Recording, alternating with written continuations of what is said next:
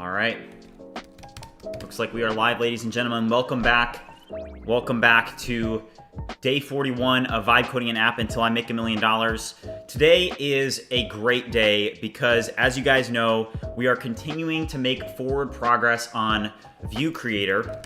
And we are actually ready to launch this weekend. Looks like we have some NPM errors here. Let's fix those. I was working off stream yesterday. As you guys know, I'm finishing up my college degree, but I still work off stream on Monday, Wednesdays, and Fridays. Let's get this installed. The one thing that I was working on off stream was getting that performance issue that we had down. But also, since we now have our development and production environments set up in AWS, we're now at the point where we're actually kind of working on transitioning from local development to cloud development. So that entails a lot of things like GitHub Actions, GitHub workflows, and working with AWS and making sure that, you know, our CI/CD pipelines are set up correctly. And then there are always a little bit of nuances when you're changing environments. And before we kind of get started into the stream, let me do a couple things on my end. But something that I want to talk about to you all this morning as we get started here is that when you're pursuing a goal, whatever you're pursuing in life, whether it's a job, whether it's relationships, whether it's fitness, there's all sorts of goal. You know, it could be a combination of those things. One thing that's critical when pursuing and achieving goals is that you image achieving your goals. So, you know, obviously I've been sharing this journey publicly, but something that I want to share with you all is that it's incredibly important that if you have a dream, if you have a goal, that you image in your mind you achieving that dream and achieving that goal. Because if you can truly image it, if you can picture it in your mind, then you can make it a reality. When doubt, when hopelessness, when these things creep in, it's detrimental to your dreams and your goals. So the key is that you actually have to image achieving these goals. And when you do that, it sets you up for success. And that's something that I'm doing with this series and with my goal of making $1 million through vibe coding, is that I can picture it in my mind. And because I can picture it, that has a huge correlation with why I will achieve it. So that's just something I wanted to share. But let me do a couple things on my end and we'll get started. Today's going to be a great day. As usual, we're going to make continued progress. Let me pull up chat here. Emil G, welcome to the stream. Dale Music, welcome to the stream. NS, how's it going? Good to see you, man. NS, good to see you, man. Yeah, welcome to the stream, guys. Thanks for being some of the first people on. You know, I always appreciate you guys jumping on the stream. It lets me know that you guys have notifications turned on, you know. But yeah, I truly appreciate the support. But, you know, yeah, that's just something that I wanted to talk about a little bit and share this morning, is that, you know, you just gotta picture it. You gotta image it, because if you can truly picture it in your mind, you can achieve it. Nothing is impossible if you can picture it vividly. And it's a truly important part of achieving any goal. So with that being said, I just want to recap a little bit about what we're working on. So I have Claude 4.5 Sonnet pulled up in cursor here, but we actually now have our production server up. And something that we need to work on is definitely that performance. So you guys can see there, you know, if I go to ViewCreator, the performance, actually that one was really fast. So the performance, we're gonna have to work on that, but then also we're gonna have to continue to work on our production environments, because guys, I am excited to share that, you know, we're gonna be able to release ViewCreator to our beta testers here this weekend. Jose, welcome to the stream. Jose said, couldn't agree more, literally dreaming about it. Yeah, I mean, you gotta picture it. You gotta really image it in your mind. NS said that, he's picturing racks and that they're calling, the racks are calling NS. Good to know. But yeah, so everything's looking pretty good. We have the ViewCreator blog set up well. One issue that we have currently is if we let's look up ViewCreator and see, hey, where are we at on SEO? And right now we're on the second page. It looks like here we are on the second page. All Things AI Life asks if this stream was generated by Sora. This stream was not generated by Sora, but future streams will be. Soon I'll just be able to prompt it. I'll pass in, you know, all my streams as reference, and I'll say, you know, generate day 42. Brother Codes, welcome to the stream. J35, welcome to the stream. Good to see you. NS says that he needs the sauce. NS is going crazy in chat. But yeah, I mean, we've made a ton of progress, guys. And I think that we're ready to actually start signing up. So as you guys know, if you watched my Claude 4.5, vibe coding with Claude 4.5 Sonnet video yesterday, something that we did in that stream is that I wanted to make sure that I protected the API from essentially malicious signups. So if I go to start free trial now, signups are currently closed, right? So I have this set up for a reason, obviously. You know, it's like, hey, I essentially needed that set up so that we could, you know, protect signups and let people know, hey, we're not open to signups yet. But let's do one thing real quick. But yeah, I mean, I think that we're probably ready at this point to actually open it up to signups. But the thing is it's only going to be open to the beta testers. Sora 2 and ViewCreator. Yeah, I mean, I did see it. If you guys saw Sora 2, they were doing some demos of it yesterday, and it looks incredible. Majoris Might said, hello, good sir, welcome to the stream. If you guys are just tuning in, make sure that you like the stream. It actually really helps support what we're doing here. So if you guys can just do that, that would really, really help. Let's see here. But yeah, we're going to get a lot done today. I'm probably going to stream for about 6 hours today. That's the goal. So 6 hours today. And essentially what we're going to do today is we're going to continue to position the application for launch to our beta testers. So let me do a couple things. I'm logging in on AWS because essentially what I want to do is I actually want to sign up in production and say, hey, is this ready for production yet? What does it look like when I actually sign up in production? So one thing that we need to do, and I'll actually show this to you guys because it's pretty cool. So I've got AWS pulled up, and I can't show you my AWS account just for sensitivity reasons, but I am going to show you guys essentially how this works. So let me pull this up here, and I'll just take a screenshot of the portion that I can share. So as you guys can see, check out this screenshot. So this here, these are 2 environment variables that we're using in production, and based on whether they're set to true or false, it changes the styling of the front end page. And then on the API end, we are actually doing something very similar. So if you guys did watch the Vibe Coding with Claude 4.5 Sonnet video from yesterday, something that we did in that video is we actually set up feature flags so that we would either allow people to sign up, like all emails to sign up, or only allow a specified number of emails to sign up. And essentially what we're going to do this weekend, so Saturday, we are ready to launch to beta testers. We're pretty much ready now, but I think another 2 days of work, you know, we'll get a lot done today. And today we're going to be focusing on a little bit of that positioning. But honestly, guys, we're pretty much ready for our beta tester launch. I just want to build a couple more features and kind of get it polished up.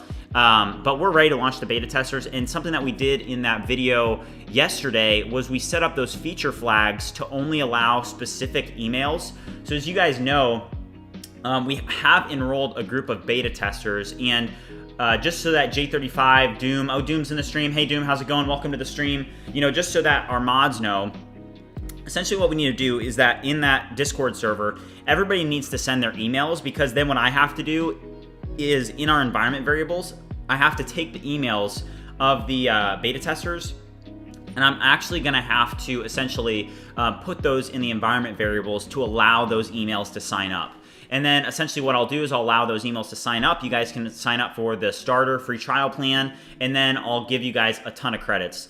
Gritty, welcome to the stream. How's it going? Jose said brains are going to start rotting even more with the amount of memes on every scroll. Yeah, I mean, yeah, the Sora 2 was pretty impressive yesterday. But one thing that I want to do now is I have protected this in the API, so there's actually not really any reason that we should be blocking this anymore. So I'm actually going to set these environment variables to true.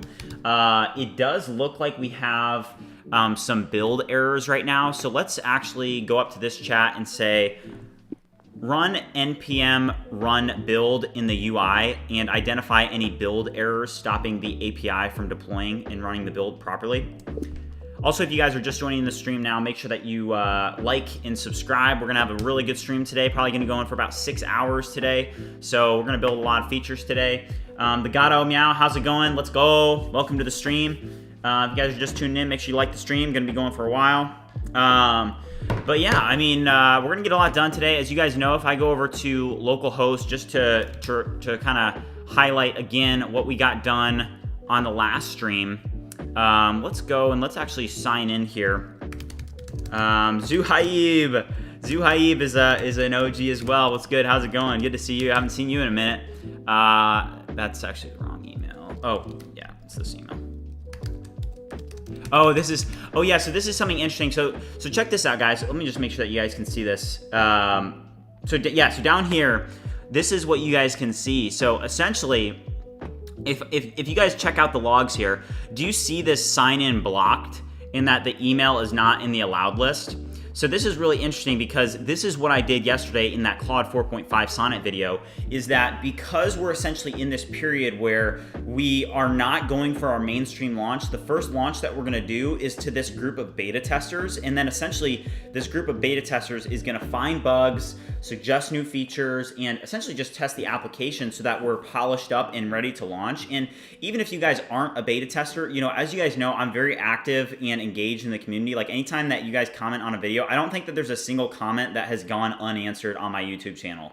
Or like TikTok or anything like that. I'm very, very, like right now, I'm very, very involved in building this community, and I'm dedicated to making sure that I stay engaged with you guys. So the more that you guys, you know, comment and chat, comment on the videos, you know, it really does mean a lot to me, because as you guys know, you know, I'm working really hard on this community and it's growing rapidly. So I do feel like, you know, it's paying off, but the more that you guys can, you know, engage with the community, the better, because I do my best to, you know, communicate and engage with you guys. And it means a lot to me when you guys are engaged as well, which a lot of you are engaged in chat, so I really appreciate that. But you know, if you've been watching the streams, if you've been enjoying the streams, but you haven't really been engaged, you know, feel free to introduce yourself in the chat. You know, I actually feel as though, you know, I've really gotten to know some of the people in the community, and it's pretty cool when you do that, because, you know, we're all in this together. You know, the goal here is, hey, we want to prove what's possible. We want to show, hey, vibe coding is the future. This is now what's possible. You're able to literally invent businesses.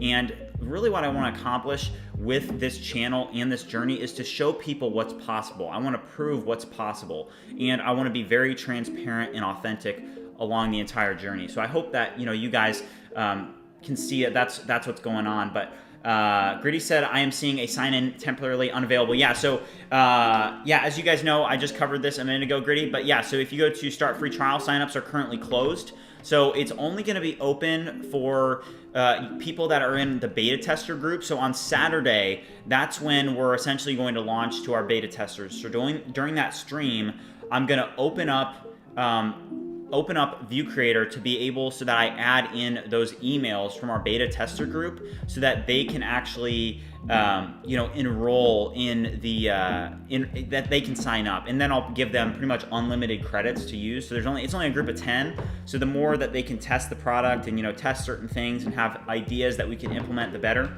So, let's see here. Emil G said, how did you make your background on your homepage? So I used AI for it, but then also the 21st Dev website really helped as well. They essentially have some UI components that you can integrate into your projects. But something that I want to do now, so if we go back over to localhost, I'm pretty sure, which one is it? So let me pull up my environment variables real quick and actually see what it is. So okay, so check this out, guys. So on my end, this is pretty cool. So this is what's actually allowed. Here, I'm taking screenshots of my environment variables.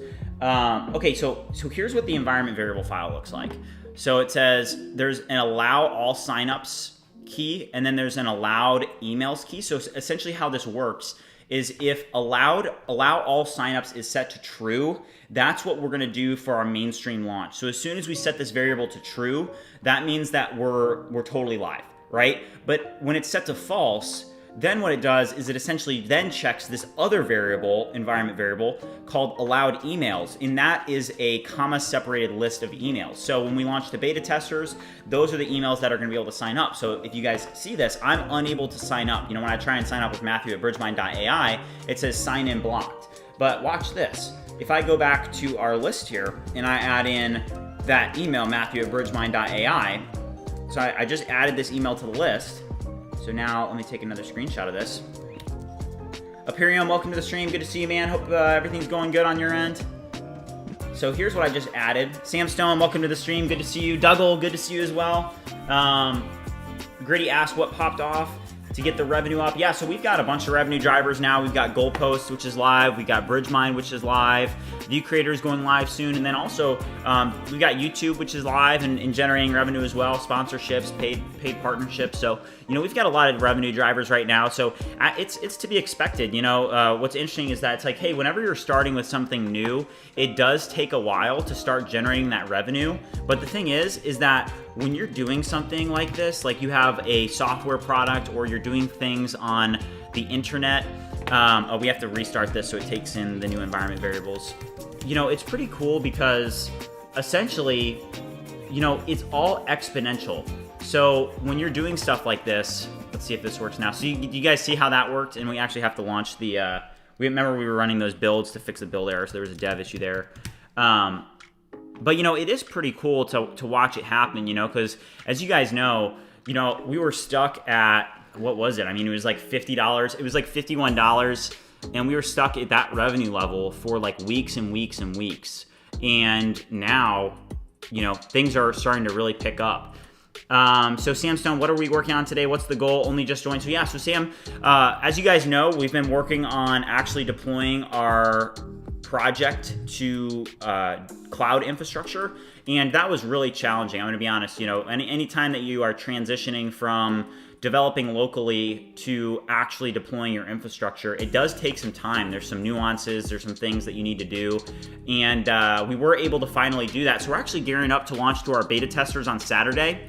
As you guys know, the project is ready, the product's ready, and we want to launch to beta testers first. Zuhaib said 41 days live and 3,500 subs. That's the power of consistency. Yeah, that's very true.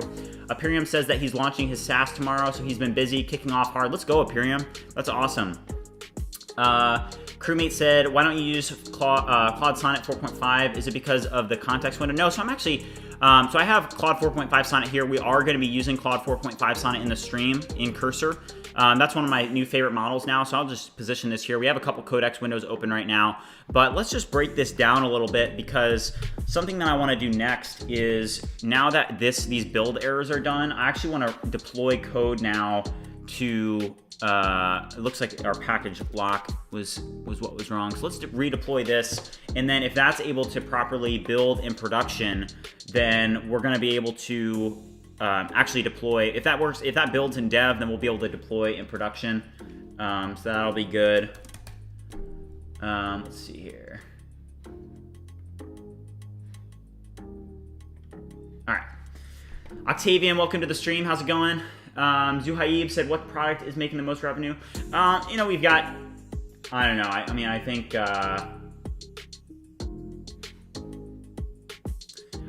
you know, brand sponsorships are going to be big at the start here. YouTube revenue is going to be big, but also ViewCreator is going to be big too. As you guys can see, you know, we do have a product that people are going to use and want. Noah Stumler asked a great question. So he just said, what tools work? So let's actually go over and do a little bit of a demo. So as you guys know, our YouTube thumbnail generator is really good. So watch this. So let's go to Finder here, and let's just, for example, let's pull up this from yesterday, right? So this was the thumbnail, and I actually generated this thumbnail using ViewCreator. So this was the thumbnail of the video that I deployed yesterday. And I actually used ViewCreator for this video, for this thumbnail. So watch this. So if I go down here, I'm pretty sure I can drag and drop, right? Can I drag and drop here? No, I can't. Okay, let's just attach the file then. So watch this, guys. So if I go here,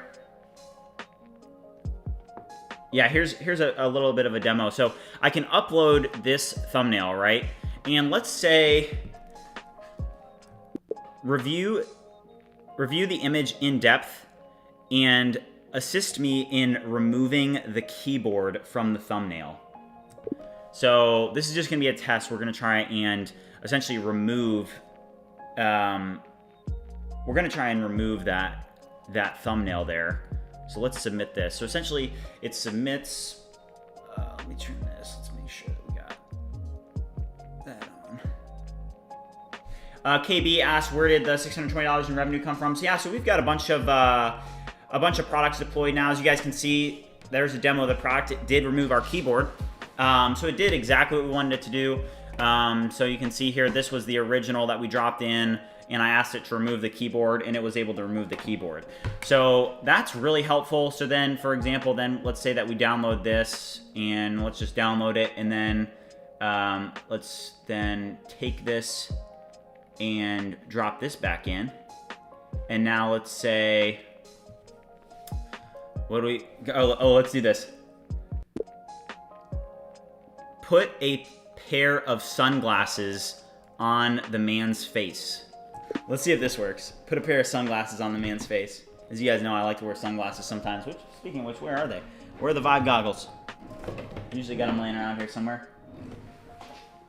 I don't know where the Vive goggles are at. Aw, man. All right, let's see if it does that. Oh my gosh. That's awesome. One bug that I do notice though, Pirium said, are we using Nano or which model to edit images? Yeah, we're using Nano. Yeah. Also, if you guys are just tuning in now, make sure that you like and subscribe. Channel's been growing super fast lately, so I really do appreciate all the support, but we got to keep it going, guys. We're about to launch ViewCreator, and you know, we've just made a ton of progress on this series, so it's awesome. Slays says, I've been vibe coding my first project. It's going well. Your videos helped a ton. Slays, that's awesome. Thanks for sharing that. You know, that's exactly what I want to hear, you know. If I'm able to help you guys in any way, that, you know, means the world to me. Also, let's do a quick sub check. We're at 3,484. So I think we're going to hit 3,500 subscribers in this stream. So if you guys haven't already liked and subscribed, make sure you do so, because we're going to be going for 6 hours. It looks like we're going to hit 3,500 here soon. So I'm just going to put the sub count here in the corner. Just put it right here. Make sure that you guys can see it. But yeah, 3,484. But yeah, so one bug that I see is that, you know, for some reason, there's this issue, and I've been seeing this, which is that it adds this like 220 by 120 pixel thing in the bottom. Not on all of them, but like if you just look at the past, if you look at these generations, right? Look at this. It says like this one's good, but then what's up with this here? This 120 by 120, like what even is that? I don't know why. So maybe we can drop this into Codex and figure out, hey, what is it something in the prompt that's causing this to happen? I'm not sure. But let's download both of these. Download this one. Download this one. Download this one. And then let's just pass in all of these to Codex here. And take a look at the images that were generated using the YouTube thumbnail generator and think deeply about why on some of the images, not all of the images, but on some of the images in the bottom right-hand corner, there is a width and height pixel. And I'm not sure why this is showing up in the generated images. It may be something in our system prompt. So I need you to review the system prompt and think deeply about what could be causing this. So let's do that. Also, I don't know why. Okay, so let's just pass this in here. So I'm just gonna give it all the context as normal and just pass in, hey, this is what I'm seeing, you know, usually really helpful. And I'm gonna say, don't update any code, just identify the source of this issue. Okay, so sorry, chat. Brother Code said, can it do a Mr. Beast style thumbnail? Yeah, so we actually have tested that before, so watch this.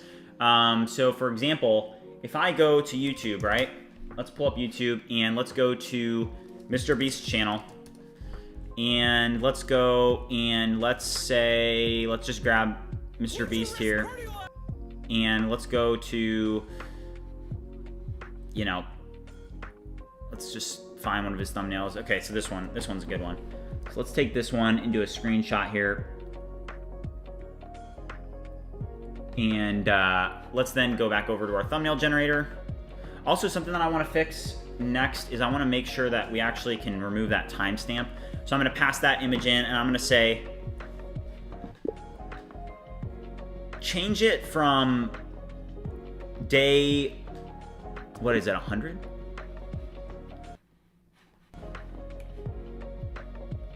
Okay, let's change it from day 200 to day 365.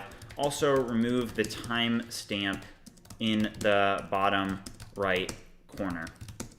So let's submit this and see what we get. But yeah, I'm pretty confident in this feature, guys. We've tested this, so, you know, I'm very confident that this is a really good working feature. And what's interesting is that there are products out there where the sole purpose of the product is for this exactly. So look at this, guys. It did exactly what we wanted it to do. Literally exactly what we wanted to do.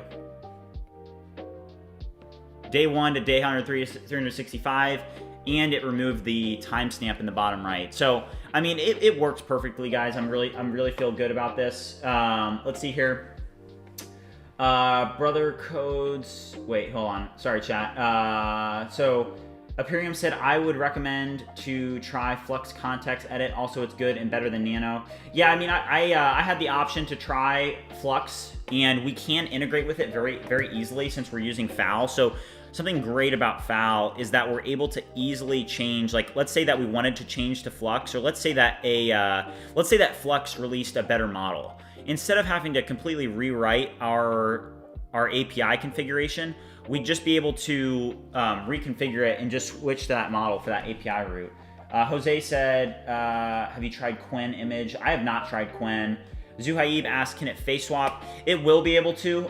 We'll need to integrate that, but right now let's not focus on that yet. Jose said he saw it on FAL yesterday. Yeah.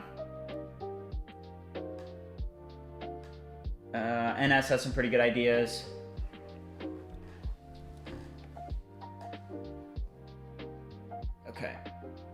Okay, swap Mr. Beast face with your face. So to do that, we actually need to integrate the ability to actually paste in like more, like an image, more than one image. So yeah, I just did this as a review. I think this is good for now. Let's go over and let's start talking about some of our other tools. So another one of our tools is our transcript generator. And as you guys remember on the last stream, this is actually where we stopped and where we left off. And this feature, essentially what it does is that with this feature, we were able to actually get it so that we could upload long form content. So as you guys remember from the last stream, we were hitting a problem with being able to upload longer form content, and it was an issue because essentially, you know, if we tried to upload a 20-minute long video, it was too large to be processed. But essentially what we did is we integrated with FFM, FFmpeg? I'm pretty sure FFmpeg is what we integrated with, so that when you upload it, let's say that you upload, you know, this one here. So this is a 12-minute video, I think. So let's drag and drop this. So it's gonna upload it, and it uploads it to our S3 bucket. So let's let it upload. And this is a pretty large file. Remember, it's, you know, 242. So it uploads it, and then it queues it, and it compresses it. So using FFmpeg, it's able to compress it, and then after that, it's able to then transcribe it. So let's let this process and see what it does.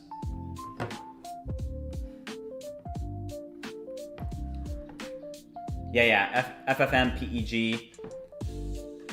Let's see here. Maha asked, do you run ads for the promotion of the live on YouTube? No, I don't. Yeah, everything that you guys have seen on YouTube has been completely organic, and that's all thanks to you guys. Like, essentially, there are people that they run like promotions and stuff, and they actually spend money on YouTube to essentially promote their videos. But thanks to you guys, you know, when you guys like, when you guys subscribe, when you turn on post notifications, and even when you like talk and chat, like if chat is active, those are things that actually help support the community, support the channel. And I just want you guys to know that I'm very, very appreciative of that, because, you know, some people do have to do that. Some people have to run sponsorships and stuff for their YouTube channel, and I haven't had to do any of that. It's all organic. Okay, so that actually came back pretty fast. Here's our transcript. And what's nice is that when you click download TXT, you're able to download it with timestamps or not timestamps. Let's download it with timestamps. And what we end up want to do today is, what's really cool is I'll show you guys essentially like how I work and what my process is. So check this out. So one very important part of working with YouTube is that you need to make sure that you create like really good descriptions. And this is actually something that really helped me a lot when I was growing on YouTube initially.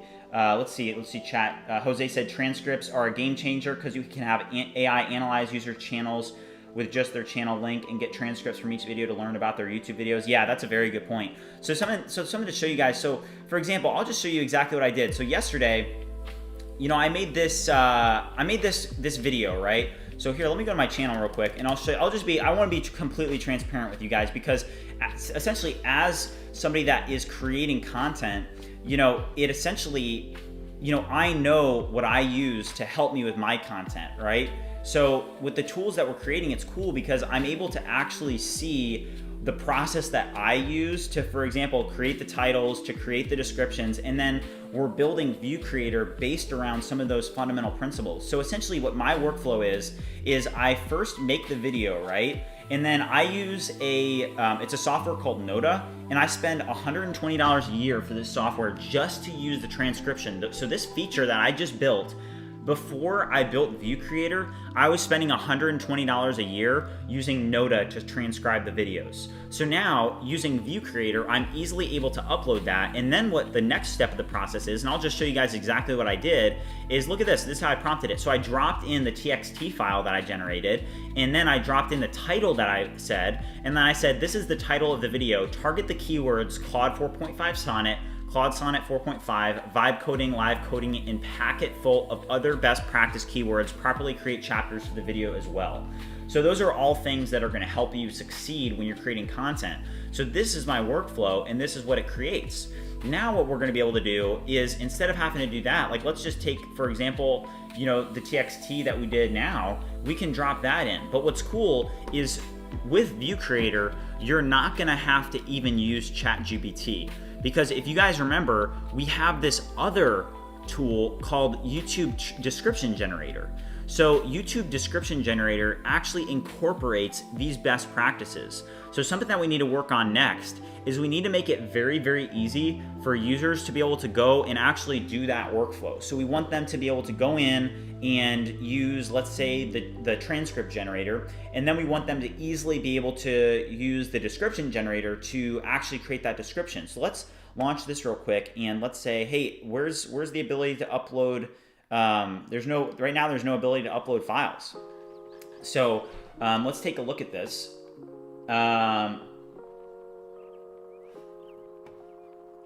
NS said, wait, hold up.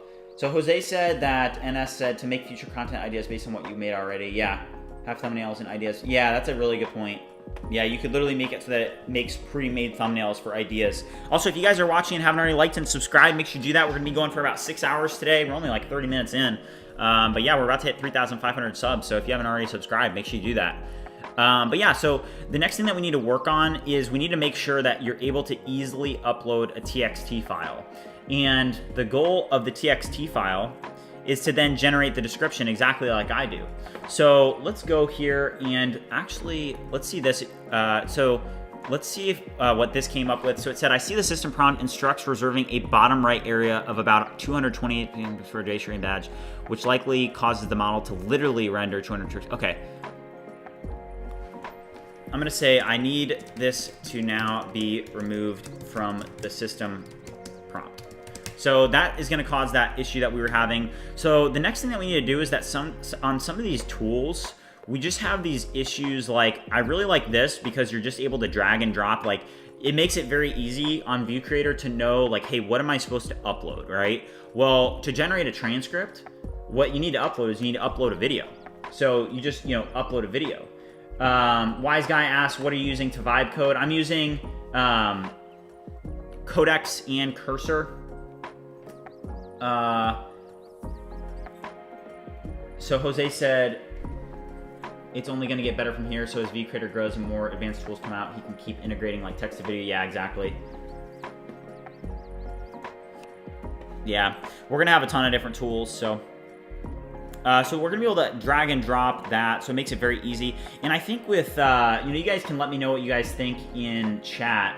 But, oh, Doom said, Matt, with one Codex window, please add a back button to each of the tools so we don't have to keep clicking. Oh, okay, Doom, that's actually a really good point. Okay. On the tools pages, for example, on the YouTube thumbnail generator tool page, there should be a back button that will link back to the platform tools YouTube page. Right now, there's no way to go back. Add a simple and modern back button to the YouTube thumbnail generator page, to the YouTube transcript generator page, to the YouTube name generator page, to the YouTube title generator page, and to the YouTube description generator page. All right, thanks for that, Doom. So we'll get that back button integrated, and then let's see here. All right.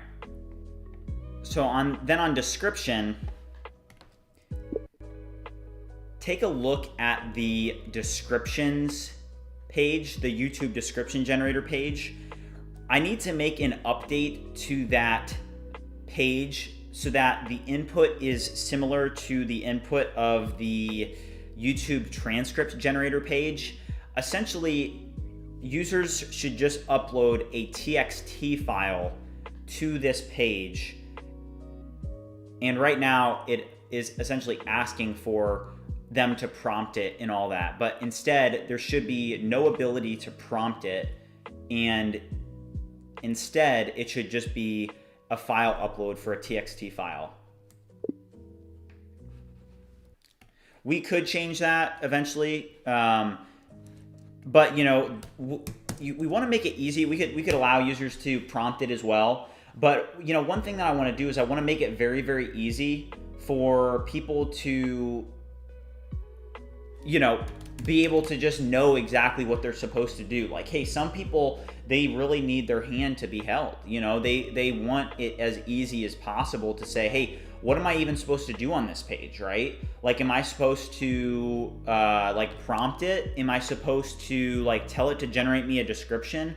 No, what you're supposed to do is after you create a video, or if you have a video, you're supposed to use the transcript generator tool to first generate the transcript, and then you download the TXT file from the transcript, and then using that file, then what you do is you go over to the description generator and you just drag and drop the TXT file in. There's gonna be no way to prompt it. You know, we can do that if people don't, if they want more control over it and whatnot. But essentially what we want to do is we want to make it as user-friendly and as simple as possible for users to really understand what they're supposed to do. So we could have things in this application where it says, hey, here's the actual optimal workflow for using ViewCreator. Number one, you actually create your video. So you go in, you create your video. Hey guys, it's Bridgemind here, and today we're going to be vibe coding with Claude 4.5 Sonnet, right? Then you take that video, you drop it into the transcript generator, generates the transcript, you get your TXT file, and then you take the TXT file and you go over to the description generator page and you drop it in the description generator page.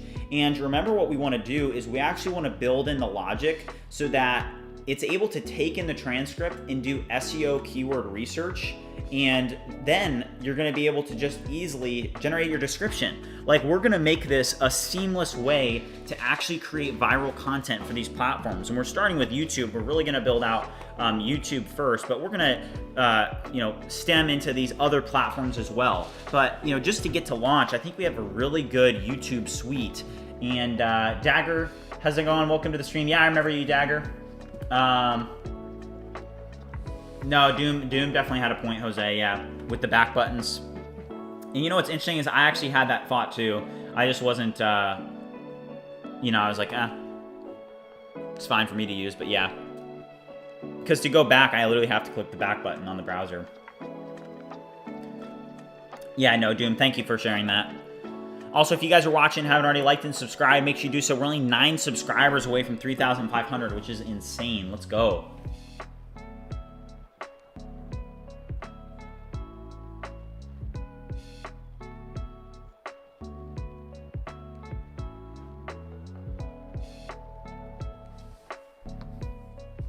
Let's go. Thank you to whoever just subscribed. I really appreciate the support.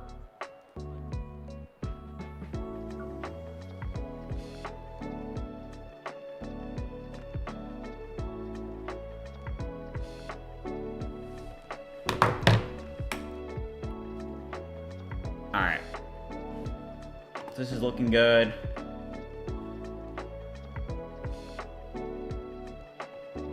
Pistol MRAV said congrats on 670. Thank you, I really appreciate it. Yeah, we're gonna keep going. You know, it's what's really cool because, you know, just to share with you guys, you know, something that I think about is that we have this series where I'm vibe coding an app until I make $1 million.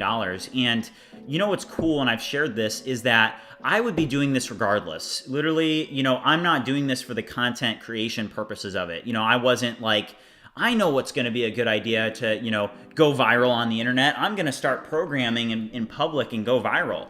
No, it was a secondary thing. I was already doing this, and I thought, why not share it? You know, I'm doing it anyway. I think it's pretty interesting. I think people will like it if I shared it. I think I could help people. I think I could inspire some people. And so I started sharing it as a secondary thing. And now we've built this. And my point with that is that, you know, what I think is going to happen is we are going to generate revenue. Like some people, you know, we got our first $670 in revenue, right? And I'm getting a ton of comments on videos and in chat of like, how'd you make 600? How much you make 600? But I just want you guys to know that what's going to happen is, you know, we're going to generate like 30,000 in revenue, and this channel, this whole platform is going to go insanely viral, because when you're consistent with something and you show people how to do something from day one, and you literally just show people, yep, so I made $30,000, here's how I did it. You know, and that could be within the, and I use $30,000 just to throw it out, because that people at that point would be like, oh wow, this guy's making money. And essentially what's going to happen is, what's really going to cause things to go viral is when that happens, you know, is when, oh wait, what's going on here? Which chat did we use again for this? It was AI prompt chat. It was this one here, right? I'm organizing clear coaching was responding.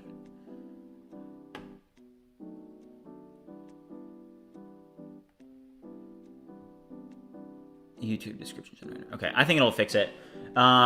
Good business. Good morning. How's it going? Welcome to the stream. Jose said he thought it was. Oh, you thought it was funny that I didn't already have that back button. Was like one of the first things I add to my header component. Yeah, I was missing that. Yeah. Yeah, Doom and J35 are clutch for real.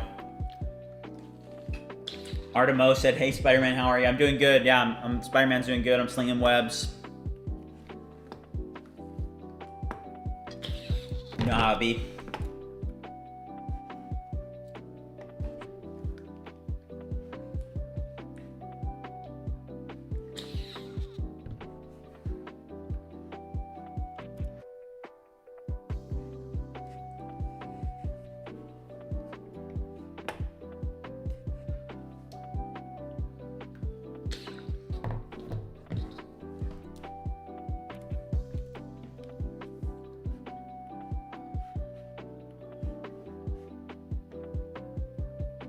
Tony said that he's slowly leaning towards getting a Codex subscription, 7% used on Claude right now.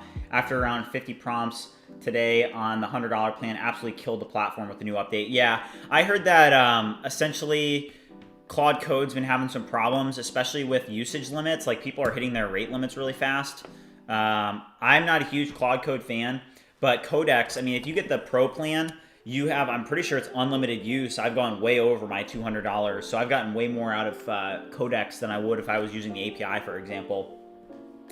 Dagger said, that's good, bro, recording yourself and memories. I'm also recording my drop shipping journey, but in a video type. That's awesome, yeah.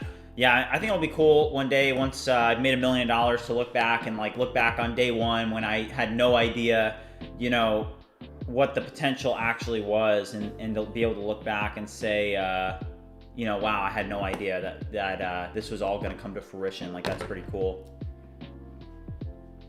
Brother Code said, do you have a dedicated workflow for users to follow? I probably should create one, you know, and share it with people. You know, I kind of just go based off of, you know, it's like when you have it in your mind, it's almost just like out of habit. If I had to really, you know, write down what my workflow was and share it with people, you know, it would be, you know, I don't know if it would necessarily be hard, but it would definitely be, okay, we're going to stop using Codex, guys. Codex is like not doing a good job.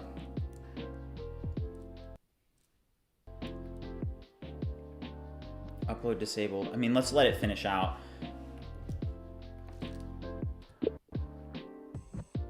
Review the YouTube thumbnail generator page, the YouTube transcript generator page, the YouTube title generator page, and the YouTube description generator page, and properly create back buttons for each of these pages at the header so users can easily navigate. All right, let's drop in the UI. Brother Code said, I mean for your app. Yeah, I think that once we start getting further and further into it, we'll be able to document more of like, hey, this is how it's supposed to be used. And once I start doing demo videos, I think those are going to be important, Brother Codes. The demo videos are going to be critical. Trendy Time said, how long ago did you do the new styling on the front page? I think we did that on maybe like day 35. Maybe day 35, but yeah. Yeah. Yeah.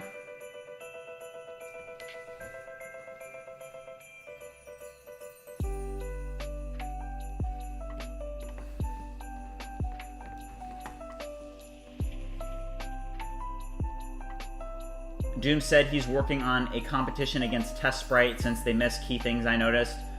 I'm actually doing a Test Sprite video this weekend, Doom. That's cool that you bring them up. Yeah, so I'll do actually a review of Test Sprite this weekend. Yeah, why is it playing like a Christmas song? Sorry, I just changed up the music. Sam Stone just caught that.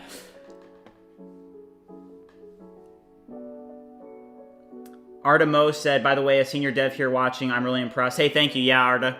Really appreciate that. Yeah.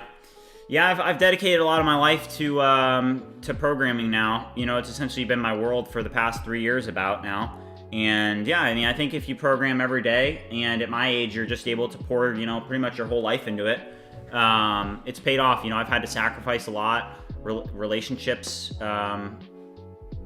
you know, it's been difficult, but at the end of the day, you know, you gotta do what you gotta do, right?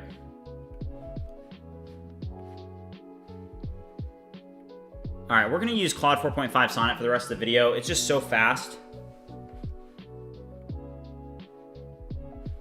Yeah, man, Codex flopped. Take a look at the input for the YouTube description generator. Make sure that it's styled more like the YouTube transcript generator input, more sleek, allow users to drag and drop TXT files into the input, think deeply, and then update the input respectively. All right, I'm so done with this. So done with Codex.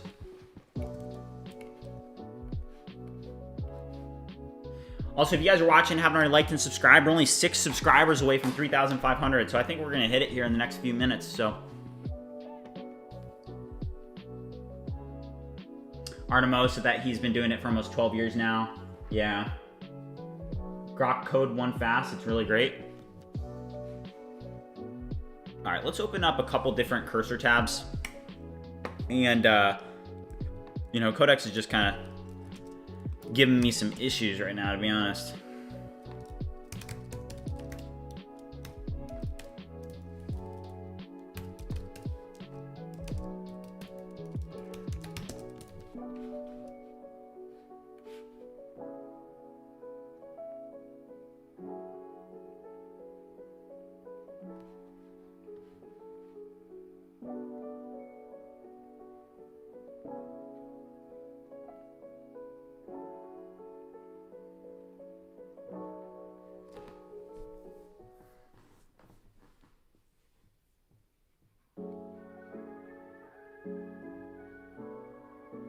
Wise Guy said, how many days back do I have to go back to see day 1 of this SaaS?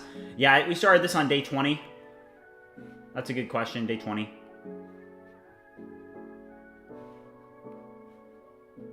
All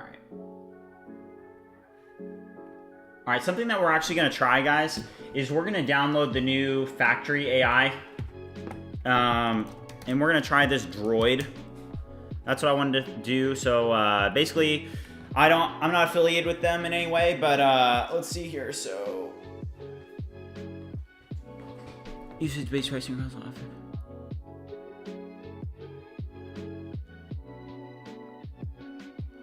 Yeah, so let's download this.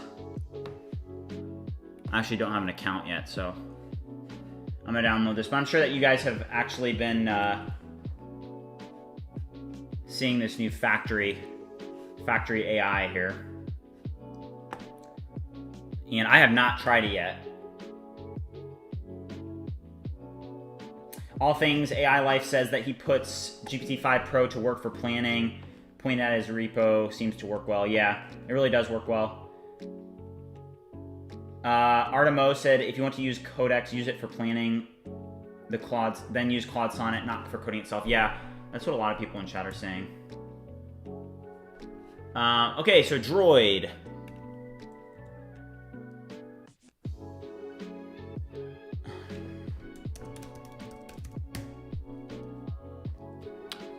So does this have, is this essentially a, what are you planning to use? Factory IDE.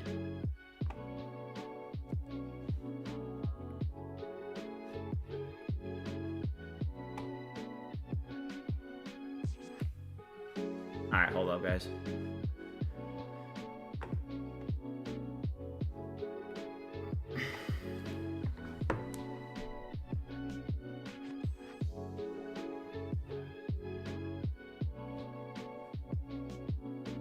Mazir, how's it going? Thank you. Appreciate it. Yeah, I've bled for this, guys. That's for sure. All right. All right, go next.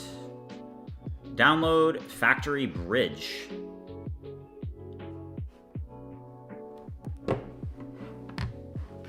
Internet Flows said 670, big jump. How have you made it? Yeah, so I mean, we got a ton of revenue drivers right now. I'm expecting even bigger revenue jumps here soon.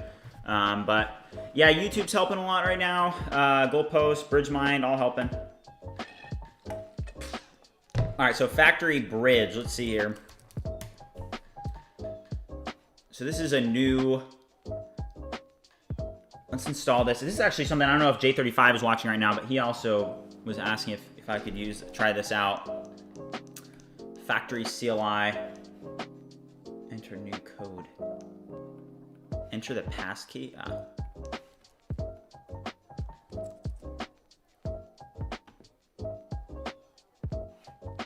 Okay, set redirector. Droids will only access files and run CLI commands in this directory. Desktop.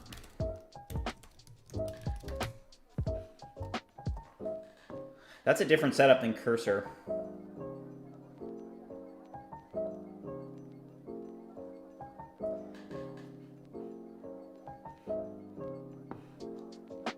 Okay. So now if I launch Factory AI. Wait, hold up. Factory Bridge.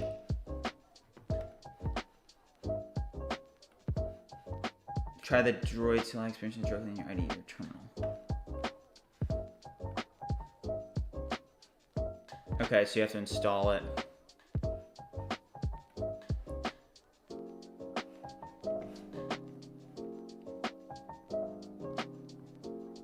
Good Business asks, what company made your sweatshirt, and did you Vibe design the logo? Looks clean. Yeah, no, so I, just so you guys know, actually this is the first time I've shared this. So I started BridgeMind when I was in college, and I actually started it before I started Bright Choice. So it was my third startup. And if you guys go back, I actually have some, essentially like some videos that stem back from like over a year ago on the channel. Wait, Doom, what video did you suggest? Sorry, I missed it. He said, can you do a video on how to work with multiple repos in Cursor for a project? I haven't seen a video on it, and I was wondering how people do it, and I bet others would love to know. Thanks. Yeah, I can do that, Doom. Nacho, how's it going? Welcome to the stream. So essentially to run this, we just do this.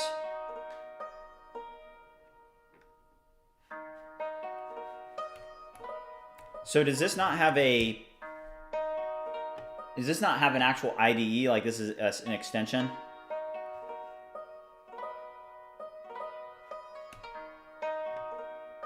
Okay, so I can just run Droid.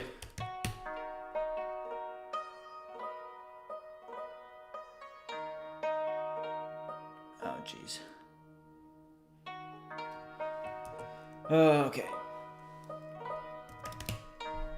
If you guys are watching and haven't already liked and subscribed, make sure you do so. We are only 5 subscribers away from 3,500. So if you haven't already subscribed, make sure you do so. Okay.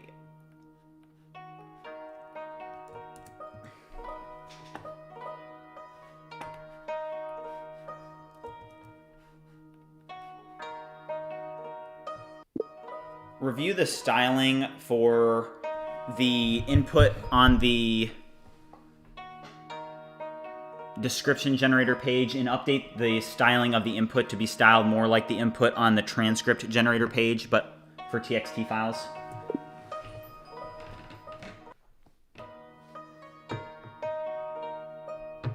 Mazier said run that, or Matthew Chang said run that echo command. Okay, wait, hold up.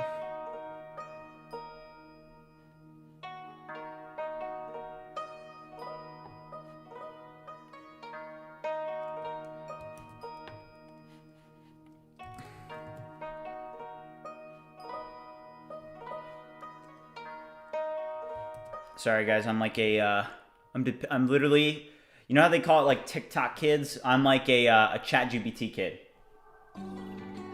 To answer Mazier's question though, I've spent probably, I spend about $1,000 a month right now on the business. So.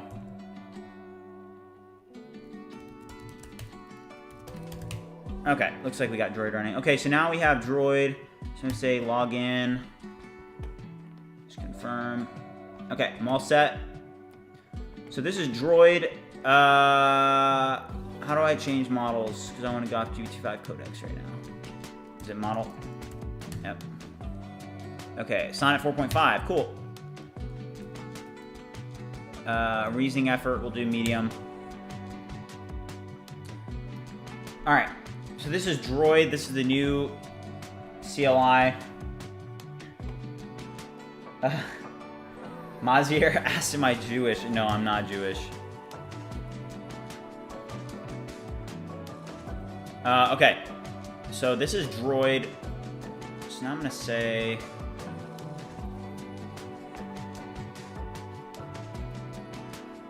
this is working on this input.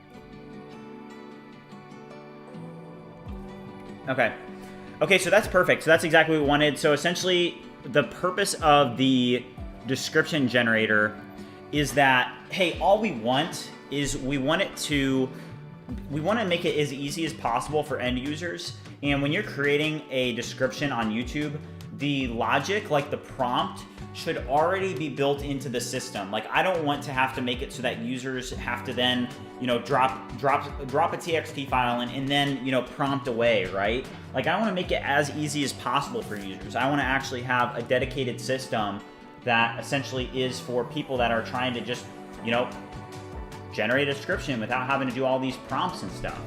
So if we look at this, we're gonna have to improve the system prompt for sure. But now, for example,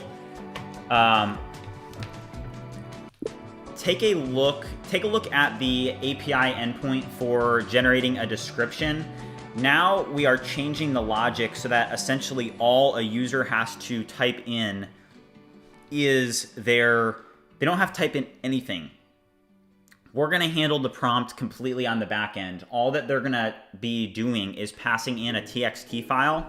Then our system should handle the rest and integrate best practices for description creation. That means being able to look at the TXT file and generate chapters based off of the timestamps, generate an engaging keyword-filled description that is relevant to the transcript of the video, generating the links respective to the user.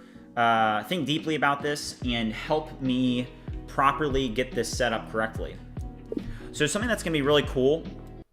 So we're gonna have it be so that, hey, they just, you know, upload that TXT file. But what we also want to do is, if you guys remember what we did in the last stream, is we're working on this idea of creating a brand profile. And, you know, with a brand profile, we're gonna have to update this a bit, but we wanna make it so that users, when they're generating content, that they select a brand profile to use when they're creating that content, so that instead of having to type in, for example, their socials on each time they generate a description, instead of having to type in, you know, all these different things like their name, what they stand for, who their target audience is, the hashtags that they normally use, you know, all these things, we want to make it as easy as possible. So something that we're going to add today, and I think that's going to make this tool even more powerful, is to be able to make it so that when you drag and drop a TXT and before you generate something, that you're also able to attach a brand profile. Because what that's going to allow it to do is, instead of having to prompt it at all, it's going to just be able to look at the TXT, it's going to be able to look at the brand profile, and it's going to be able to create everything respectively. With that being said, guys, we're only 4 subscribers away from 3,500. So if you haven't already liked and subscribed, make sure you do so. I'm going to use the restroom real quick. I'll be right back. But yeah, let's let this cook. This is going to be a crazy improvement. So I'll be right back, guys.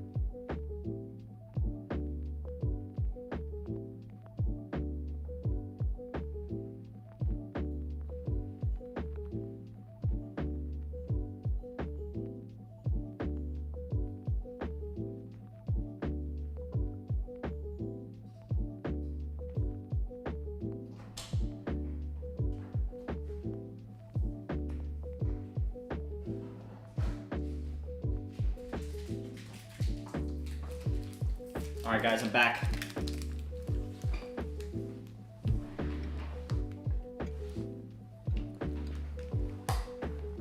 Oh, we're 1 away from 3,500. Let's go.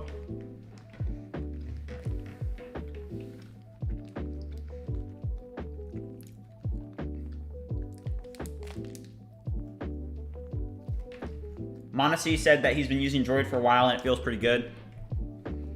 Yeah, we'll try it out today.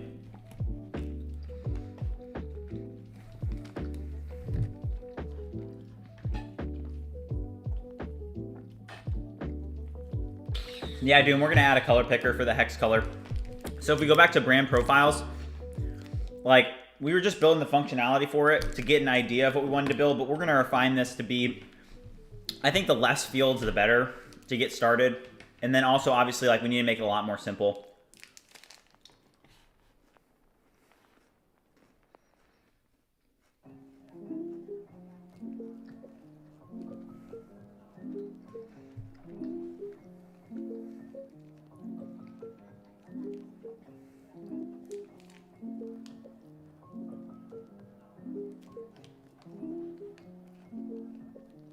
Daily reminder, thanks for the comment. All right, let's see if this actually works.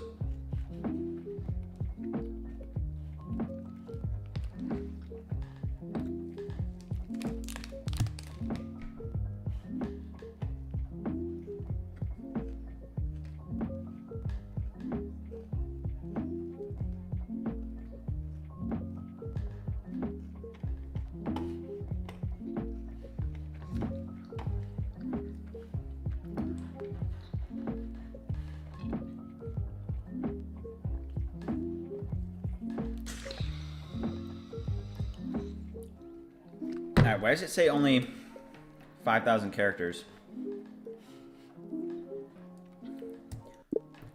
Why does it say that it'll only take the first 5,000 characters? It should use way more than that.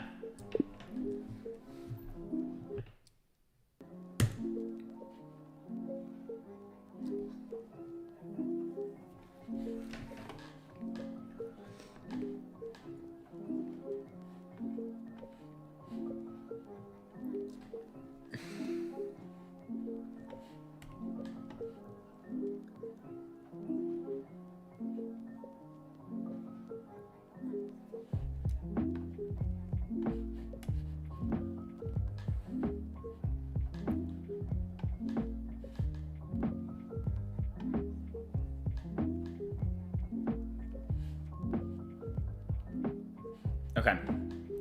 So you just added some more context. Oops. So that's what the actual TXT file looks like. Okay. Generate. Failed.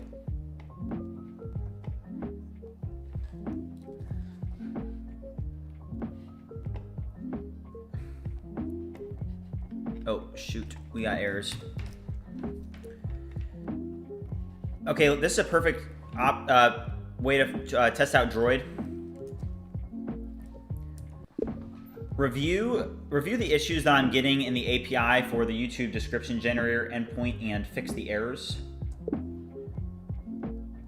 Yeah, Doom. Well, I think there should be somewhat of a character limit just to prevent abuse, you know, somewhere, but I do agree with you, there shouldn't really be a character limit. Oh, wow. So Droid seems pretty fast.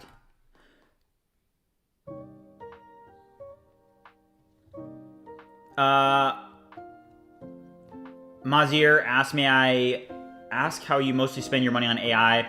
Is it paying for the API or subscribing to monthly plans? Yeah, so I subscribe to Cursor Ultra, and then I also subscribe to ChatGPT Pro. And right now, like for example, my Cursor plan refreshes on the 10th of the month, and I'm already over my Ultra limit. So I'm getting taxed there, but that's all right.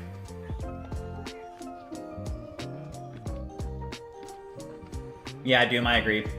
Also, if you guys haven't already liked and subscribed, are we at 3,500? We're only one subscriber away from 3,500. So if you sub right now, you'll be my 3,500th sub. Yes, allow.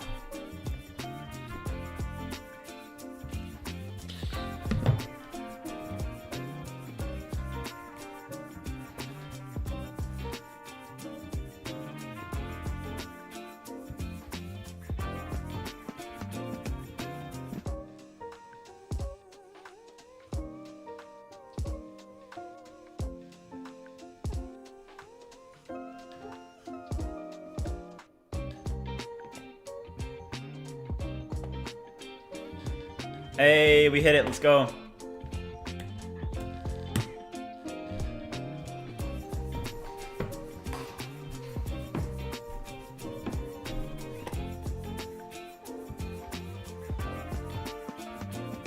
Hey, let's go run it up.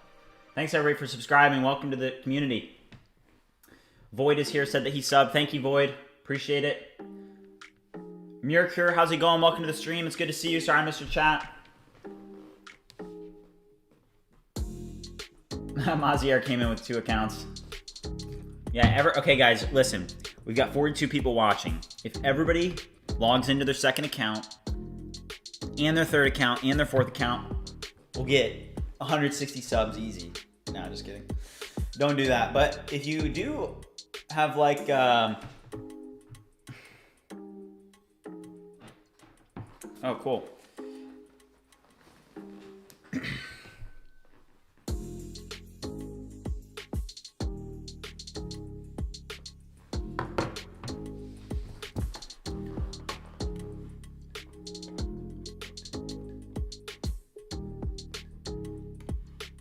All right, Droid seems pretty good.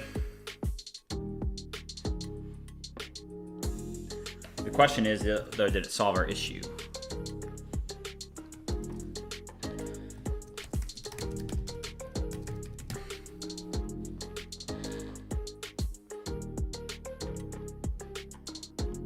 Looks like it did.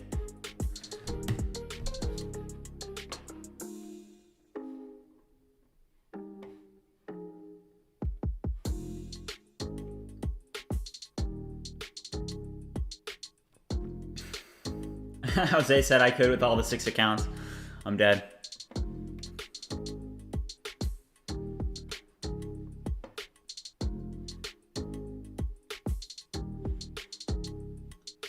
I hope you guys are vibing along with me. We're grinding on ViewCreator right now. Building actually a really, really useful workflow. Let's test it out again. Do a quick refresh here. Internal server error. That doesn't look good. What caused this?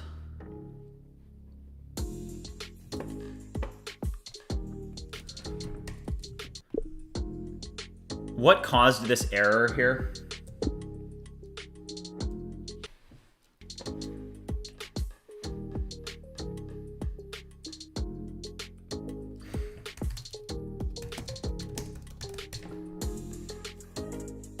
Oh, I need to run the database migration. Oh, it created a database migration? All right, hold up, guys. All right, so let's go into the code base real quick. Stop. So it said that it created a database migration. Brand profiles.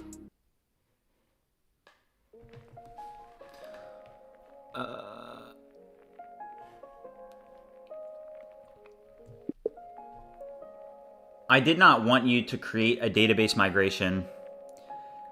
If you updated the entities, then you just need to go in and update the entities in the database and in the API, and then update the API module respectively. Let me handle the database migrations. Oh, what the heck?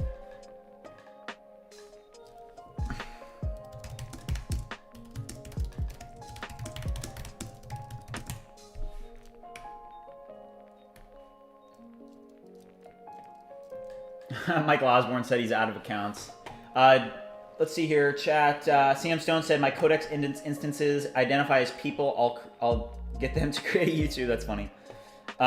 Doom said, do you plan to do something like recent chats like GitHub? Because the current structure of how these tools are built is they will get long and people will get lost, and you could use the extra space too. Doom said the left to add the recent chat spot. Michael Osborne said, wait, what do you mean? All right, so we just added those columns. Welcome everybody new. Kunal, what's going on? How's it going? Chat said blessings from Chile. You become my company while I vibe code. Yeah, that's awesome. Yeah, that's really the purpose of it. Guys, it looks like we're blowing up on YouTube right now. I don't know what just happened, but yeah, it looks like we're getting a lot of traction. I don't know what's going on right now. But it looks like we're blowing up. So yeah, I'm not sure what's going on right now, guys. But if you're new to the channel, welcome. Yeah, what in the world is going on? What the heck? Coming from YouTube recommendations. What the heck? What is going on, guys? We just gained like 4,000 subscribers in like a couple seconds.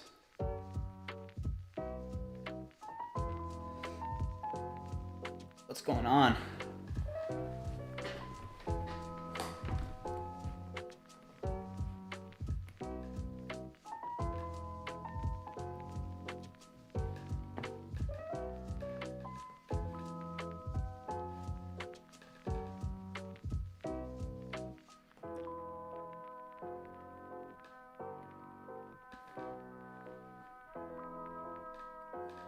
Yeah, I'm not sure what's going on, but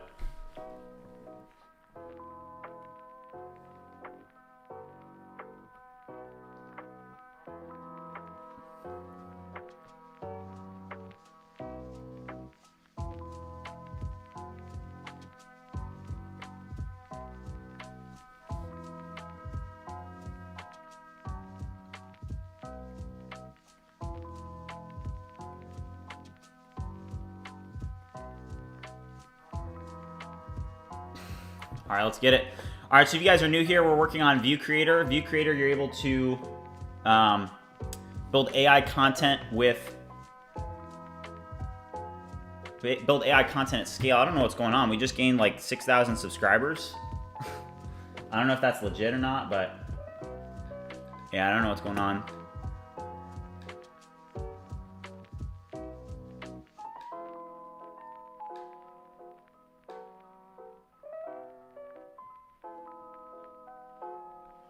Yeah, I'm not sure if what's going on there.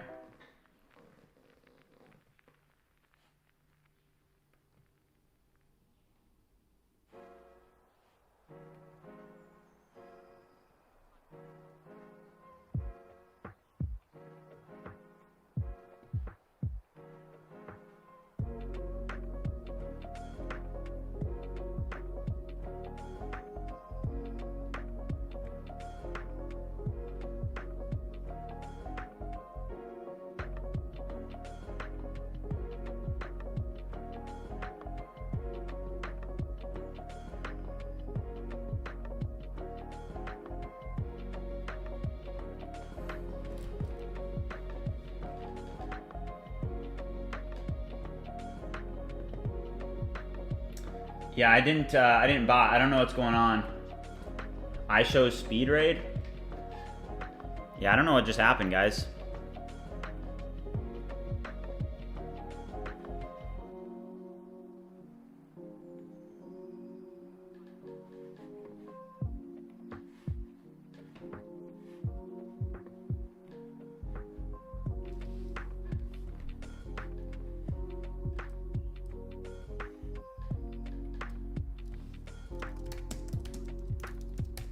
All right, so it looks like somebody just botted us.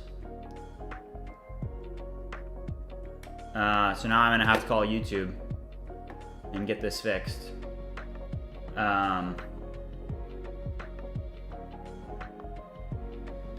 That's not okay, man. Nah, it's all just bots. Now I have to call YouTube and get this fixed.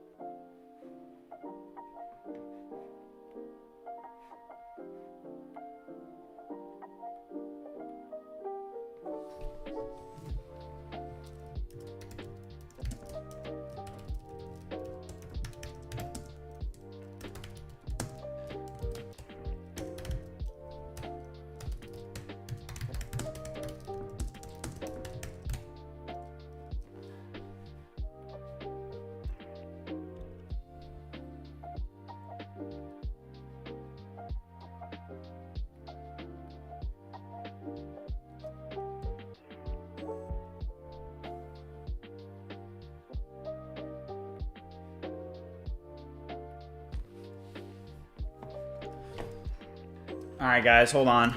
Somebody basically botted the channel, so I'm just gonna get on the submit a YouTube ticket real quick and get this fixed, because that's not okay.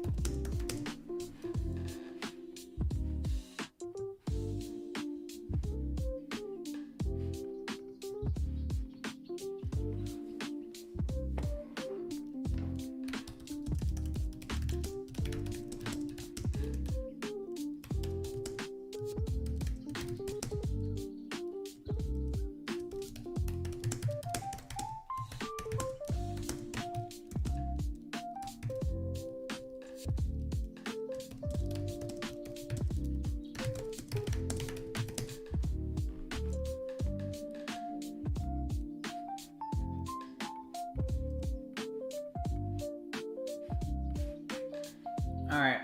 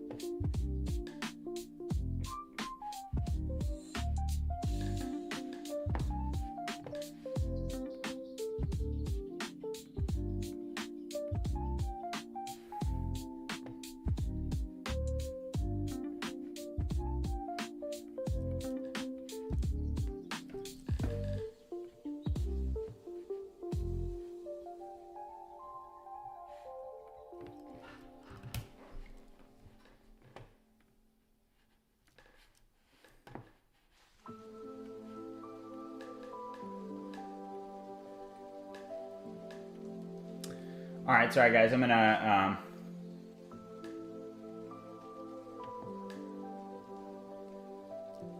yeah, I gotta fix this.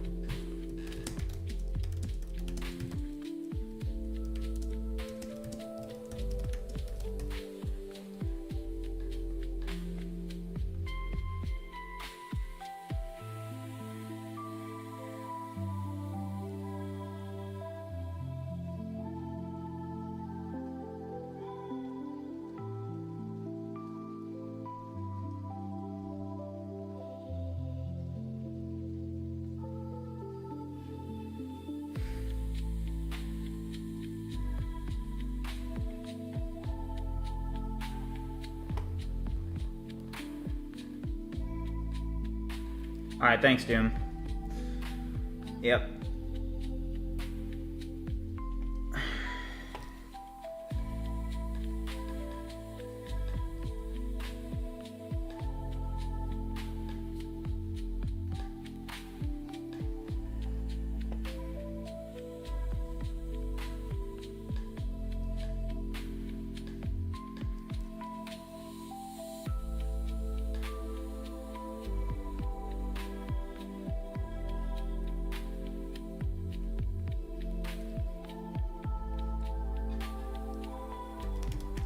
All right, guys, bear with me.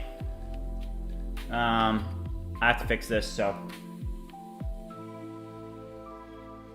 I mean, I'm assuming that, you know, just stay on the video, talk to customer support, and they can roll it back.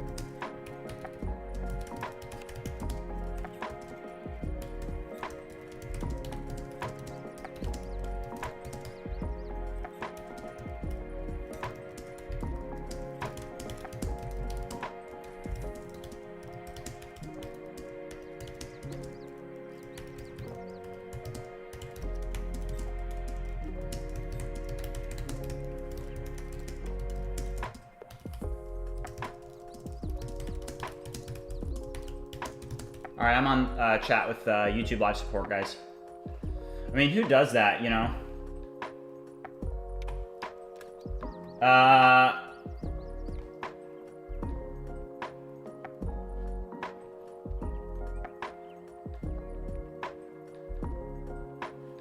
Yeah. Yeah, this is, yeah, we're gonna get this handled, guys. I'm on the chat with the live specialist right now, so let's just keep working. I mean, that's just annoying. It's all right, though.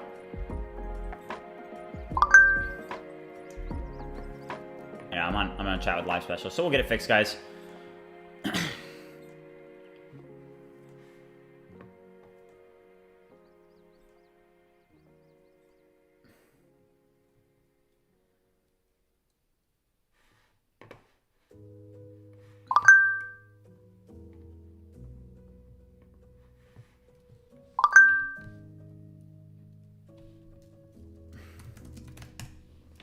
All right. They're looking into it. We're good.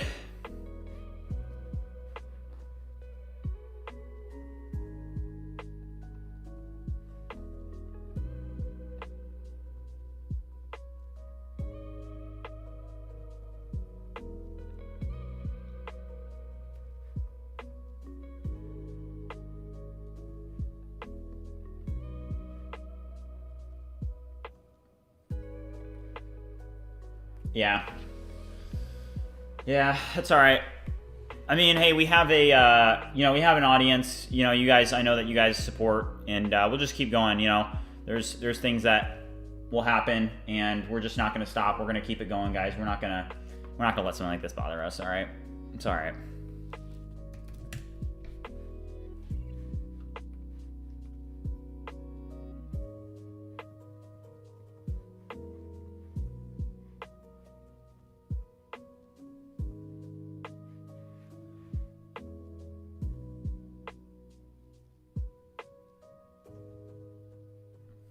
Well, the problem... Also, I think that... I'm pretty sure that YouTube has a system for this, so I just won't draw any attention to it, and I'll get it solved, guys. So let's get back to what we were working on before whatever idiot did that. Whoever did that's an idiot. All right. So cursor here.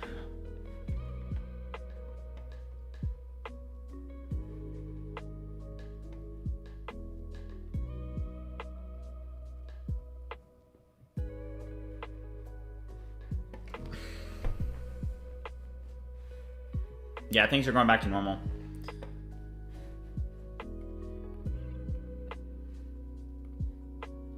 It's an attack from the Matrix, as Andrew Tate would say.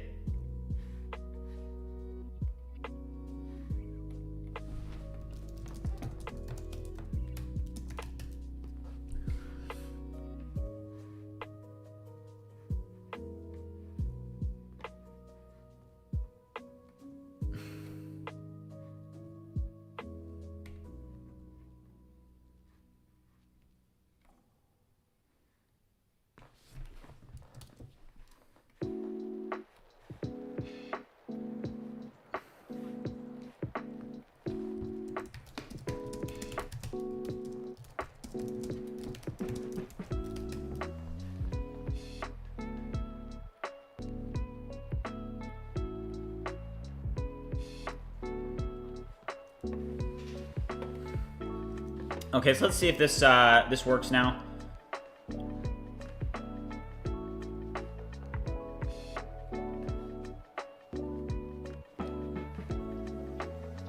All right. Description generator.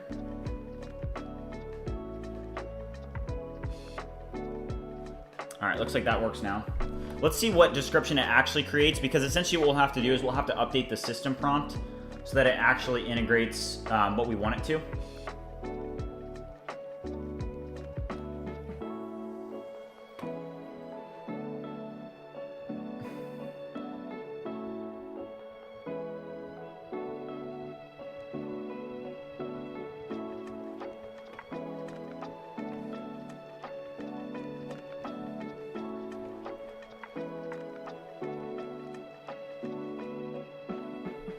All right, looks like back to normal. 55 watchers, so yeah. A little bit of a spectacle there, guys.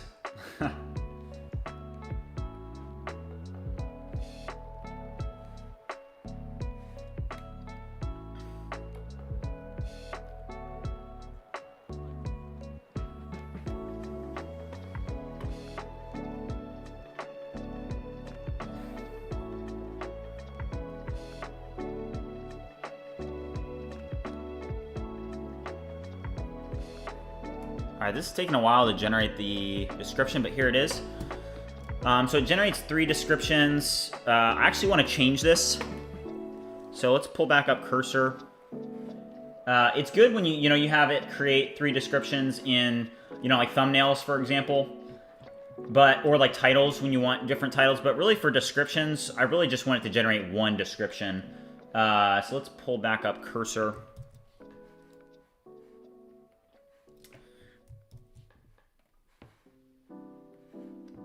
And I'm just going to say,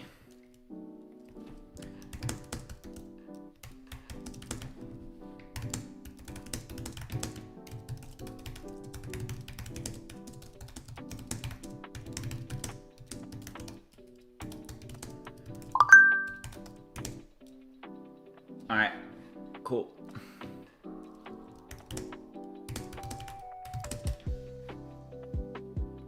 All right, so we're only going to create 1 description. Not 3. That's nobody wants to have to go through 3 of them.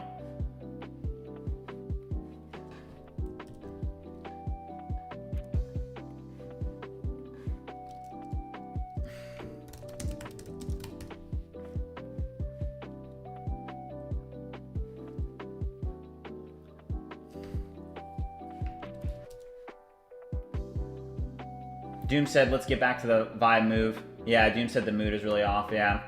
Yeah, sorry guys, that was a little bit of a distraction there.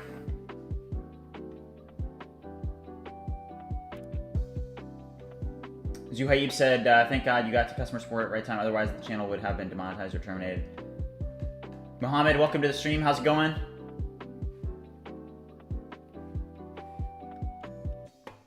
Gritto, welcome to the stream, how's it going? Yeah guys, I mean, I'm not worried about it. Let's get back to the vibe mood like Doom said. Yeah, thanks Doom.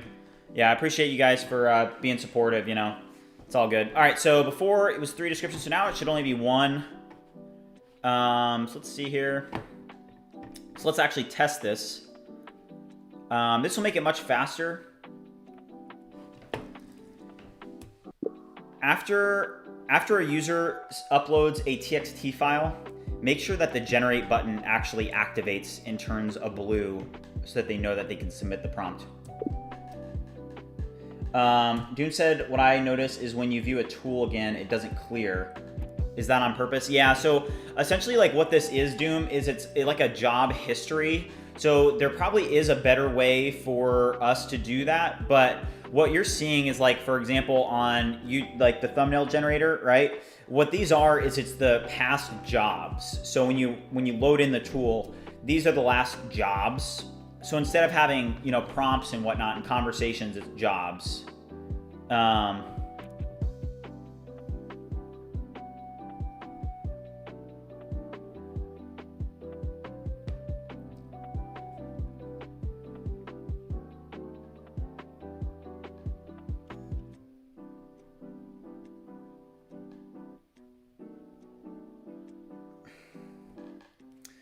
Okay. So let's make sure that that's right.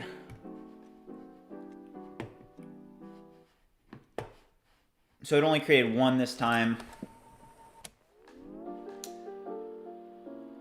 And look at this, guys. It actually did a really good job. So unlock the power of vibe coding with Claude 4.5 in this comprehensive tutorial. So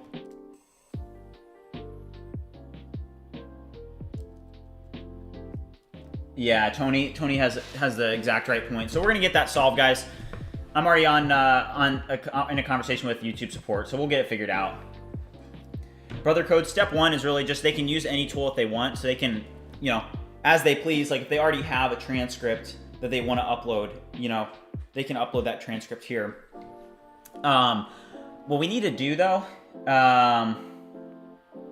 Doom said you could have a recent job section on the left, like how ChatGPT has recent chats or something. Yeah, we could do that, just so it's a little bit more cleaner. Is that your point? We do need to make it, we need to integrate better logic for the end user, though. For example, let's just go to this real quick and open up the transcript generator, the description generator. Oh wait, we're not logged into the right account, are we?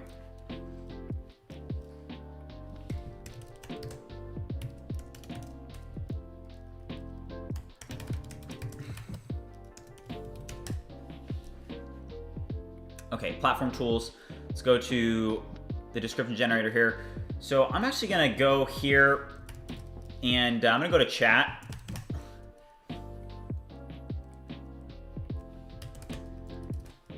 And then I'm gonna actually go to our API and open up that module. And I'm gonna drop in the controller. And then services. I'm gonna say review this in depth and review the system prompt. I need to update the system prompt so that it will properly manage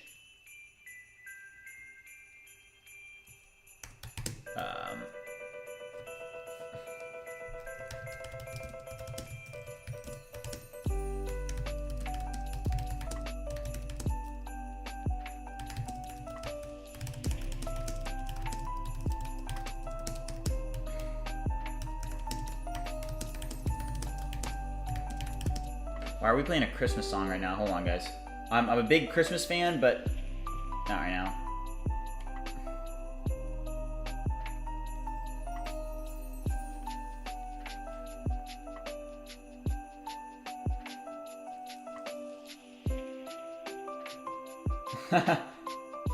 Yeah, let me get the Christmas music off. We're just gonna do this. No more Xmas music. Sorry about that. All right, review this in depth and review the system prompt. I need to update the system prompt so that it will properly,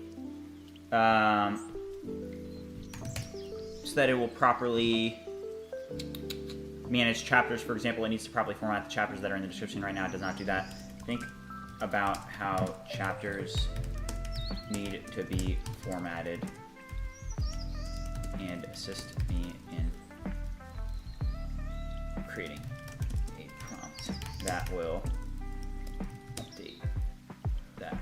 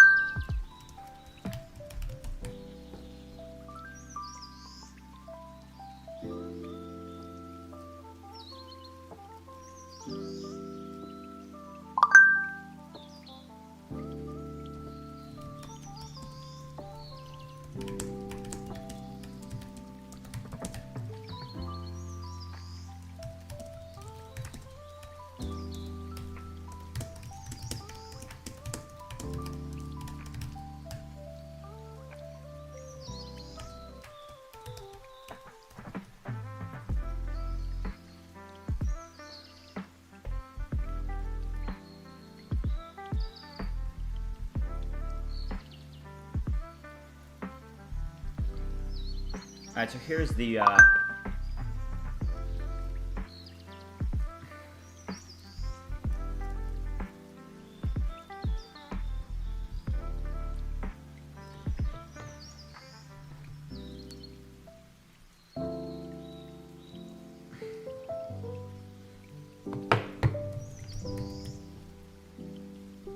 right, sorry guys, I'm working with YouTube.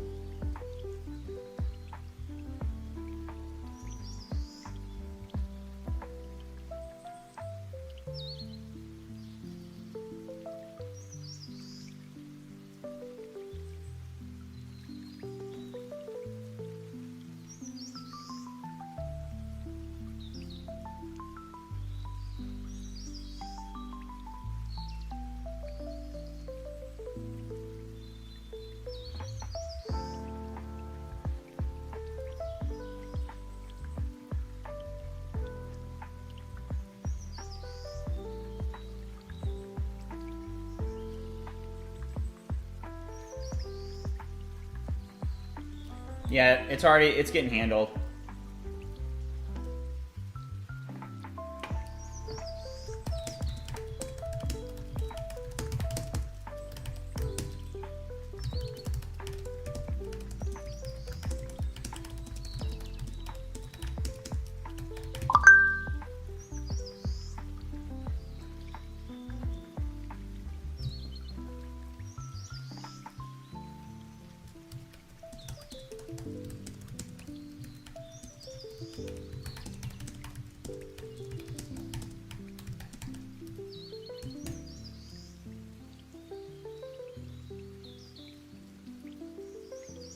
All right, so basically they're saying that the automated system from YouTube is able to actually delete this and remove bot stuff, so they're saying not to worry about it. So.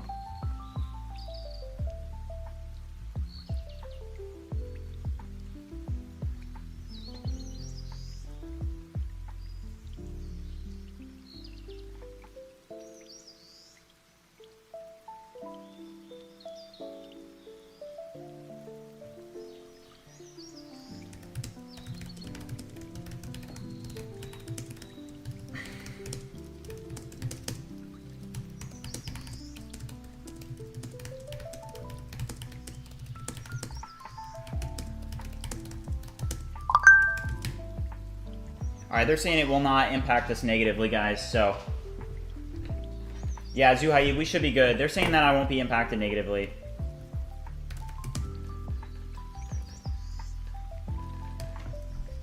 Okay.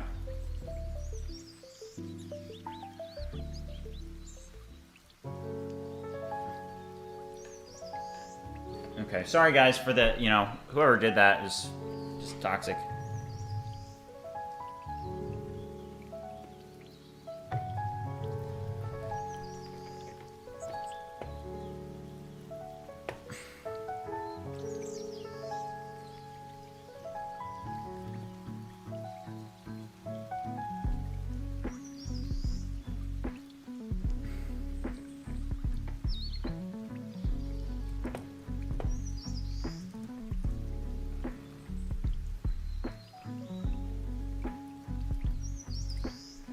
Alright, yeah, we should be good.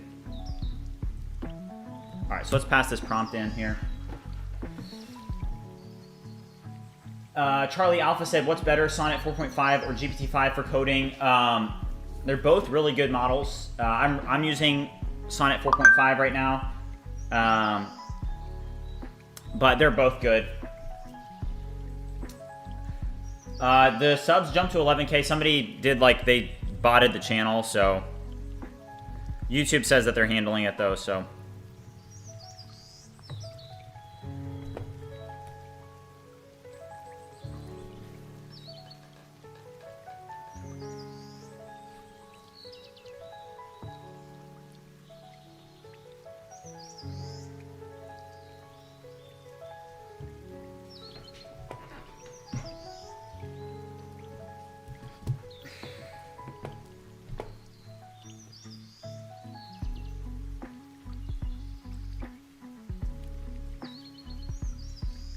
Alright, so it said that it changed this now, so let's go test this.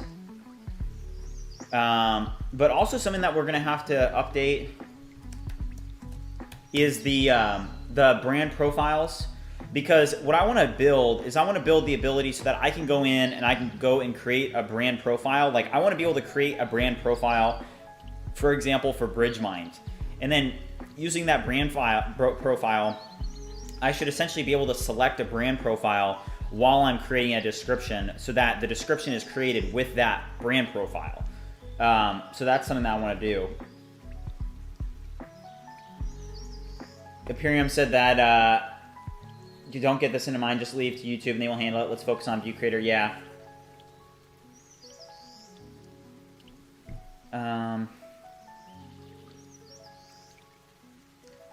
Yeah, some people can't handle it if somebody else is doing good. It's all good. Whoever did that just wasted their money because YouTube's just going to automate it, so.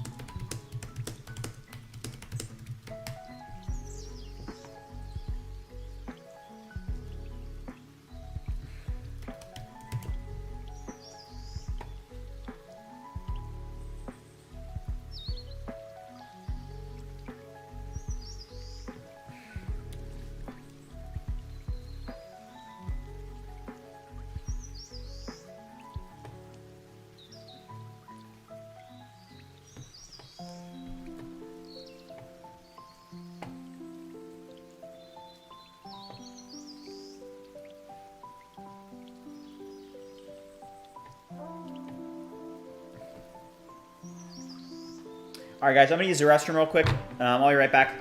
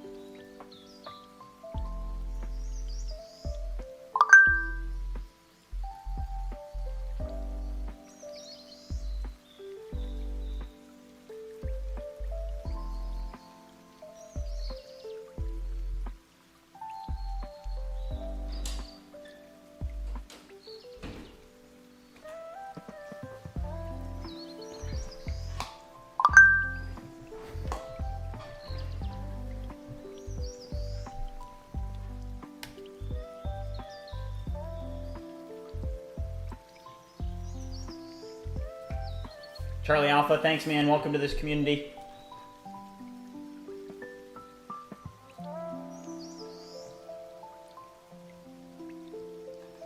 Doom, I think it's because you may be only a standard moderator. Let me promote you, though, because you've been very active. Let me see this. Alright, Doom.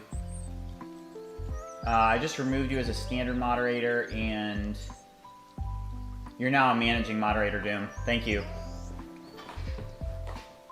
Alright, so I'm going to try and get this out of my mind, guys. Sorry, you can tell it's probably bothering me a little bit, just because obviously I've worked really hard for this, so the thought of something, you know, messing that up is weighing on me, but I guess I got to put it out of my mind now. Just trust that YouTube will handle it. Okay, so let's download this here. Let's go to this. Drag and drop. So let's generate that. And essentially what we're going to do next is we want to... welcome to the stream, by the way. Go Zoop. Sorry, I missed your chat. But something that we're going to want to do next is we want to make it so that we can attach those brand profiles. And right now, the brand profile system is like super, super complex. Let's see what we actually have here. So brand name, a slug, a tagline. We have a description, a mission, vision, brand voice. Honestly, this is too much content, too much context.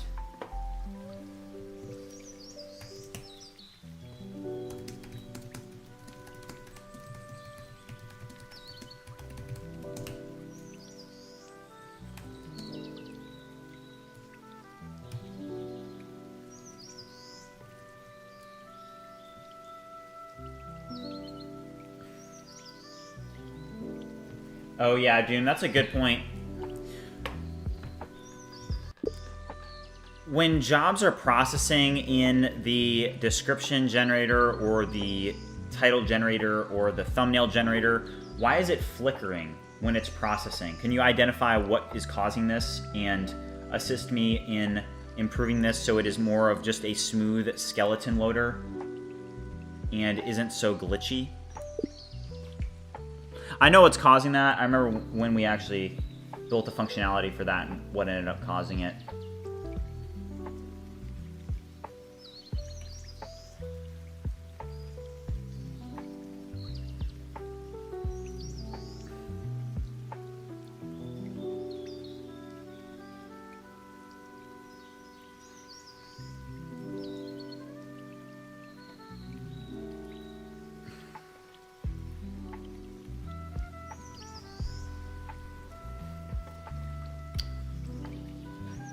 So you guys can see all the stuff here.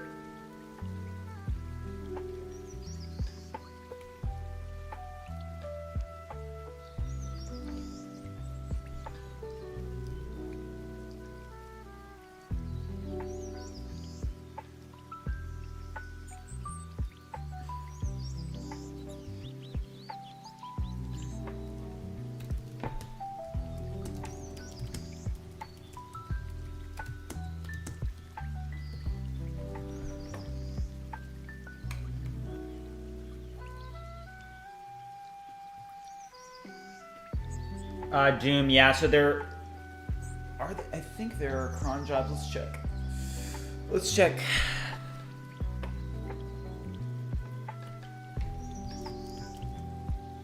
Nah, I don't think they are cron jobs. They should be cron jobs, though, shouldn't they?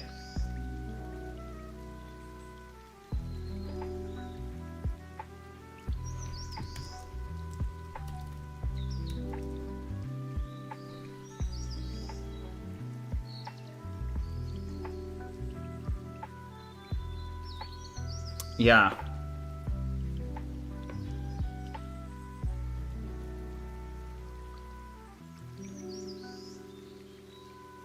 Luke asked a good question. He said, did you have to create an LLC before releasing the website and app? Yeah, Doom answered that question well. Pretty much, I mean, you should create an LLC when you're creating a business because you need an EIN. And an EIN is what you need to be able to set up a Stripe account. But also you can use your social security number when you do that. So I guess there's other ways to do that as well. But yeah.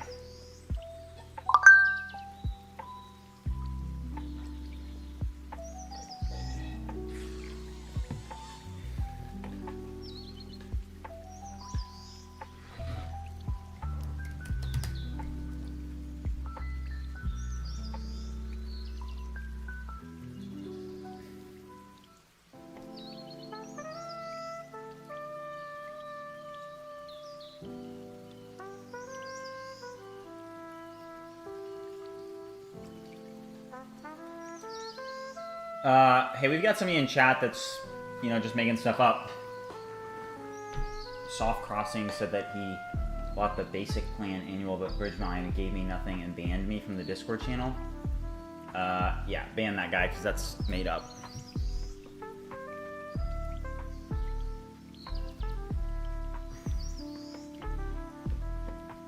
Nacho said, did you use Droid? I've been using Droid a little bit today. Let's see if the flickering stopped. Okay. What do you think about changing the functionality and structure of the services for the YouTube thumbnail generator, the YouTube description generator, and the YouTube title generator so that they become cron jobs instead of running as services, so that they run faster and are headless in the background instead of being an actual service? What is the best practice here? Don't update any code. Please just summarize and let me know what the actual best practice is for this functionality.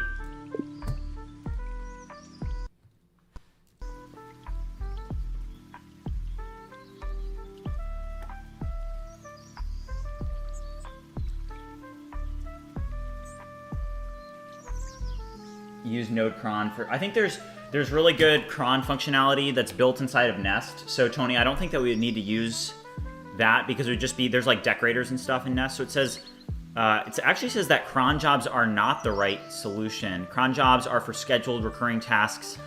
They're not suitable for on-demand user-initiated requests because users would wait for the next cron cycle. Huge latency, no immediate feedback, unpredictable processing times, not designed for this pattern. The best practice is a background job queue system. For your case, on-demand AI generation with polling. The best industry standard is a background job queue. Oh, using like bull MQ. All right, well, let's not change anything yet.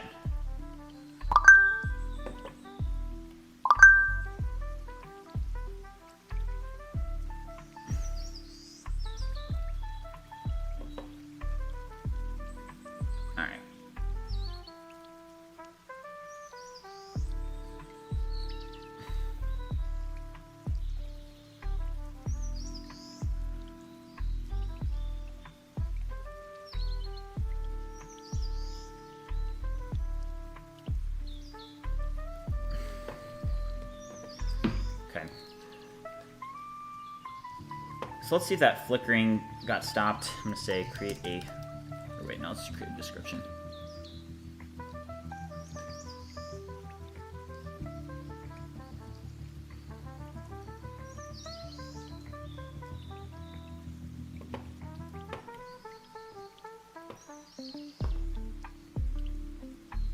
Soft crossing, what are you talking about?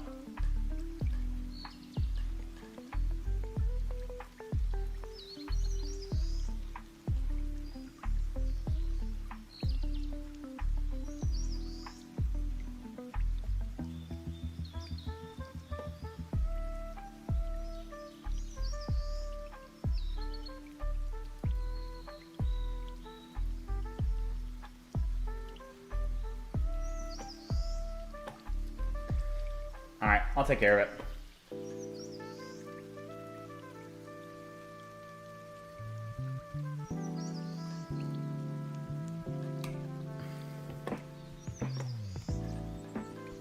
Okay, so let's see, the chapter's better. Also, is did the flickering get fixed? Yeah. Thanks, guys. The little bit of a tough stream now with everything that just happened. Looks like the flickering is fixed. Thanks to him for calling that out. Yeah, to be honest, guys, I'm just that whole bot thing got under my skin a little bit, but YouTube's just telling me to trust their system, so I'll just trust them. Linux, thank you. Thanks, Linux. All right, so that's actually really good. Okay, so the next thing that we're going to use to actually improve this is, Doom actually just took care of it. Thanks, guys. Is we need to improve the ability to create these here. Speaking of which, did we end up updating our entities? Looks like we did not.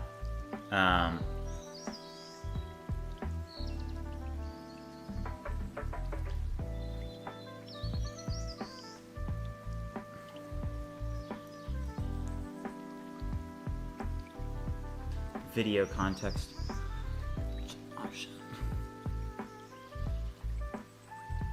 Oh, look, it already actually did that. Wow, that's nice.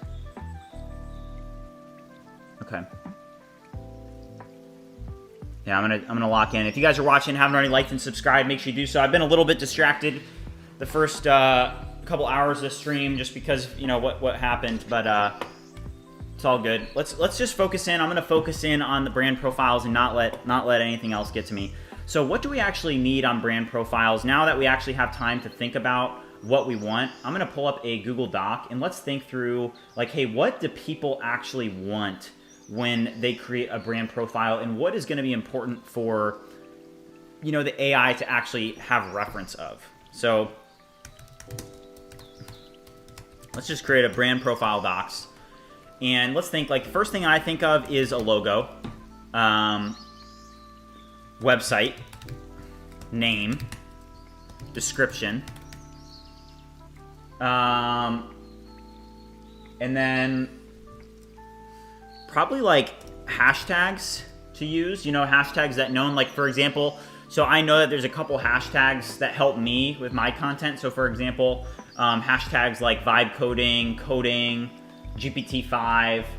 Doom said another nice thing would be able to have a queue system, so a user can run multiple descriptions, then run a thumbnail generation in the background, then go to another tool. That's a good idea. I think let's get to that later. But yeah, that's a good point. So I think a logo, a name, a description, their website, hashtags, and then what else is actually listed here? I think that the colors was important. So primary colors. So primary color, let's just do a primary and secondary color. Primary and secondary color, and then audience description. That's actually pretty good. So audience description, I think, is a good one.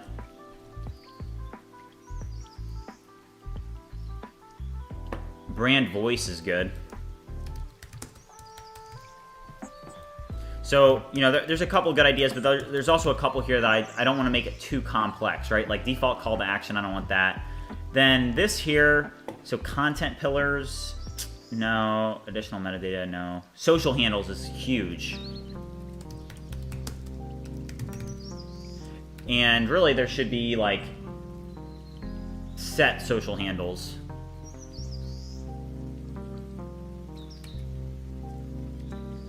Kunal Lad, welcome to the stream. So let's do X, YouTube,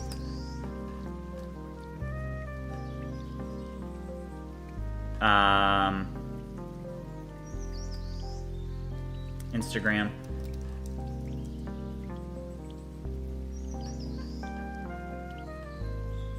Dawson, thank you. We're only at like 3,000. We got a bot attack today, so hopefully Google will be able to fix it. But okay, so social handles, X, YouTube, Instagram. What else?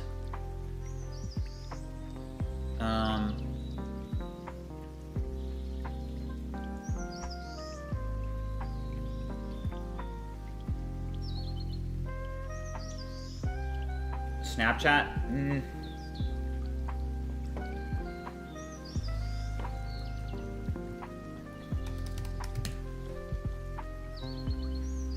Okay, let me just pull this up.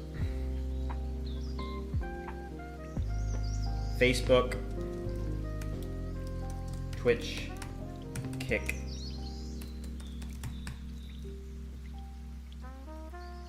Or we can just make it so that, you know, set it. I like this better because then you can kind of map the enums to the logos, which is kind of nice.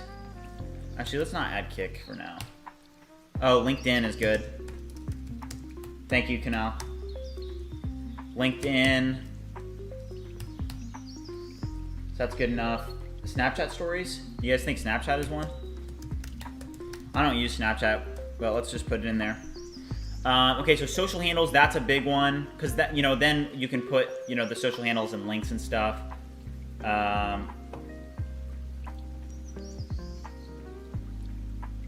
Yeah, that's a good point, Doom. Logo, website, name, description, hashtags, primary color, secondary color, audience, description, brand voice, social handles. Let's just start with this. Let's just start with this. I think that's good enough. Twitch, Kick, yeah. We have Twitch, Kick. We'll add Kick too.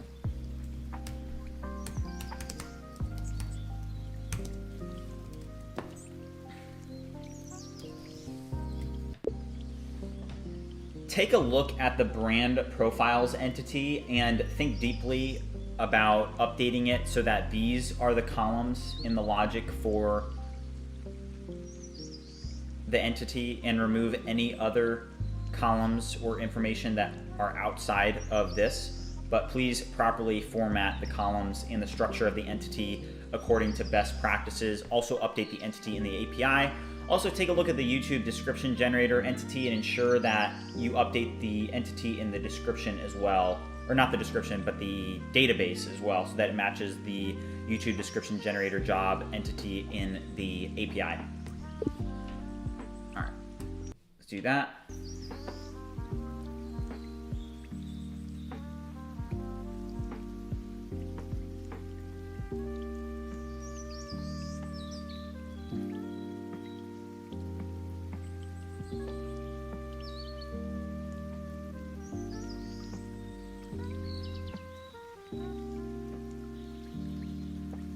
All right, so we'll just start there, and then we're gonna really make this, we're gonna spice this up to look really good. Nacho said that, he said, when I put the Claude Code extension on the bottom, it opened tabs for the code. It's so frustrating. Oh, does it really? Yeah, I'm not a huge fan of Claude Code. I've heard that people are having some complaints about it as well.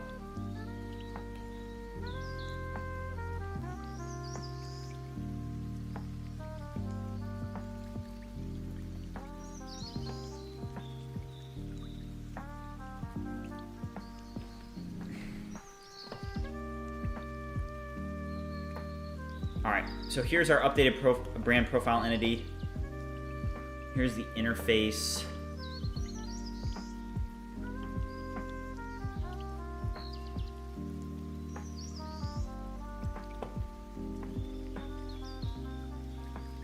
Okay.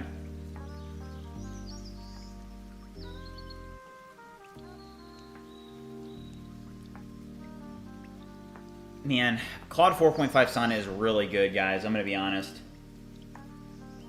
Kelly said, I'm using Claude 4.5 in Codex, and it's gotten me further than anything so far, with GPT-5 acting as project manager. Yeah.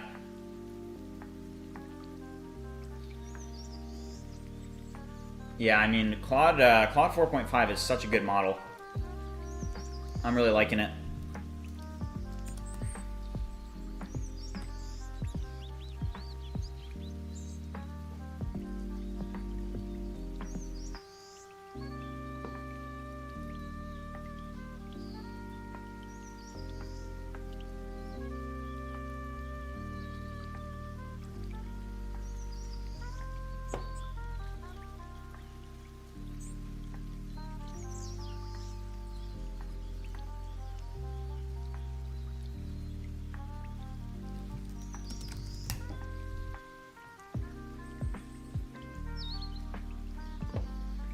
right, this stream is going to be a little bit more laid back as I recover from getting stressed out.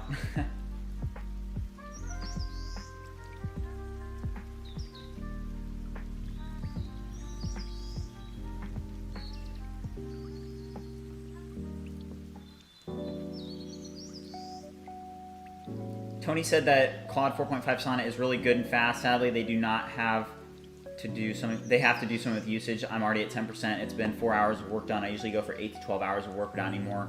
Yeah. Yeah, let me check. Speaking of which, let me check on my cursor bill. Make sure I haven't run up like a huge $200 bill without me knowing yet. Let's see here.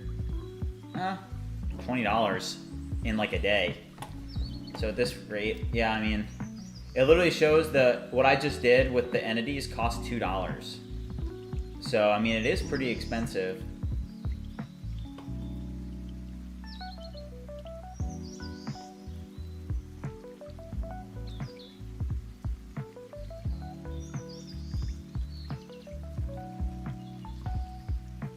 All right.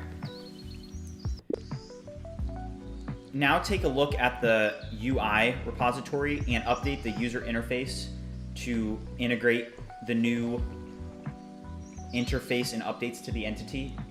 Take a look, for example, at this page and ensure that it's updated properly to have the correct fields.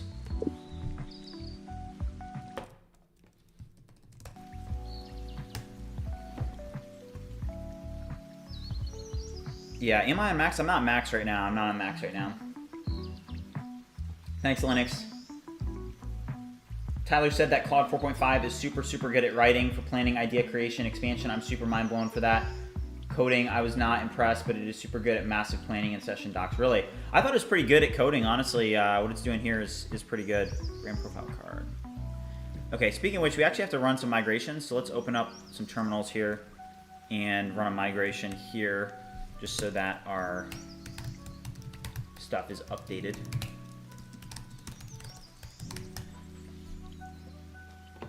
All right. Oh, I guess it already ran migrations. Oh, duh. I have to generate first.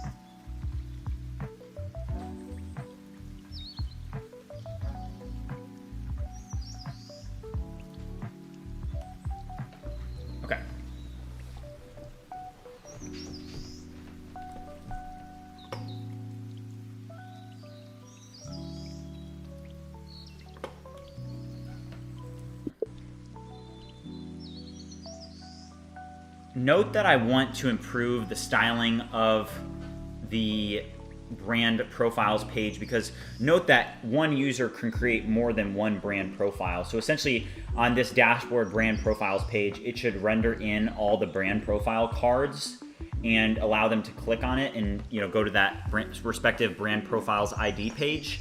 Also note that when they're creating a brand profile, there should be a specific page for this at create brand profiles create, essentially.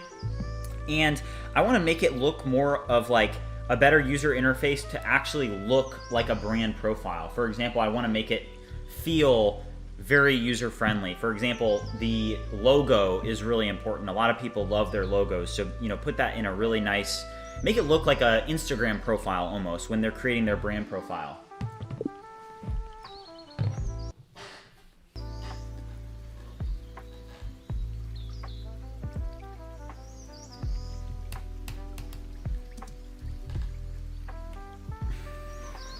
If you guys are watching and haven't already liked and subscribed, make sure you do so. It's been a up and down day today, as you guys know. But we'll recover.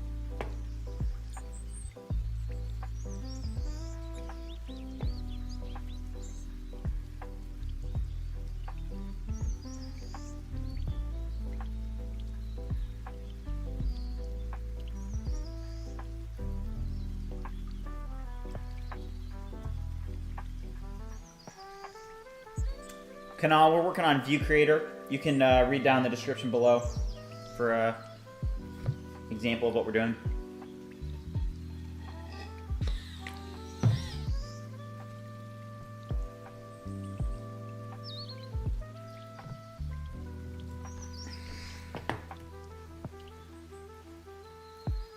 So I definitely do want to improve the logic of this, but yeah, I think this is definitely a feature that we want to have, because if the AI doesn't have the context, like let's say with ViewCreator, we want to build a platform where users are able to create content at scale, right? And I think that something that I notice as when I'm creating content is that AI helps in the content creation process so much, and I use AI in the content creation process.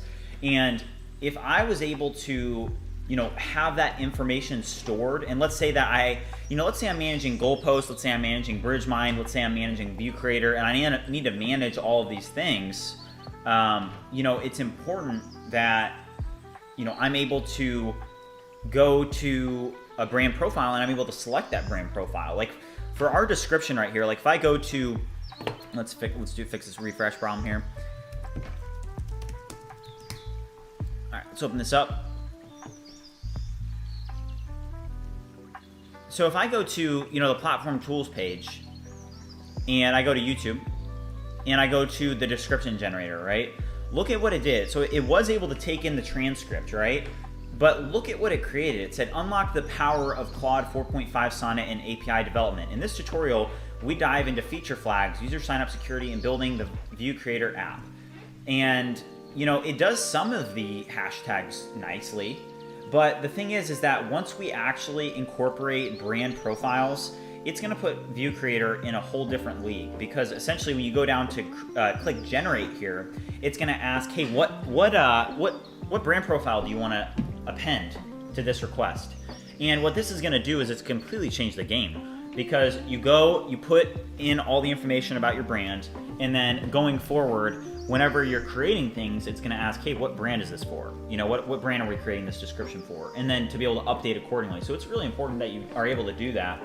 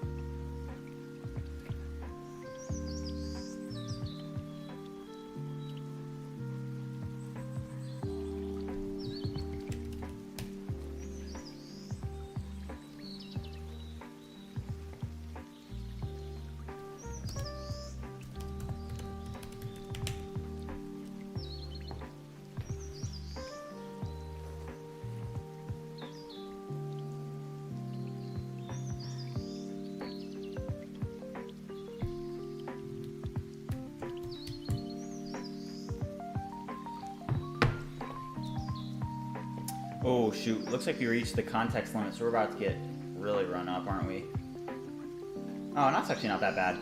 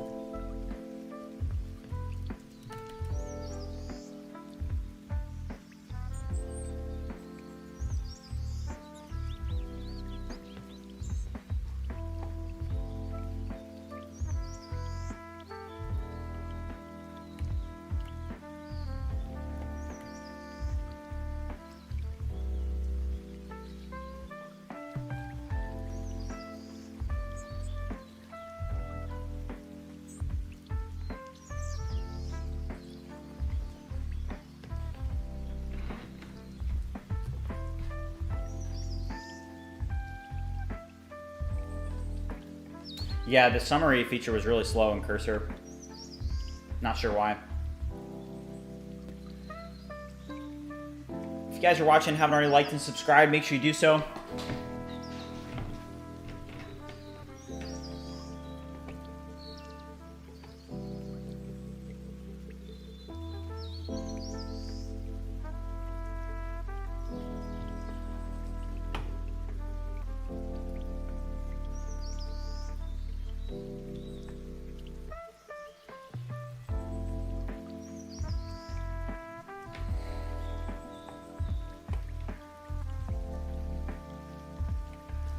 All right, let's see what it's dropping in here.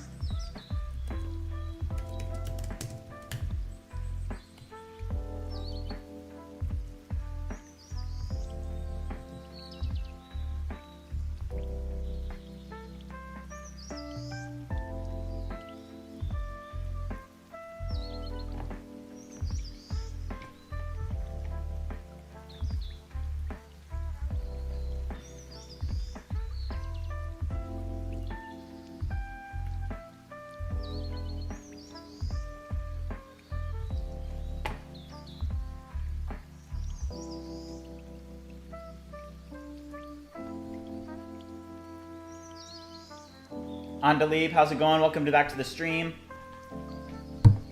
Kind of just vibing today, getting some work done. We're working on brand profiles. But yeah, I mean, the progress on ViewCreator is incredible. I'm expecting that by this Saturday, we are going to be ready to launch to beta testers since we have everything deployed in AWS now. So really what I want to do is, hey, I just want to get everything positioned, work on a couple more features that are, fun to work on that I think are going to improve the product, and then, move forward with the beta launch. And then also off stream, I am positioning our ad campaigns. So remember that we're doing that as well. So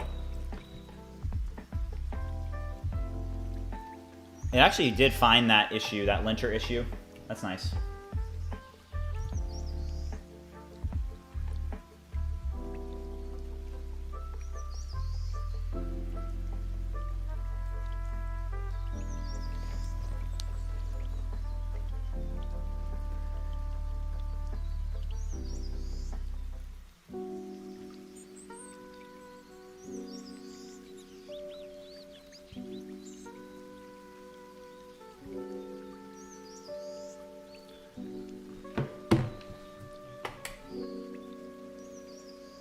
All right, your brand universe, create brand profile. Okay, that looks actually really cool.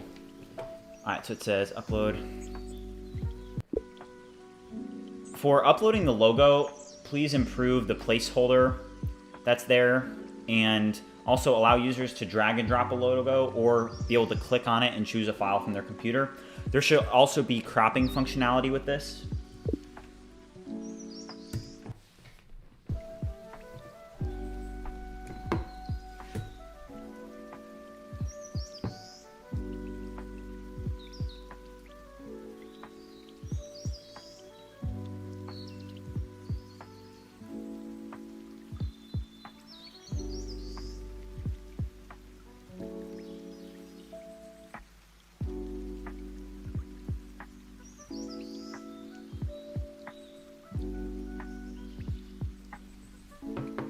React, easy crop, cool. Shweba, how's it going? Welcome to the stream. Andalim said, how is 4.5 working for you? It's actually really good. Yeah, I really like 4.5. I'm using it right now in Cursor, and it's just great. I mean, it's really fast, really intelligent. It's a great model. Most Code said, hi, Bridge. Did you see Claude 4.5 better than Codex 5? Yeah, so we're using that right now, actually. Most Code, we're using it right now. So.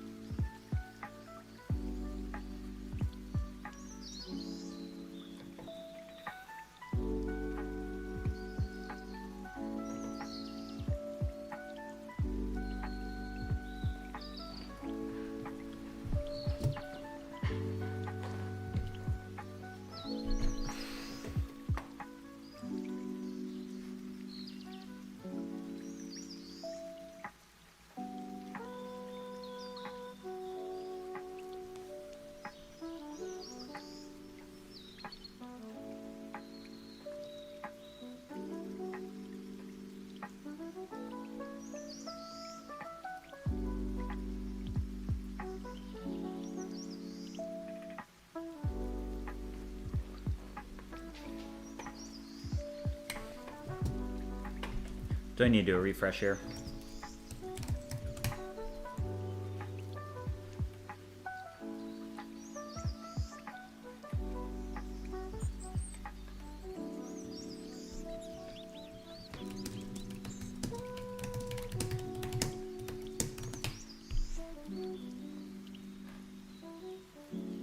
All right, so during this conversation, we've spent less than $1. So that's not too bad, guys.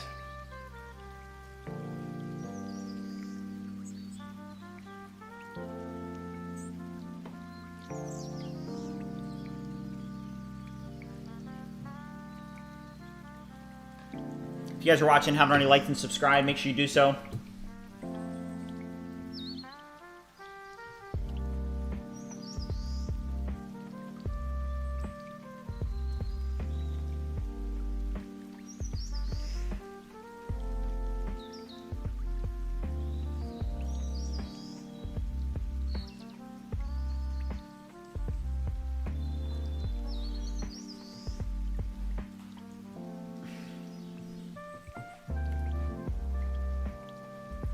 Okay. That actually didn't work. Let's use Codex. Or actually, let's use Droid on this.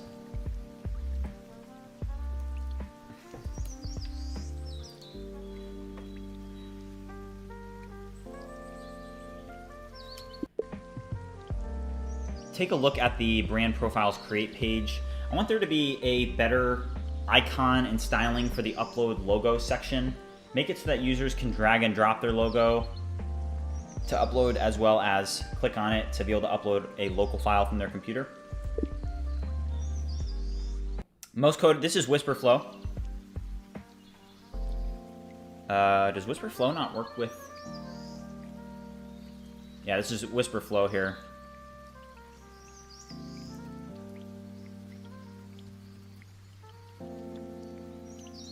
Oh, I guess that did work.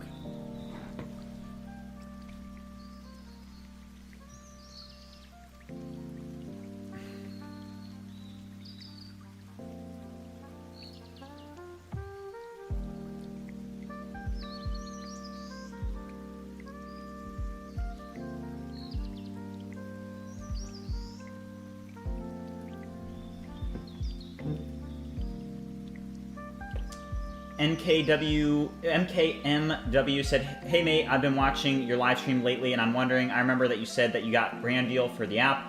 Was that through YouTube or did they send you an email or how?" Yeah, that's what I just got reached out to. They reach out to you and they say, "Hey, you'd be interested in this," and if it's associated with my content and would fit well with you guys, like if I could help you guys in some way by doing that, then I'll take it. Andalib said, "Did you see Imagine with Claude? If yes, then your thoughts." I actually have not seen Imagine. I think I've heard of it. I saw like something on their X or something like that.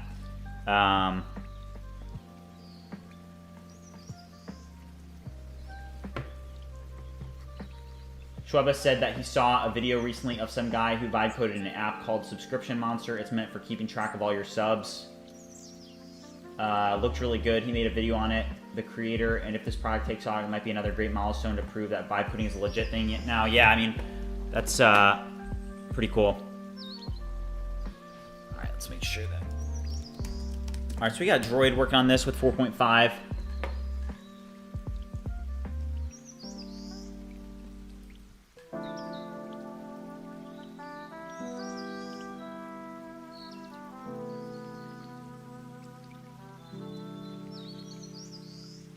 Yeah, happy to help, and NKMW.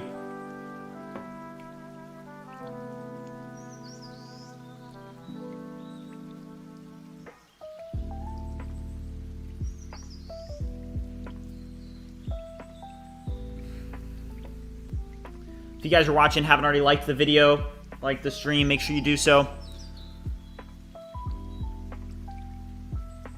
Why is this not updating it?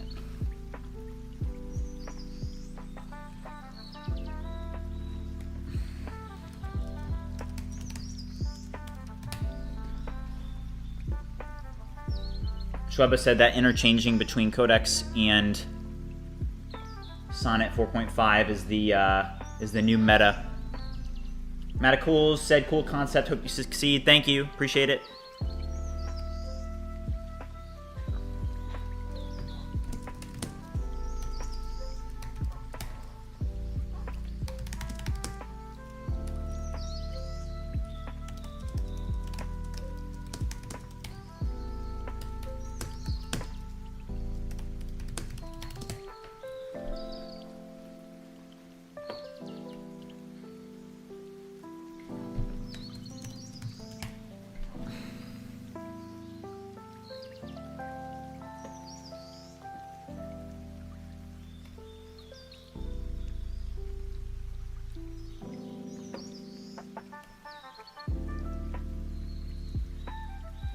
Oh wait, do you guys, oh, here's where the upload, okay, that actually makes a lot more sense now. Okay, so let's enter, so this is what it'll look like. Okay. So,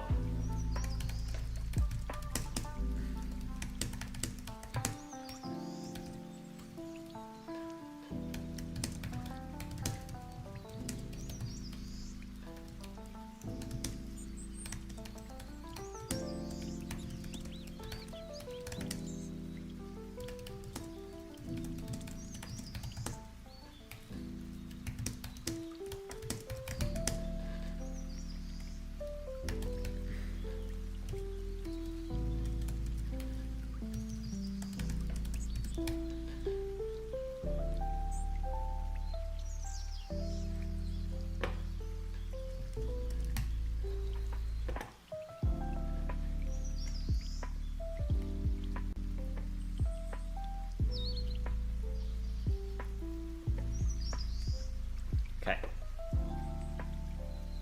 Oh, what just happened? Wait, when I click next, did it just send me back? Whoa. Oh, it's because we're updating stuff, isn't it? Yeah. Alright, let's let this finish then.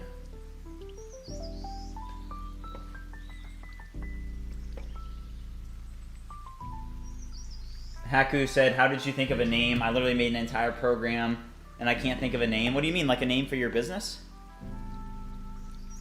Schwaba said, when is testing going to open for ViewCreator? Yeah, so we have a group of beta testers in our Discord, and we're going to be testing. We're going to be opening it for testing on Saturday. So in Saturday's stream, you guys are going to see it, it get created and get tested.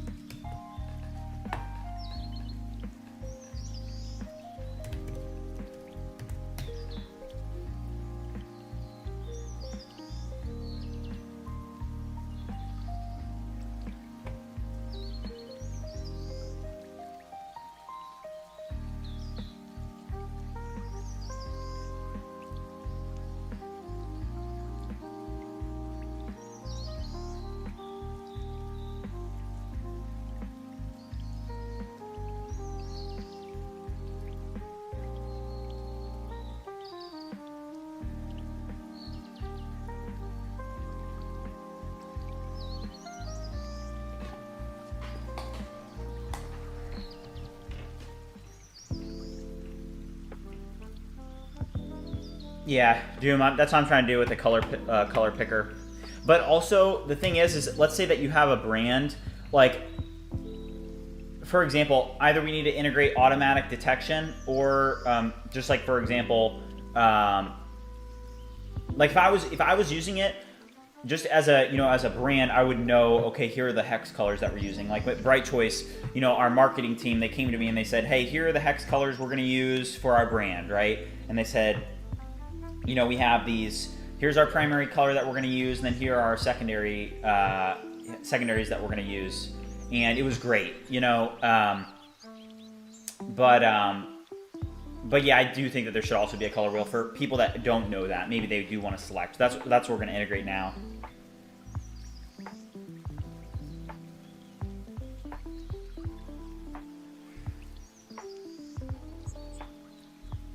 J35, how's it going?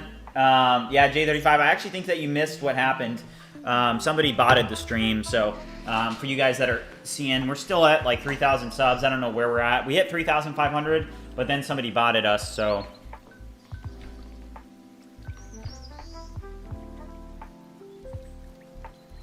Yeah, no, J35, not yet. We got, I just saw your message in Discord. Yeah, hold up.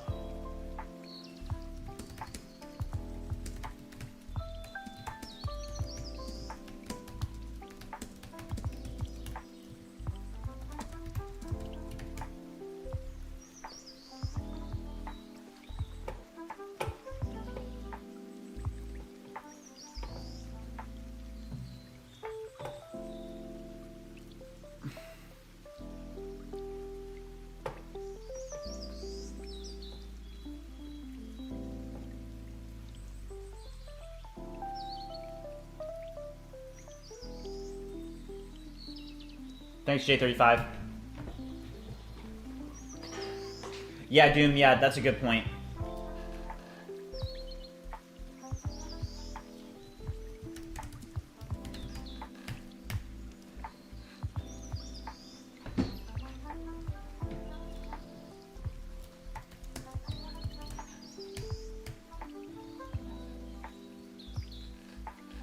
All right, here's a color picker.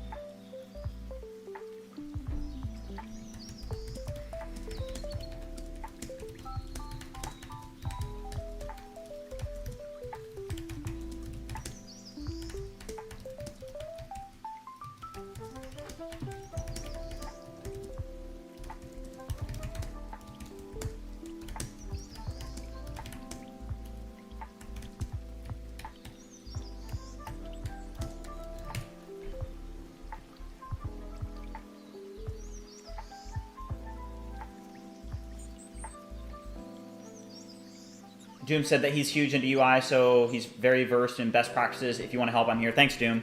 Yeah, I think, right now, definitely the UI here is okay. I appreciate your feedback, though, and anything that you notice, just let me know. Matthew Chang said, do you ever get usage limits in ChatGPT Pro? I'm yet to get usage limits on ChatGPT Pro. I've never hit a usage limit, so that's nice.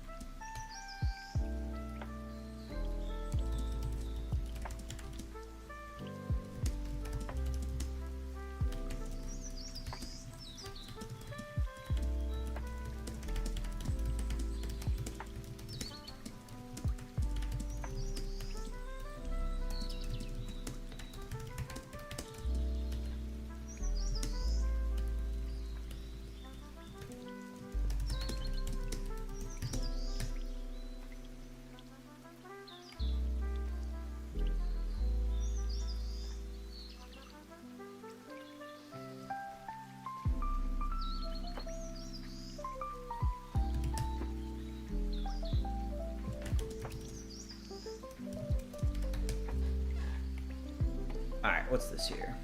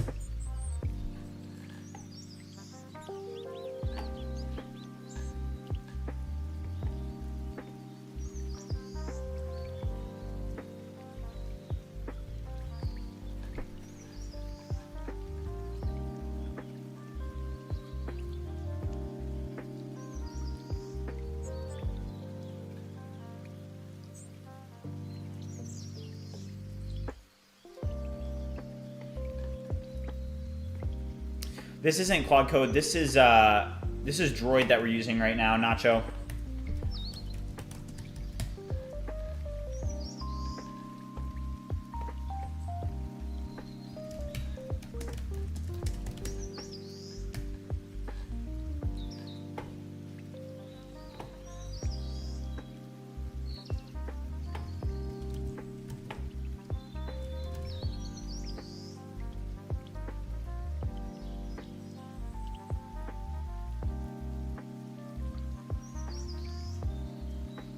All right, that's a good modal there. That's much better. Yeah, that's a lot better. Oh, that's cool too.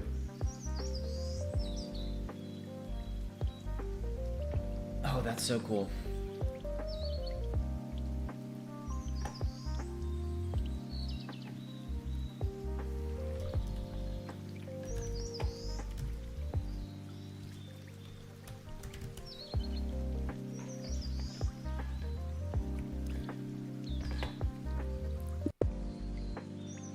Take a look at the brand profiles create page.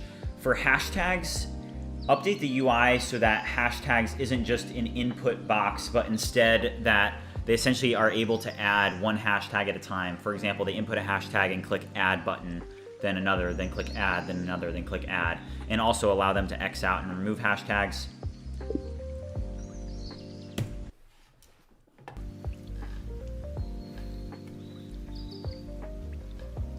Nacho, I'm using Claude 4.5 Sonnet on Droid.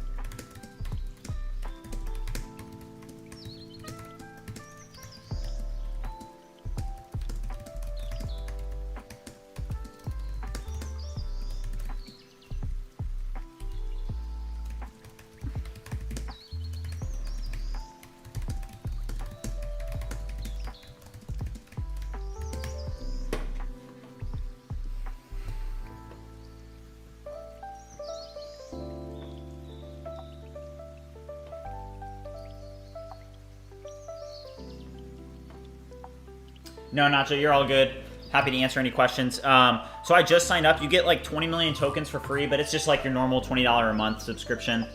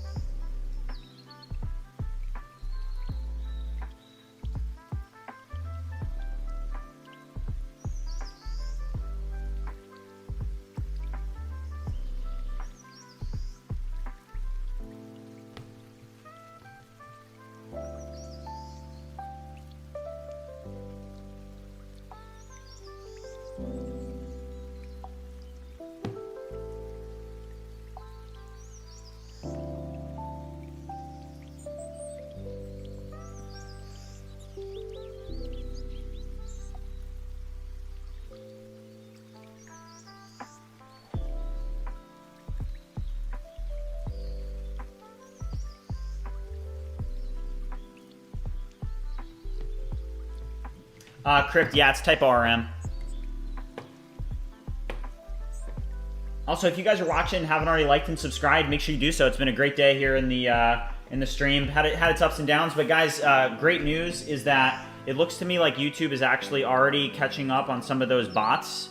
If you guys notice, the subscribers is now coming down, which is actually a good thing. You can see if you refresh the stream, you can see that it's now at 8,000. So it looks like they are catching some. So.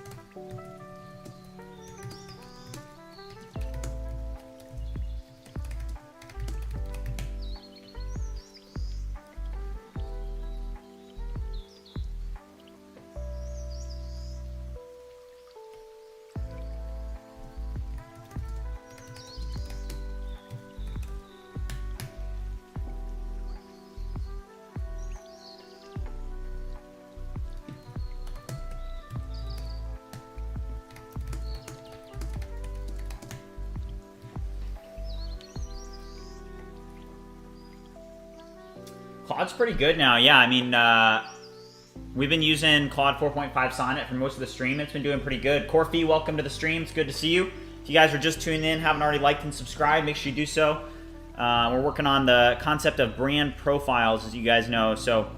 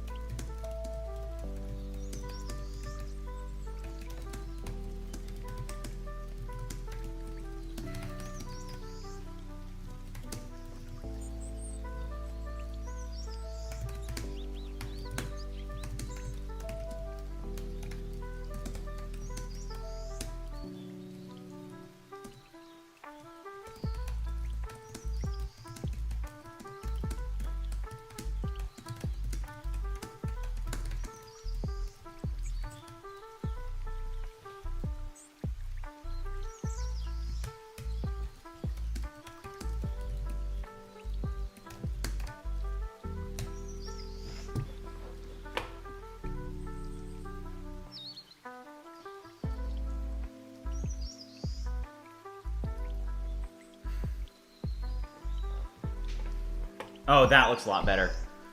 Yeah, it looks much better.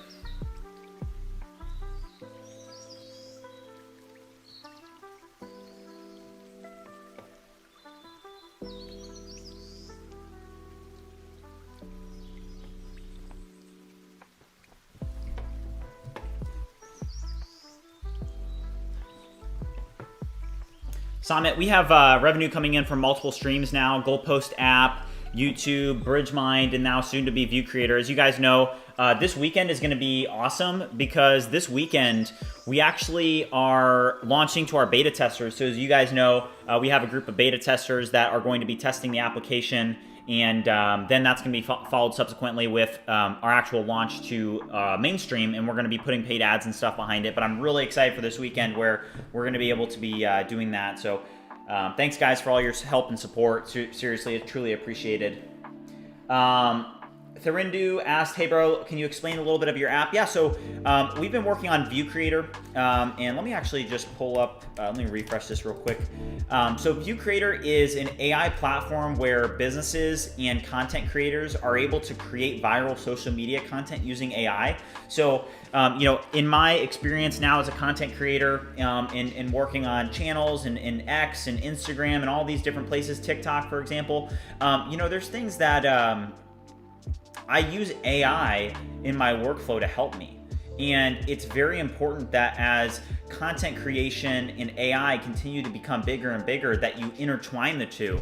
So with ViewCreator, you're able to have all sorts of tools at your disposal to be able to streamline your content creation process. So I think that it's really going to help people. Crypt asked, what about security? How do you manage and test? Yeah, so security, we implement pretty much best practices. We have JWT, roll guards, off guards, rate limiting, your typical go-tos. Feel pretty good about it. Also, our networking is very sound, so I feel pretty good about everything.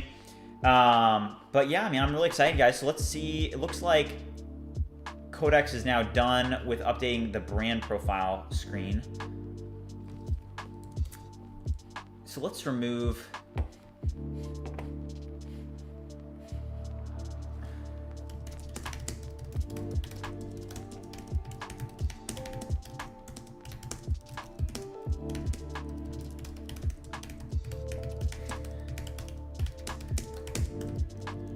All right, I'm feeling better now that YouTube's handling our little bot issue, guys.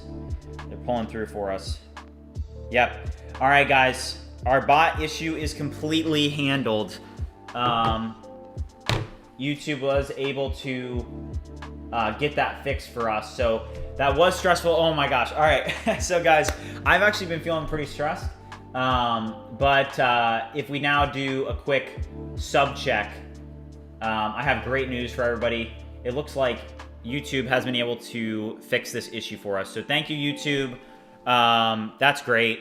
I feel much better now. If you guys are watching, haven't already liked and subscribed, we're now back. We are back. YouTube fixed our issue for us. So thank you, YouTube. If you haven't already liked and subscribed, make sure you do so. And I'm going to use the restroom real quick. I'll be right back. But just, to reiterate, YouTube has already fixed our issue. So I'm in a much better mood now, guys. So thanks for bearing with me, all right?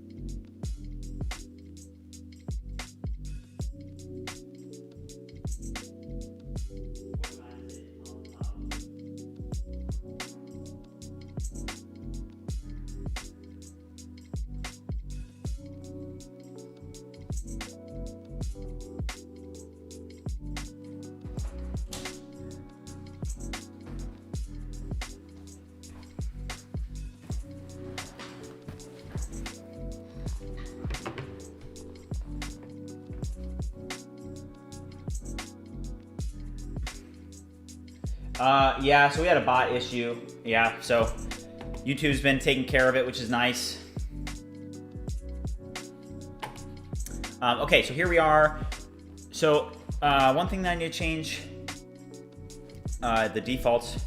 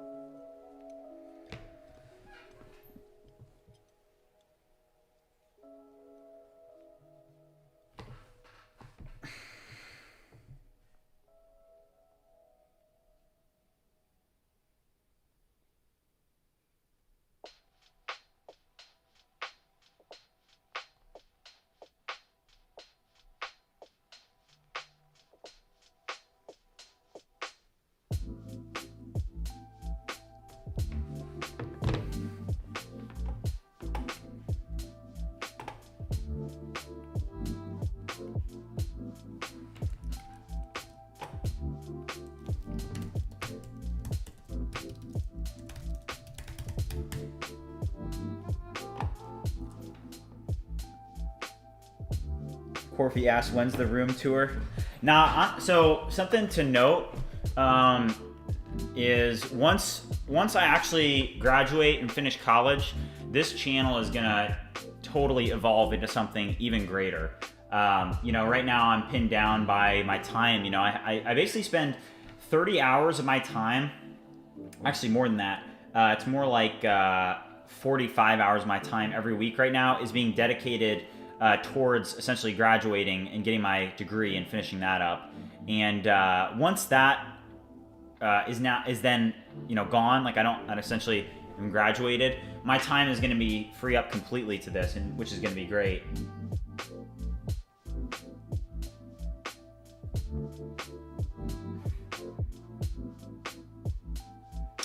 Sonnet, I'm not using Claude Code, I'm using Cursor.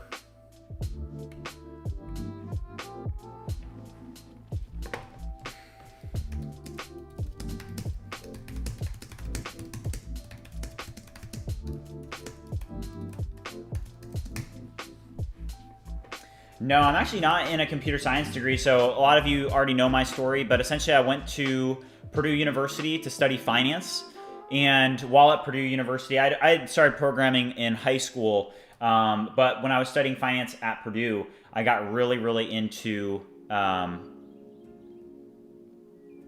wait. Wait, hold up.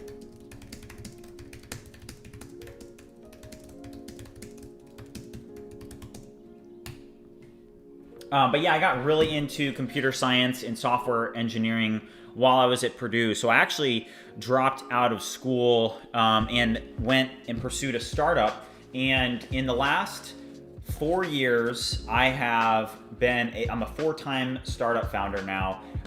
The biggest startup that I did was definitely Bright Choice, which was an online platform that we scaled to over 30 therapists on the platform, and I had to write 6 million lines or 2 million lines of code in 6 months, and it was just an incredible experience.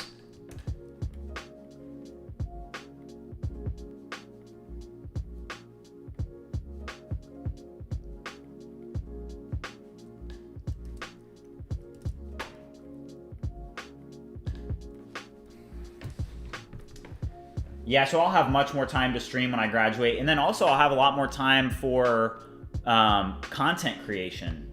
And once I graduate, I think I'm going to be doing like let's say, we get to 10,000 subscribers, which is at this rate we will hit pretty easily by the end of the year, actually. Let's say that we get there. I'll be able to make... Hershey, I actually just saw that you followed me on X, so appreciate that. I'm actually trying to grow my X following right now, so I appreciate you you following me over on X as well. But it's like content creation, content creator, influencer, viral marketing.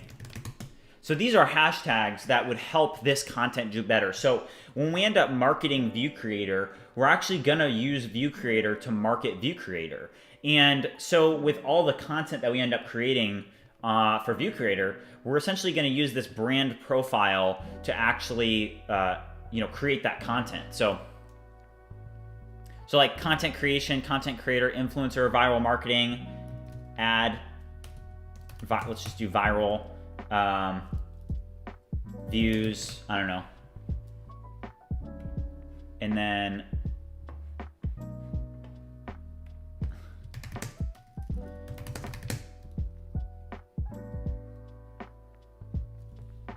Corfy said, Bridge, can you post your Twitter link in the Discord so I can see and follow? Yeah, absolutely, yeah. Let me go here and copy this. But yeah, I'll post this in the YouTube chat as well as Discord. And if you guys haven't already followed me on Twitter, make sure you do so. Because essentially, I'm committed, guys.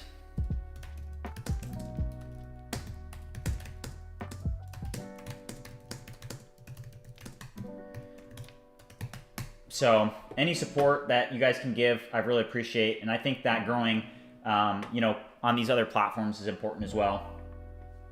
Bilal, yeah, 10x revenue, let's go. Doom asked, do you have a logo creator tool? I actually do not, but that's a really good idea. I probably need to create one.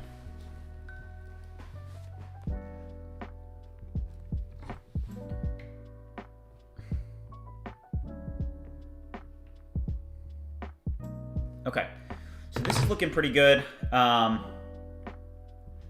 So after you create a brand profile, here's what it actually looks like. So let's zoom in here so I can edit it very easily. And that looks good. So then, for example, now that I have this created, Sumit said you can add the preview image generator for Apple. Wait, what's that? The preview image generator. So here's essentially the brand profile that I set up. And now what we want to do is we want to be able to go over to our platform tools page, and with the description generator, we want to be able to actually append a specific brand profile. So I'm going to say for the YouTube description generator,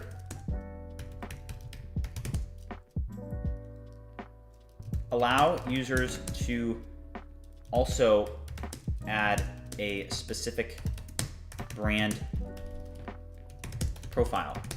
Update the input field to add this logic in. and then update the backend API to properly be able to integrate this new functionality where during the description generation service, the service will be able to review the brand profile before description generation. No, not review. It's going to be able to pass in the brand profile into the description generation process. AYP Codes, how's it going? Welcome to the stream. If you guys are new to the stream, haven't already liked and subscribed, make sure you do so. Let's do a quick sub check. We are at 3,520 subscribers. If you guys are watching, haven't already liked and subscribed, make sure you do so. We had a little bot attack earlier on stream, but nothing's going to stop us.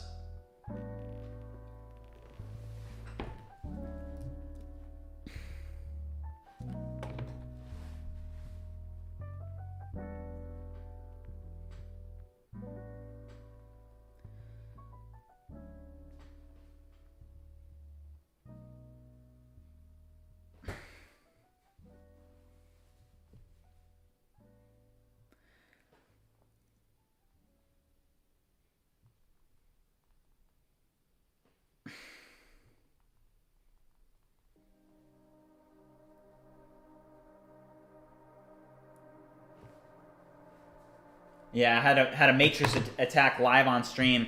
AYP Codes just asked, what are we working on today? We're working on ViewCreator. So for those of you that watch the stream, you know that we're actually launching ViewCreator to beta testers on Saturday. So we already have a group of 10 beta testers that have volunteered. Some may not show up on Saturday's stream. So if you'd be interested in beta testing, make sure that you show up on Saturday's stream. And if some beta testers aren't available, then you'll be able to join the Discord and get an account. But yeah, I'm really excited for mainstream launch, and I mean, things are just going great right now, guys. We're making a lot of progress. Really excited about all the things that are going on.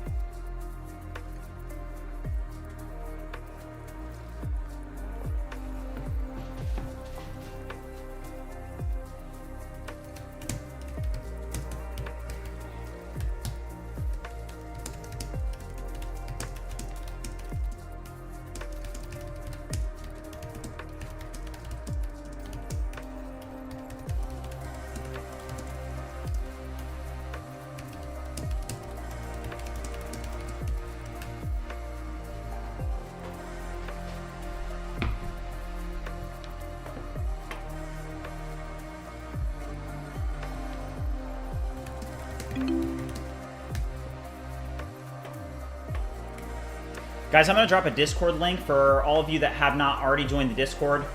Like I said, we are going to be doing some fill-ins for beta testing. So if you haven't already joined the Discord, I just dropped the link. So make sure you jump in if you haven't already.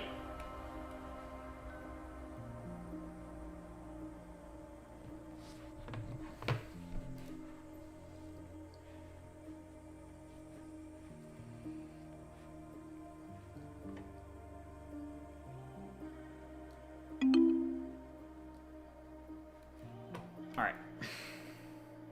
So it says brand profile.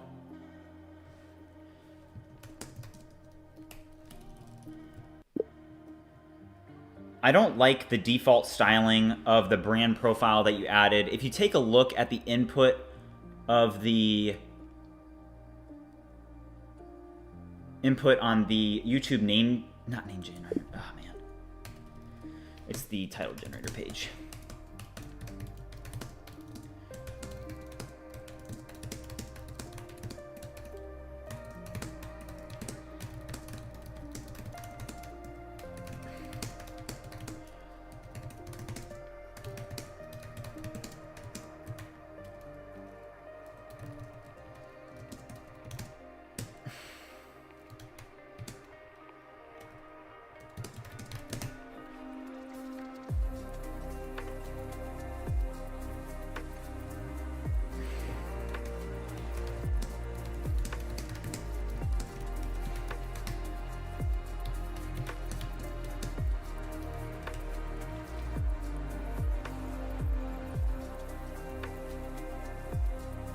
Hershey said, how do you avoid showing EMV on stream? Yeah, I've had a couple of close calls. But yeah, I mean, I just make sure that I don't, you know, pull up my EMV with sensitive stuff.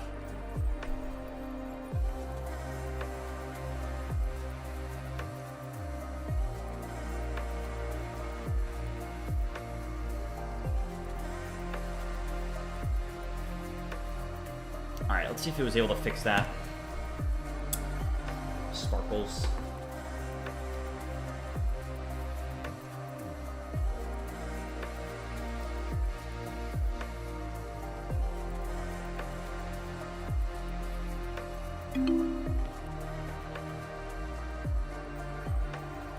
That's much better. Okay, so guys, check this out. That is so much better. Okay.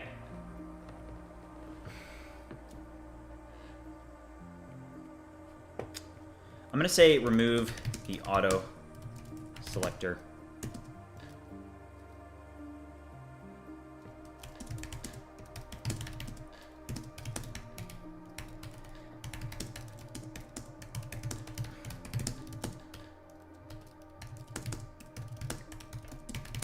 All right. Yeah, this looks pretty good. So literally you can just click ViewCreator. I'm gonna remove the auto though.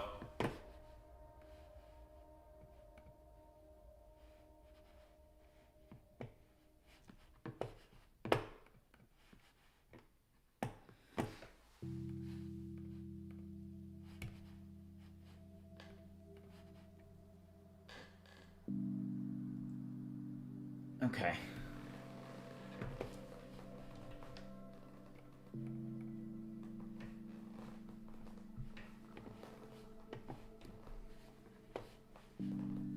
So for example, I'll go over to platform tools, brand profiles,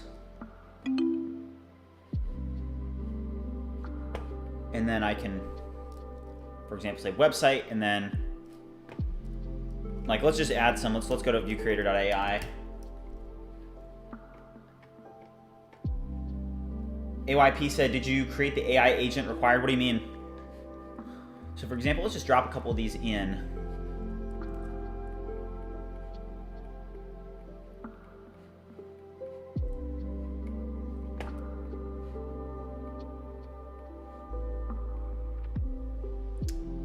Did that save?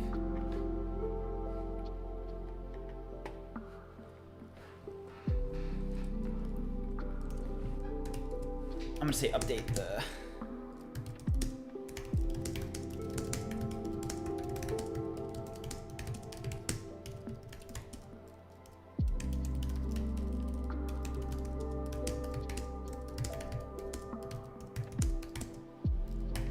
Okay, so Doom said, will the brand profile be on all tools? So with the brand profile, I don't think it will be on all tools, because when you think about, for example, like it's not needed on all tools. So if you think about the transcript generator, the transcript generator doesn't need you to also input a, you know, a brand profile. So that one wouldn't need it.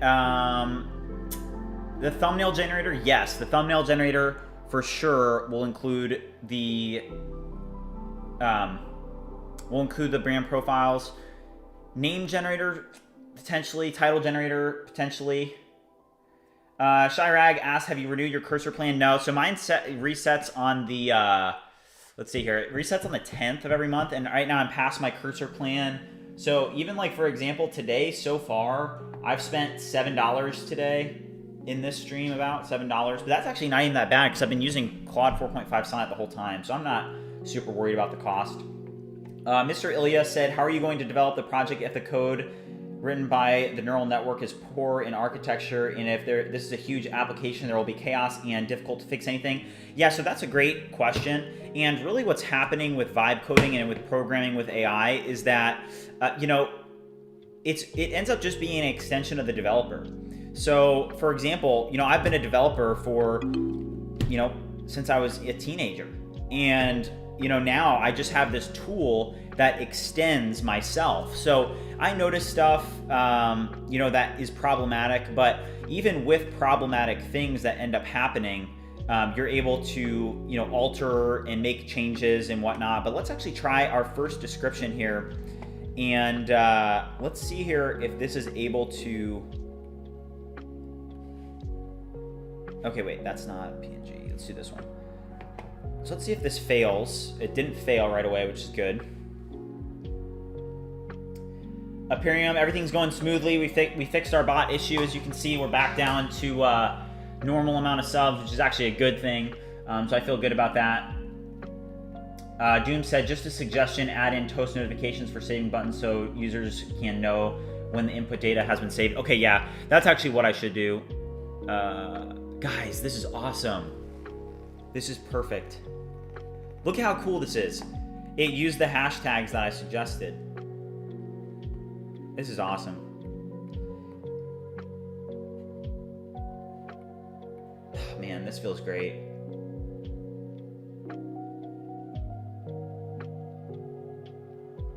Chirag asked for the file opening. What do you use in local? Yeah, so I have a dev environment that I then am able to connect to from localhost, so it's kind of nice to use.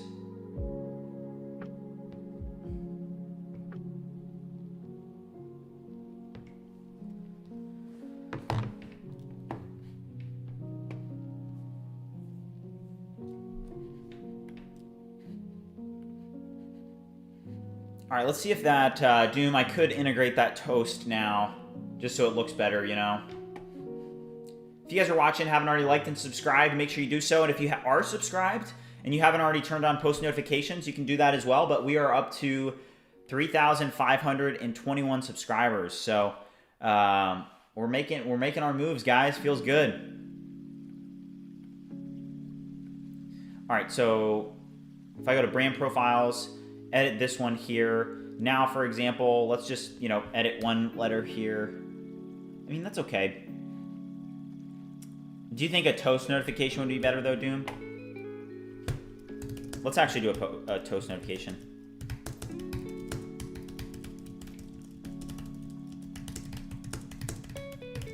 Yeah, let's use toast. That was a really good idea, Doom. Thank you. Yeah, if we integrate toast, then, you know, we could use it in other places as well. So I'm going to use that.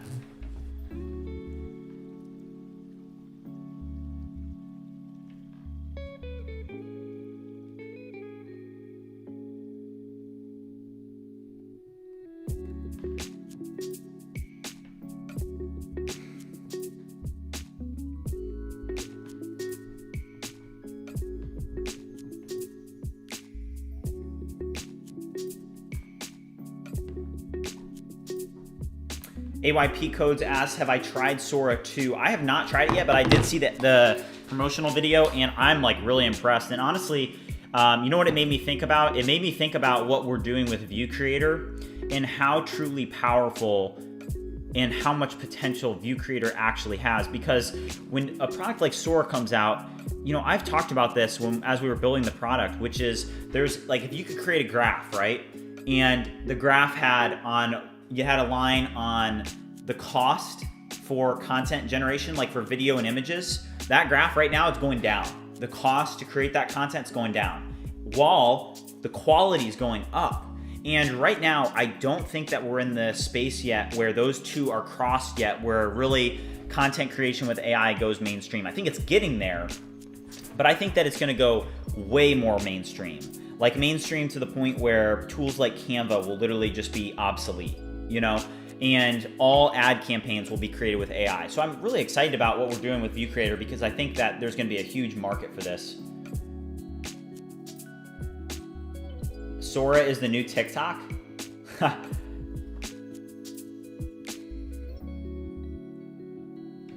right, Sonner package for toast notifications. Let's now try this out. Let's just do, okay, yeah. That looks pretty good.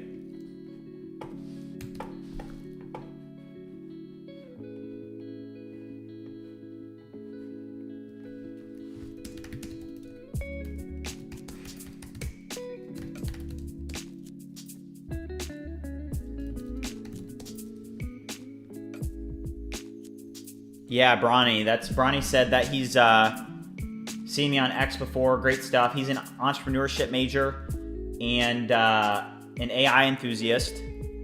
And he does not have a development background, and he thinks that AI is truly a gold mine for founders. Yeah, absolutely. I couldn't agree more, man. He asked, how would you approach it?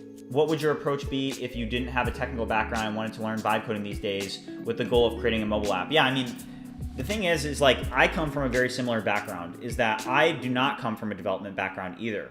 And now with AI, you know, if you're an AI enthusiast as well, which I would call myself an AI enthusiast as well, is that I also come from an entrepreneurship and business background. And the thing about AI is it gives founders and entrepreneurs the ability to not have to rely on developers to create their product for them. And what I would say, what my advice for you would be, is just start creating. Like if you have an idea, just start creating. And as an entrepreneur, that's what I would tell you. Just start creating. AYP Code said the other day I was working on an AI agent that will create marketing matrix, demographics, generate. Yeah, that's a good idea. Doom said I also recommend adding in icons by using Lucid icons. Oh yeah, I already did that.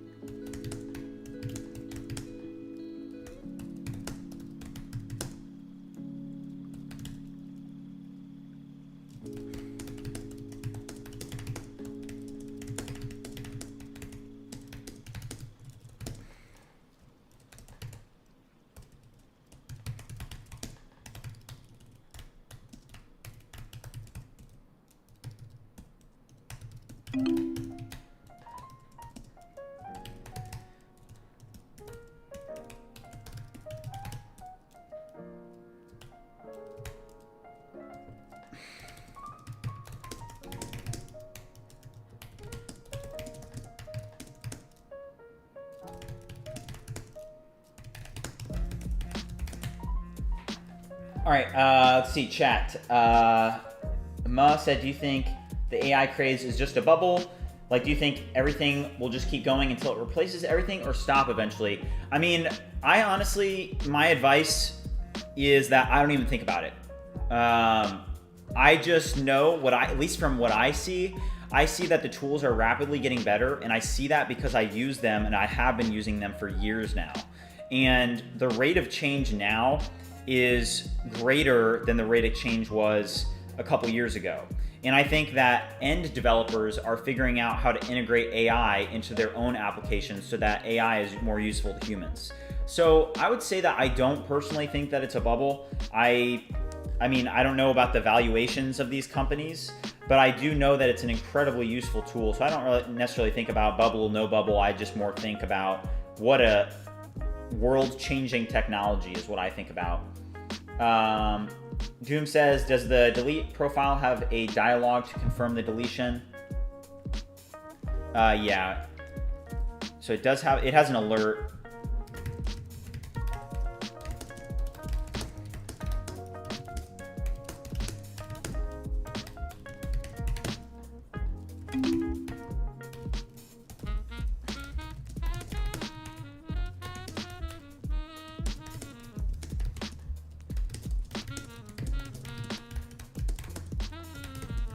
Thank you, Doom. Yeah, Doom is the AI expert. Imperium said, so here's what I did today in 2 hours. One of my clients asked me a booking component and its functionality for his website built on Next.js. I didn't code a single line, just gave him requirements to Sonnet 4.5. That's so badass. Bronny said, thank you, bro. I'm already testing things out. Is the new Claude code within VS Code as powerful as the one in the terminal? It would make things easier for the start. I personally would not suggest or recommend Claude code. I'm not a fan of Claude code. I think that using like Cursor is probably best because Cursor allows you to use, you know, GPT models, Sonnet models, Grok models, Google models. And then that's also built into the IDE, and it's really fast. So I would recommend that. That's what I'm using right now, Cursor.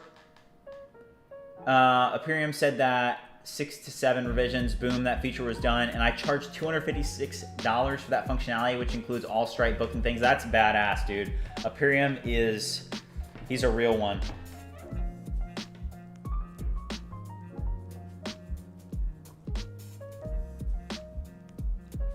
Tharva, welcome to the stream. If you guys are watching, haven't already liked and subscribed, make sure you do so.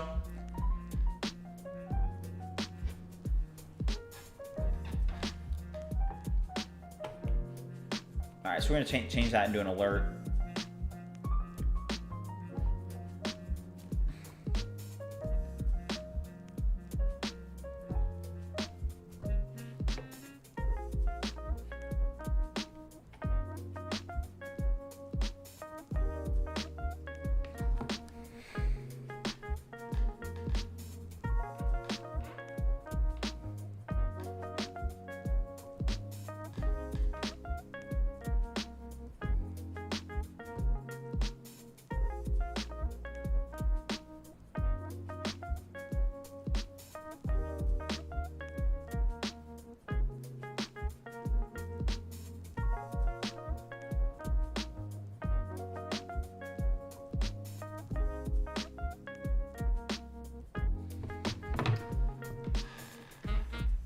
Yeah, so I'm using Cursor itself. So essentially, Bronny, this is the Cursor agent. So I would definitely recommend Cursor. Okay, here's the yeah, that looks a lot better.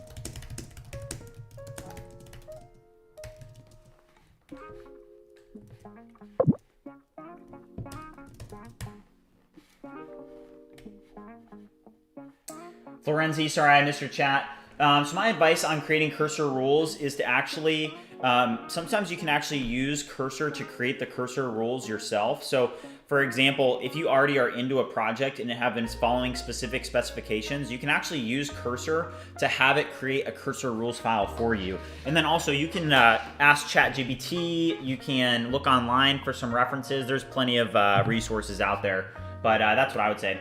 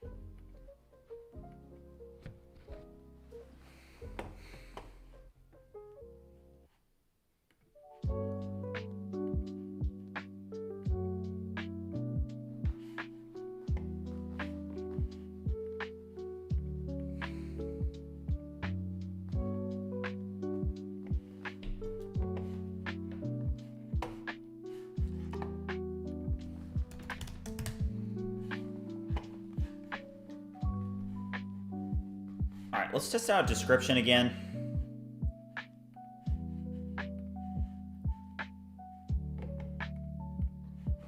So what's really cool is that, we're creating a tool where you don't have to prompt so much. We're creating something that's really makes it easy for the end user.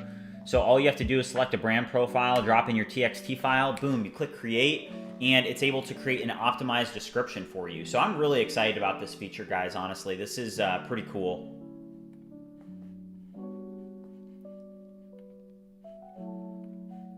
If you haven't already liked and subscribed, make sure you do so. And it does look like it was able to properly create those links logic. So, I mean, I'm feeling great about this.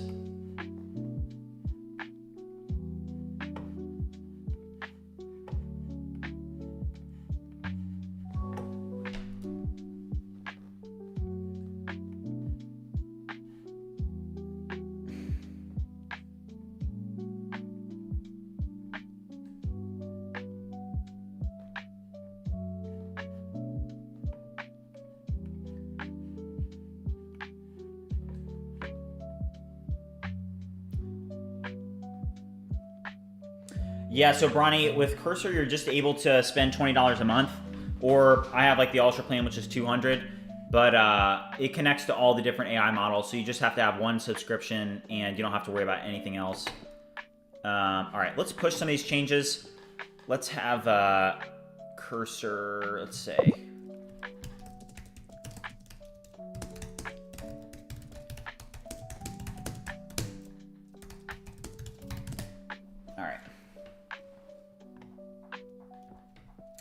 Florenzi, so since I don't have any investors right now and it's fully self-funded, so, and we're good to self-fund for the foreseeable future. Oren asks, why am I not using Codex today? I'm honestly not using Codex because I'm really enjoying the Claude 4.5 Sonnet model, and Cursor is just really, really fast. So right now we don't have that many features that essentially need a ton of deep thinking. Like right now we're so far along in the project at this point that most of the features are like very, very quick to build. So instead of using Codex, which takes longer to think, which is better for complex planning, we're just using Cursor because we just want fast iterations of the product. So that's why we're using Cursor right now. Hopefully that answers your question.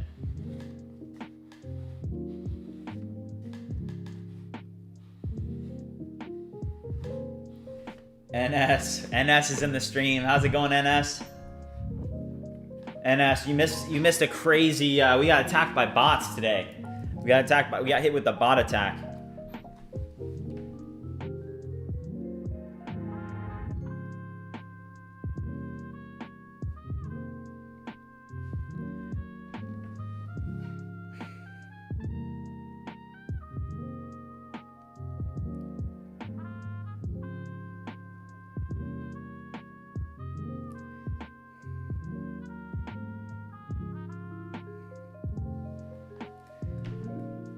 Yeah, NS missed out.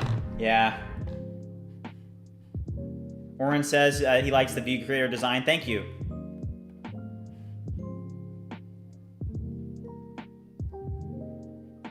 All right, I'm going to go grab some more water, guys. I'll be right back. If you haven't already liked and subscribed, make sure you do so. Hopefully the bot army doesn't attack again, but we're at 3,524. Happy that YouTube was on it. That's why YouTube's the GOAT. All right, I'll leave this over here. If you guys haven't already liked and subscribed, now would be a great time to do so. Let's go.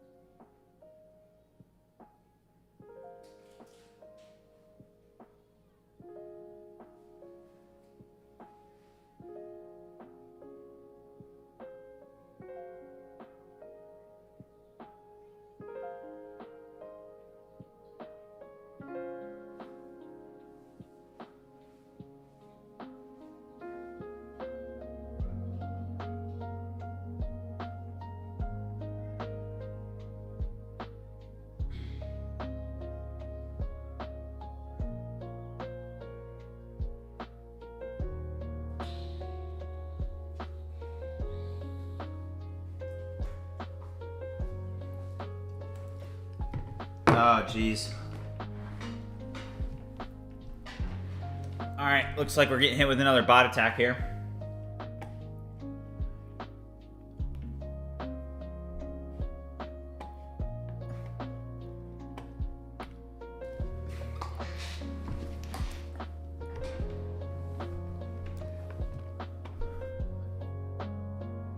It's all good.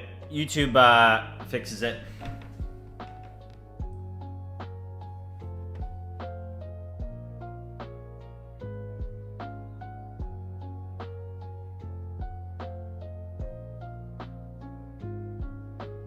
Hey, thanks for the super chat, Imperium.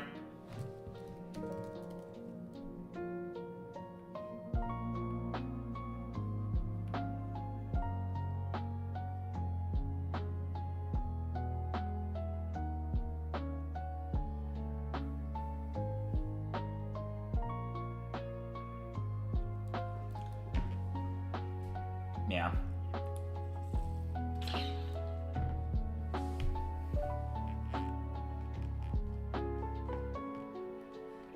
All right.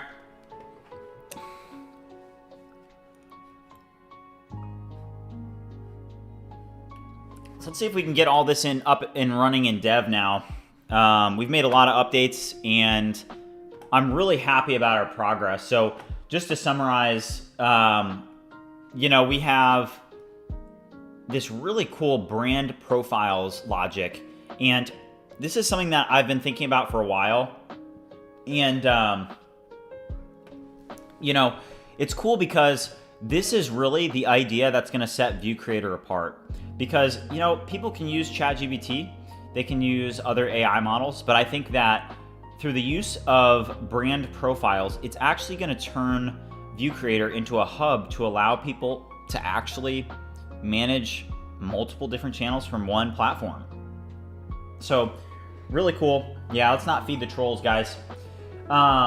What are you using for user roles? Yeah, so I built my own custom auth system. And, you know, we have JWT tokens using, what's it called? Passport. Yeah, Passport. So, pretty good logic there.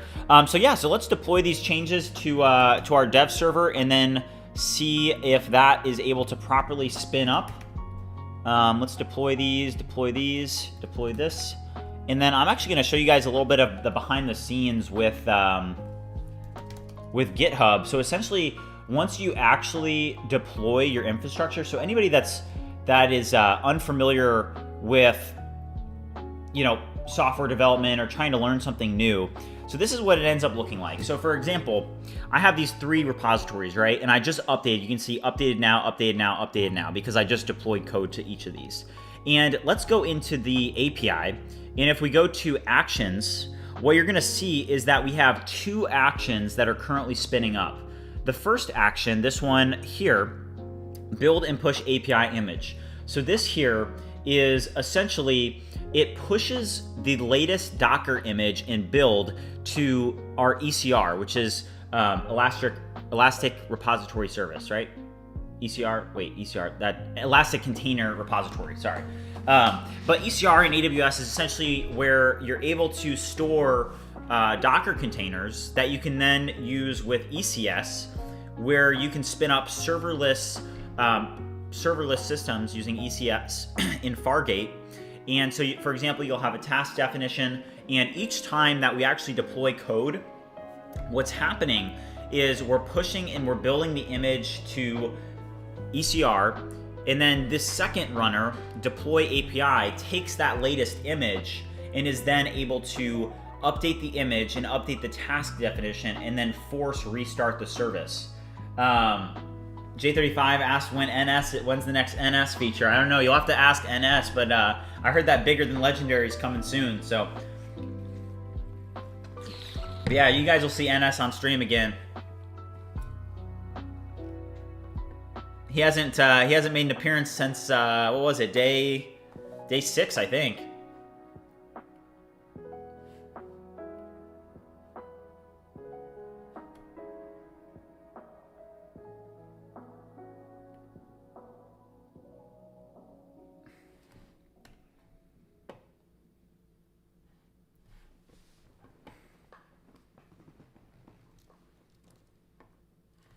Okay, so then it's the same thing with the UI, except the UI, instead of using Docker, I actually use Amplify for that, so it's a little bit different.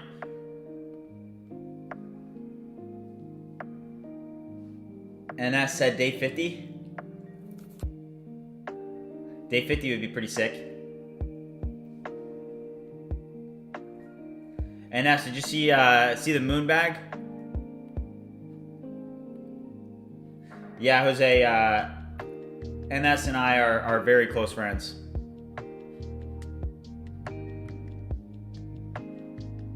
All right, so the API deployed successfully, which is great. No build errors there. And then also what's really important is the database. So when you guys think about the database, you know, essentially what happens is, sorry, J35 just cracked me up. J35 said, NS, nah, bro, can't wait 9 more days. Come on, Matt, invite him over. That's so funny. Well, we're actually, NS and I, we're gonna go on a, essentially like a trip. So whenever NS and I link up, we live a couple hours away from each other. So we're gonna link up, and I don't know where we're gonna link up. I don't know where the next NS feature is gonna be, but it's gonna be somewhere cool. Rob, good to see you. Welcome to the stream. Florenzi said, isn't Vercel better than GitHub when it comes to auto deployment after Git push? So, you know, it's okay. You know, Vercel it has integration with GitHub so that you don't actually have to integrate GitHub Actions. So that's probably what you're thinking of. But when it comes to AWS infrastructure, I like to just deploy my applications inside of AWS Amplify. And AWS Amplify has a lot of good built-in features for that. So let's see here. So the repository here, this database, did it fail? Did that fail? So it looked like this failed. So we're gonna need to, I'm gonna need to look at that offline, because that means that there's something bugged out there, but there's a bunch of sensitive stuff, so I can't show it on stream. But let's check to see now Amplify, to see if Amplify was able to spin up correctly. And I'll just take a screenshot of what I'm looking at, and it looks like it actually did fail. So let's figure out why it failed and fix that. And a lot of times it does fail in AWS Amplify.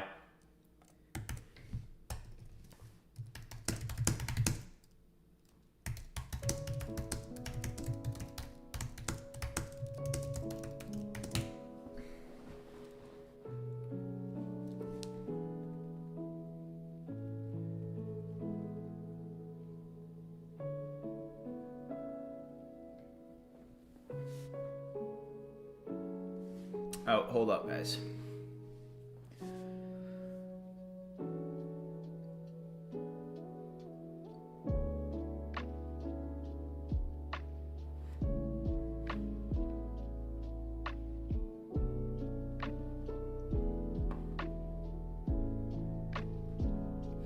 Okay.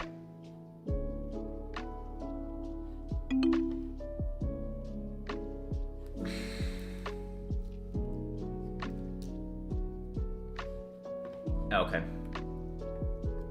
If you guys are watching, haven't already liked and subscribed, make sure you do so.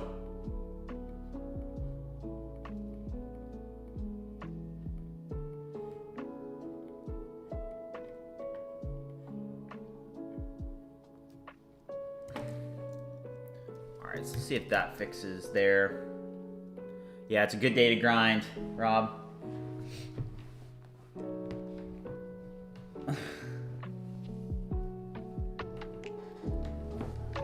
NS is cracking me up.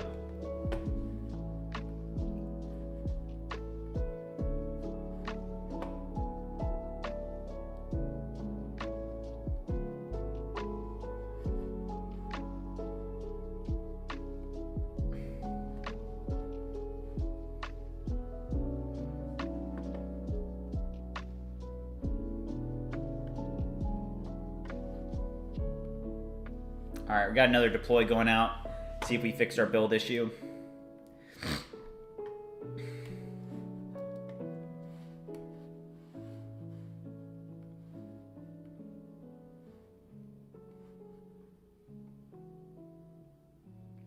Desert Penguin said, what do you think is a good approach to teaching a vibe coder software engineering fundamentals? So, you know what's interesting is that vibe coding definitely has a very, it has its own workflow. So, for example, you know, vibe coding has a different workflow than normal software engineering. And, you know, I think that eventually there will be essentially academies for vibe coding. That's what I'm trying to do with vibe with bridgemind.ai. But you know, I've just been too busy with ViewCreator to work on that. But eventually, we'll be able to monetize that platform really well. But yeah, I mean, it's just it has its own workflow. But I would say that it's important to, you know, take note of just some of the workflows for vibe coding and what the workflows specifically for vibe coding actually are. But it can't hurt to know the fundamentals as well. Fundamentals are important because vibe coding is essentially just an extension of the programmer as well. So if you're a really good programmer, you're going to be able to vibe code a lot better than just somebody that truly has no idea what they're doing, right? So I would agree with you that I think that you know, learning software engineering fundamentals is important. Florenzi said programming fundamentals and system designs. Yeah, it's very true. Doom said, do you pay for GitHub or do you use the free plan? I do pay for GitHub, yeah. That's why I use GitHub Actions and organizations and stuff. It's really nice to have organizations in GitHub. All right, let me see if Amplify, it's still deploying right now. Looks like it failed.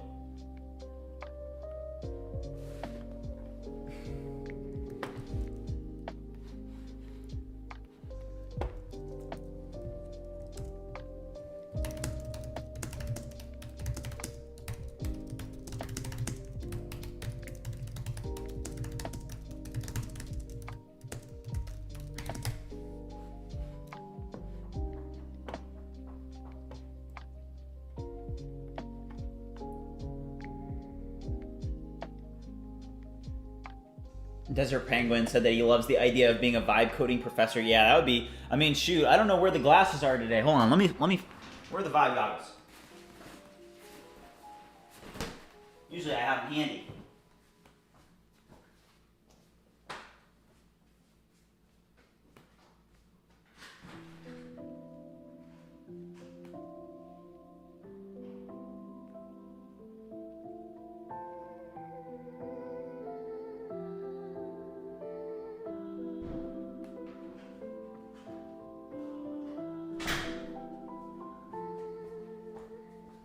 Look what I got, guys.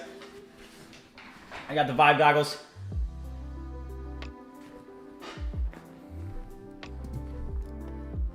I don't know. Desert Penguin, I think I am the vibe professor.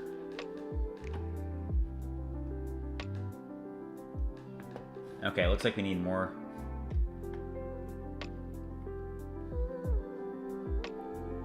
That's literally all I have. All right.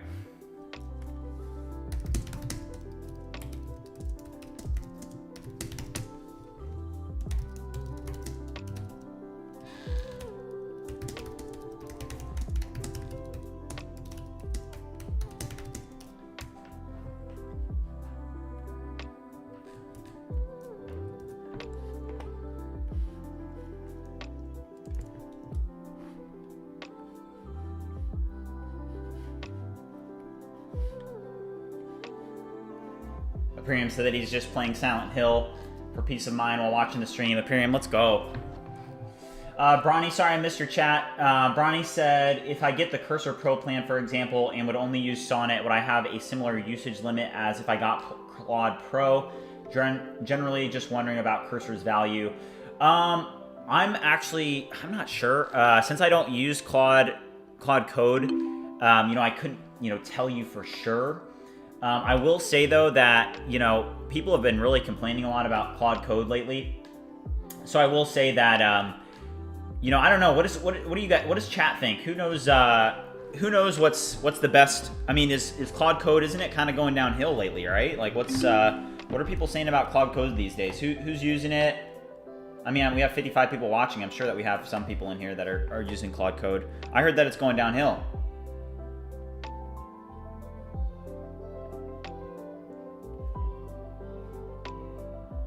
Yeah, Jose said it's mid.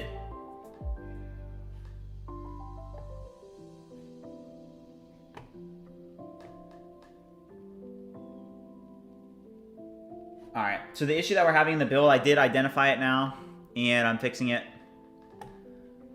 That's why it just bugged out on us.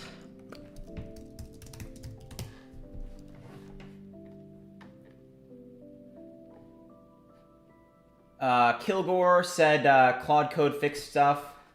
He says that he's using both Codex and Claude Code. Claude Code better for most of his tasks. Okay, that's good to know.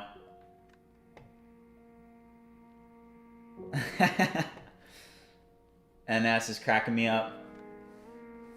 Zabrentic said, I'm using Claude, but it's bugging out on me. Recently, I'm using a mix of Claude and Cursor together. Yeah, so, Bronny, I hope that helps answer your question. You know, that's what this community's for. So thanks, guys, for your responses. Really appreciate it. Oh, I got to run npm install, don't I? Yeah.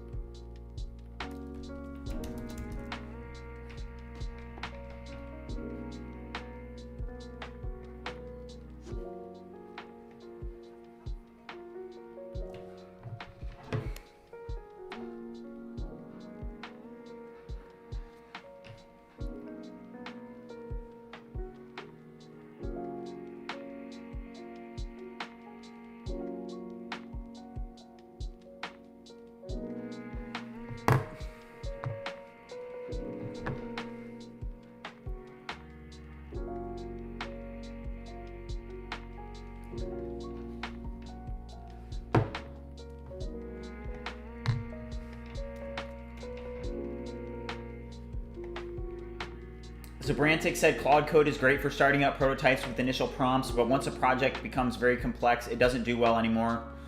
Yeah, I wonder why that is. All right, let's see. Did this npm run install go through now? Looks like it did. So we should be able to deploy successfully now.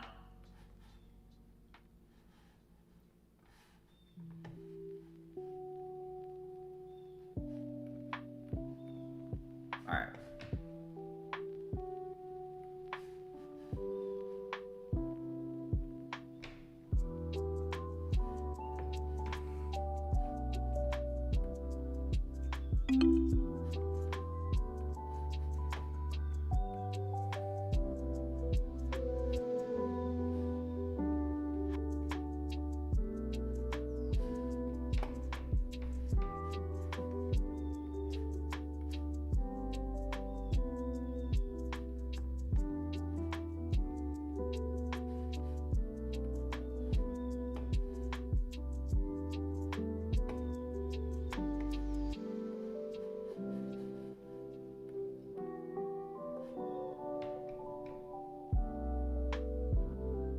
Kilgore, I totally agree with you. Yeah. It's at the point where, you know, the products are good. It just is more dependent now on the person using them. Doom said that Claude Code loses context fast. ViewCreator, just for all of you guys watching, remember that this Saturday we're launching to our group of beta testers. So Saturday's stream is going to be pretty cool because essentially, you know, we're going to unleash it and say, hey guys, you know, let's beta test this. So if you guys haven't already joined the Discord, make sure you do that because there's probably going to be a couple beta testers that don't show up to that stream. So we want at least 10 people beta testing it.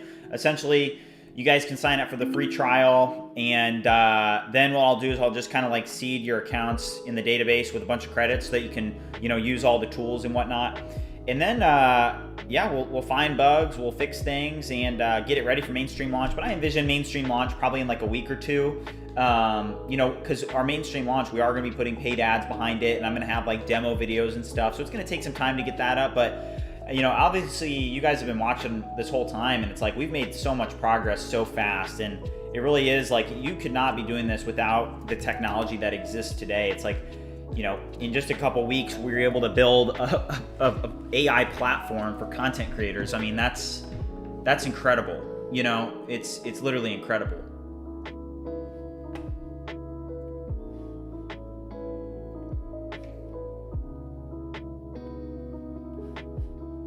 If you guys are watching and haven't already liked and subscribed, make sure you do so.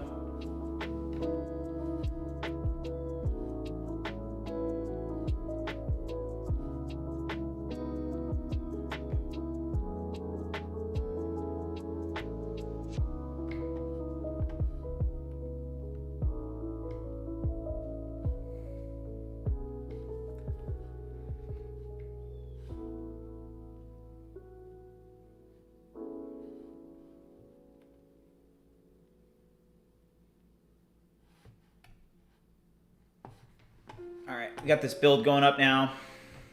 It's deploying. So our API deployed successfully. I'm not sure why our database didn't deploy successfully. I'm gonna need to take a look at that.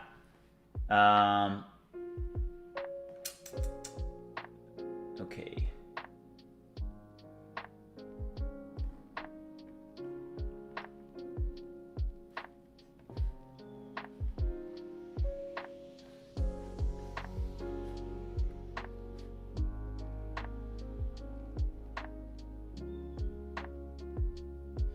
Bronny, so the BridgeMind website is like a solo project. We were working on that.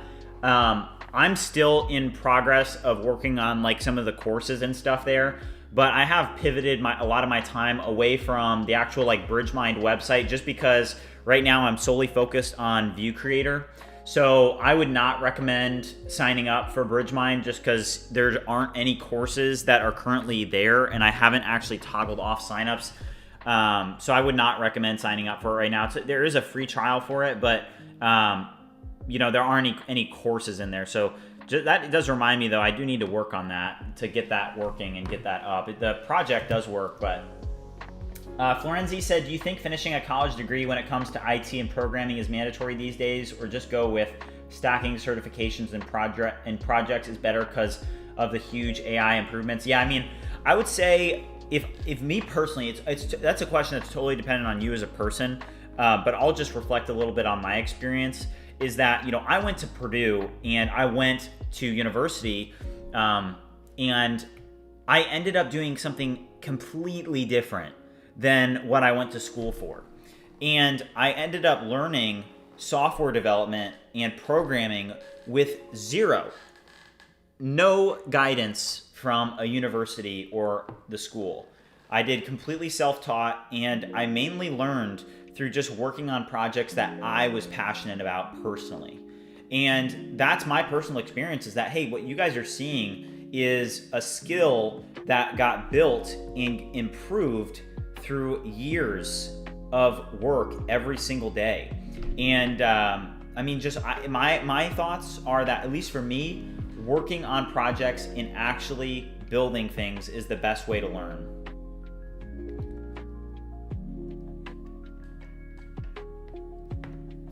Yeah, Doom, I'm gonna make a note of that. I need to do that. Thank you.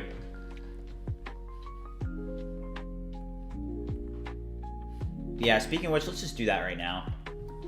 No point in waiting, right?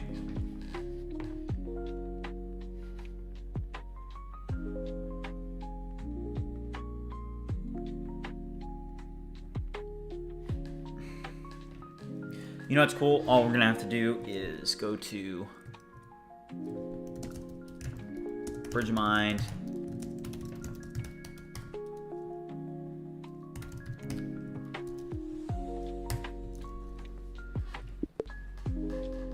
On the sign up page, don't allow users to sign up.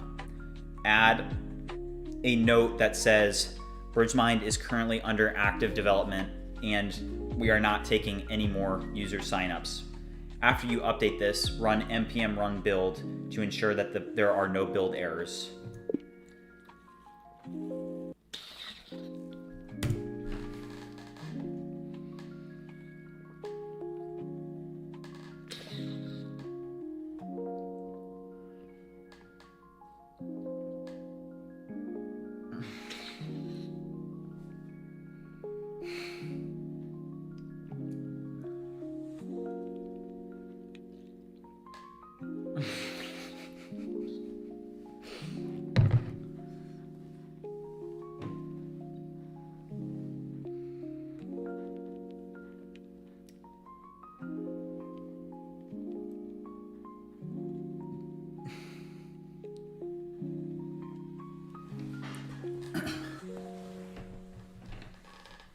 Yeah, we've got some sponsorships and partnerships and stuff that are driving revenue as well right now. So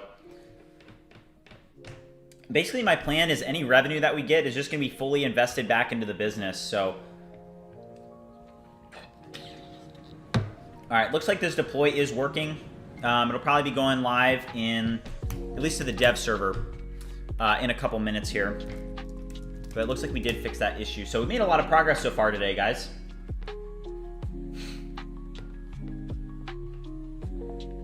Jose, better listen to NS, man. He says the racks are calling. Thanks, Stratum. I'm so dead, Jose. That's so funny.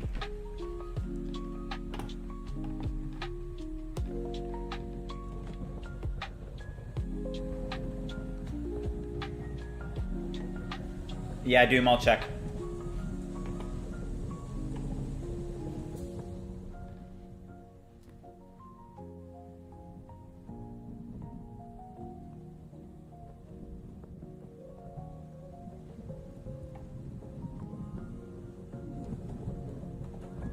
Okay, Doom.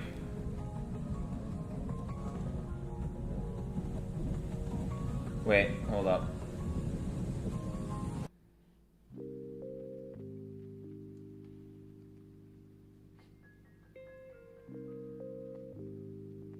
Yeah, are you guys able to change the chat to subscribers only?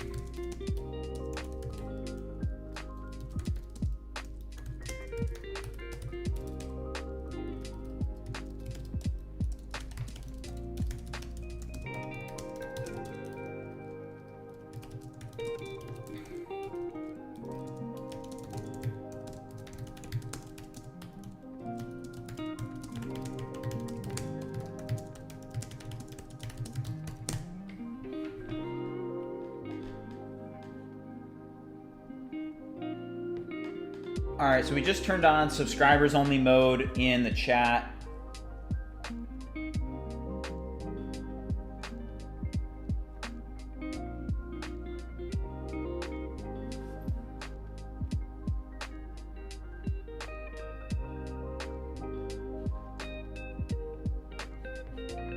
Yeah, don't turn on slow mode.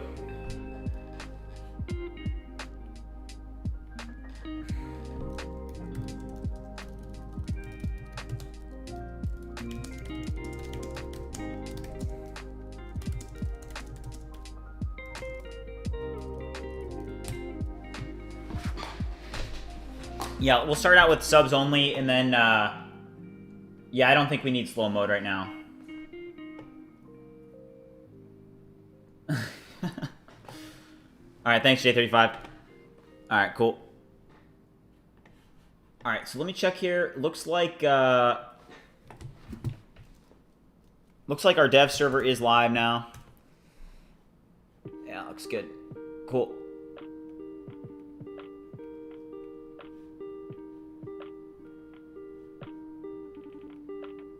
Yeah, it looks good. So we're gonna have to work on these demo videos. Is definitely one thing that's gonna be important.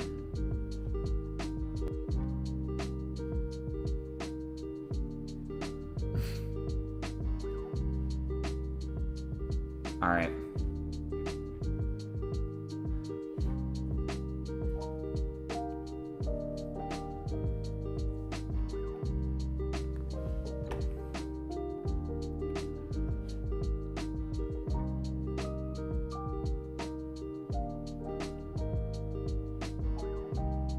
It looks so good. I'm really happy with our progress.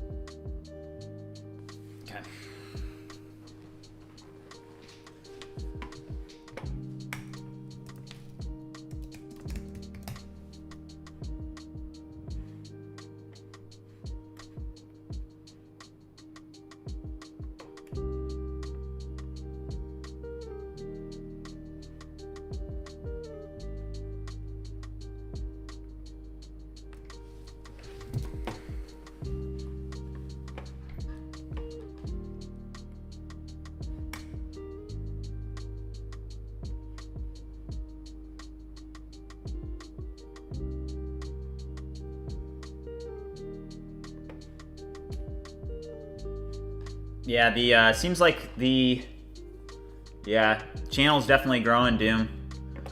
Yeah, we've worked hard. I think yeah, I appreciate you guys all for supporting, and you know, means the world, seriously. You know, when I first started, I did not expect that you know, this all would happen. So I just want you guys to know that I really appreciate the support.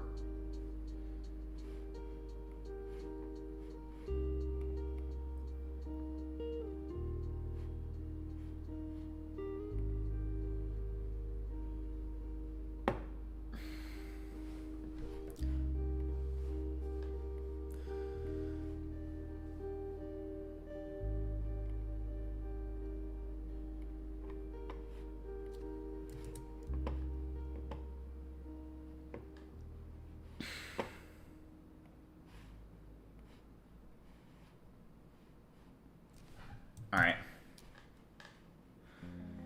So the next thing that we need to focus in on is our agentic functionality. As you guys know, essentially the first thing that we actually started out with building when we started working on ViewCreator was this concept of agents and clear all chats. So I'm gonna just totally clear all chats here, and we're gonna open this up. So the first thing we started working on was this concept of agents, right?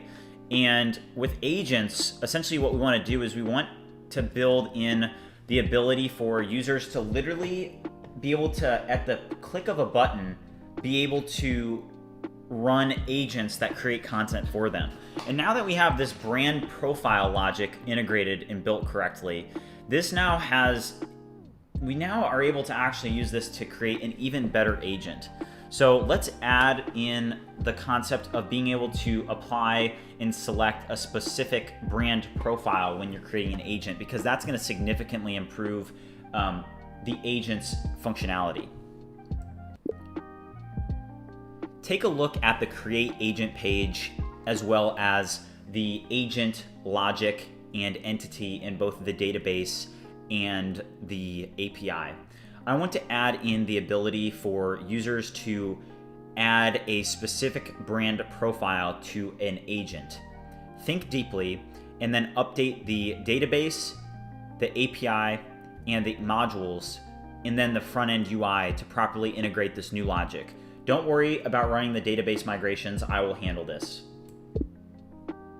Stratum said, gotta give you credit where credit is due, man. You're working on a cool project and it looks professional and well presented, and you are professional and well presented, so it's expected, I think. Thank you. That means a lot. Yeah, I mean, I just think that if you work hard, if you're consistent, if you don't give up, if you don't have a negative mindset but are just an eternal optimist and look at things through a positive lens, I think that you can accomplish your dreams. And back to what I was talking about at the very start of the stream too, it's very important and critical that you have to image yourself achieving your goals.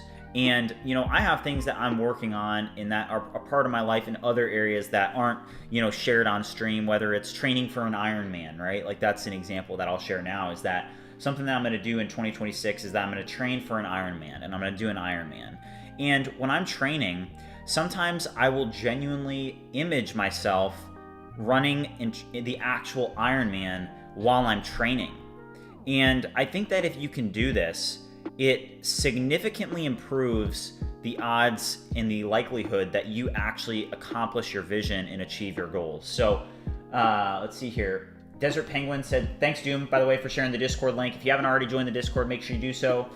Desert Penguin said, super stoked for BridgeMine. When I learned it wasn't ready, I thought about building my own, but I'd rather be a part of this growing community. Yeah, thank you, Desert Penguin. Yeah, we're gonna do pretty well, I think, on this. Imperium agrees. Thanks, Imperium. Doom says that factory AI is better than Claude Code. It's faster and better. Claude Code is mid.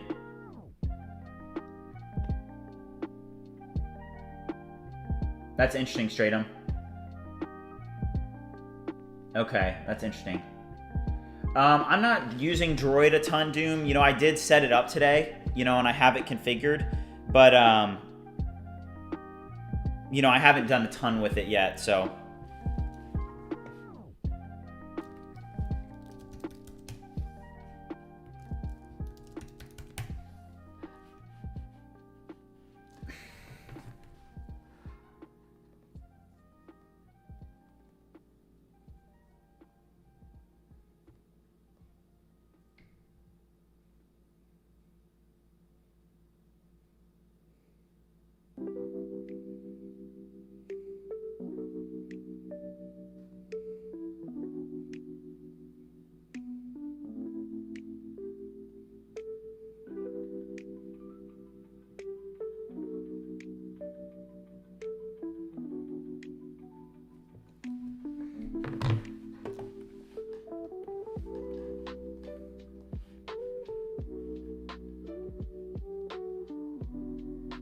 Oh, Jose, you're training for an Iron Man 2? That's awesome.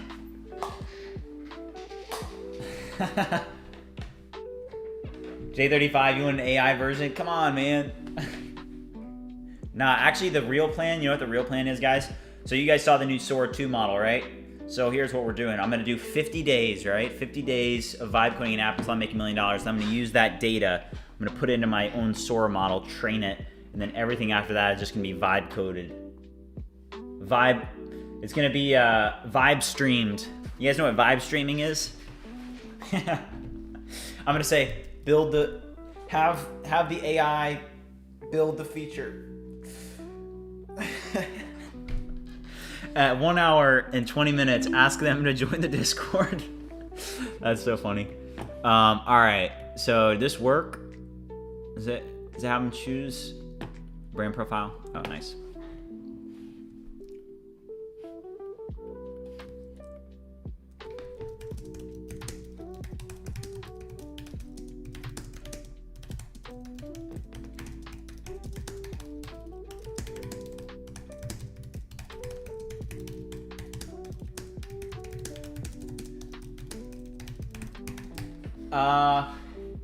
Hey Neek said, have you tried GLM 4.6 yet? I have not. How is that actually doing though in the AI arena? Let's check AI arena. Also, now that has AI arena been updated with the new Claude model? It has not. So this is still now out. This is outdated now. I'm interested in seeing what this ends up looking like once. You know, it'll probably update next week. If you guys are watching and haven't already liked and subscribed, make sure you do so. I'm going to use the restroom real quick, but yeah, this is the create agent logic is being updated. If you haven't already liked and subbed, or let me drop a link in the Discord. Our community is growing super rapidly, so I just want to drop this in here and invite anybody to join the Discord, join our growing community. I'll be right back, guys. I'm just going to use the restroom.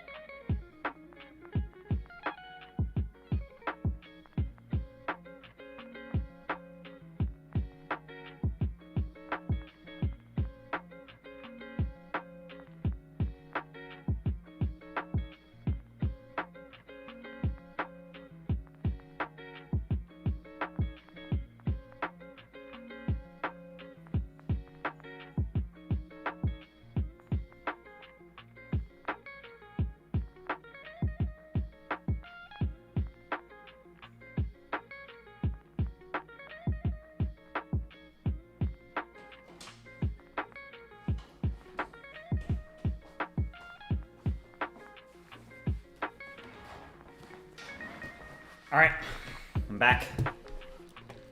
All right, how's the agents page looking? All right, perfect.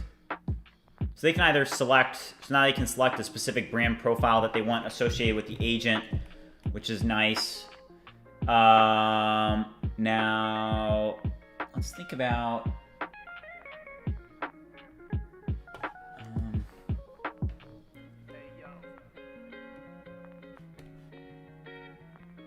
okay.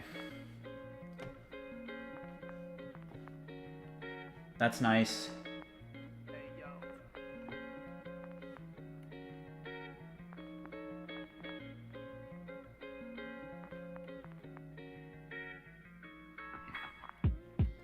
Okay.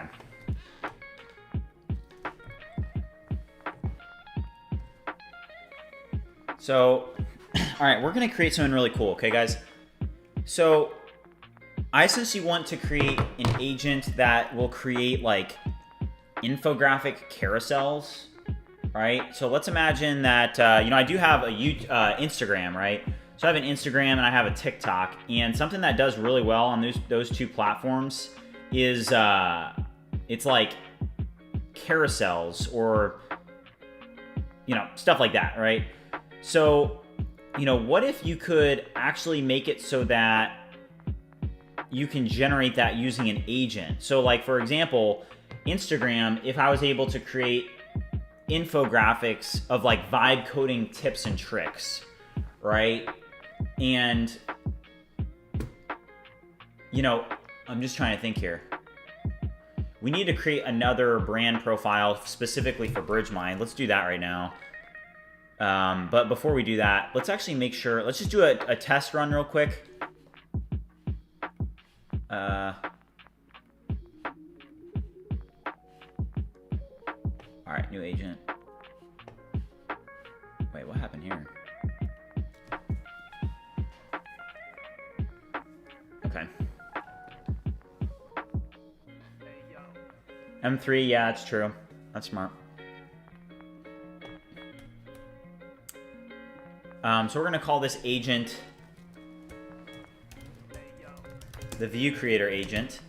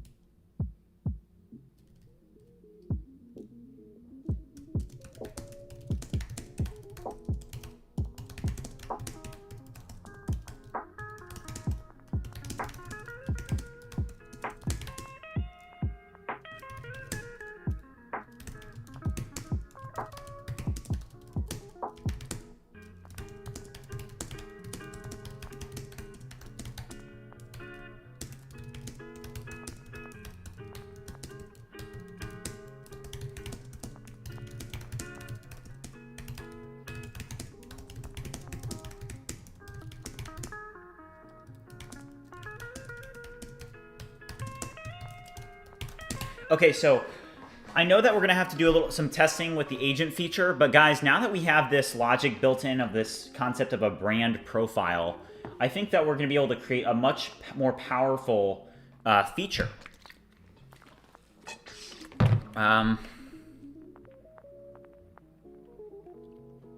Okay, so here is the mission briefing, and then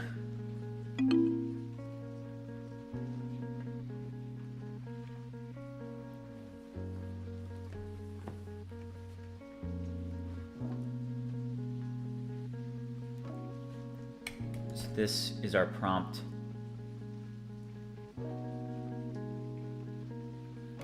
Okay, so now that does not get any files attached to it. Oren said, do you have any tips for finding new project ideas? I would say that the best tip is it's less about coming up with a really good idea, and it's just more about coming up with things that you would like to build, because I think you'll stumble along on a good idea. But let's say, it could be something amazing. It could be a great idea, right? But if you don't truly care about it, then you might not have what it takes to actually get to the end point of building a product like that, So do something that you love, Do something that you find interesting and cool, and I think the rest will sort out it for itself.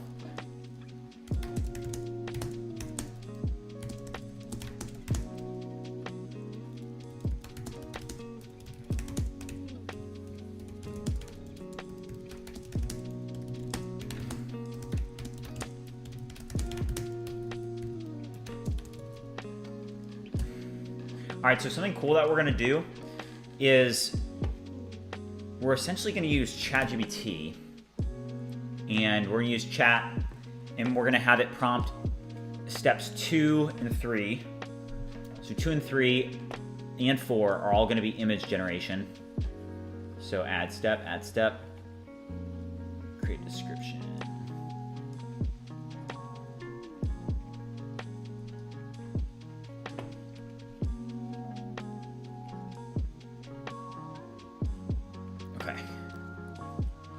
So here is step 2.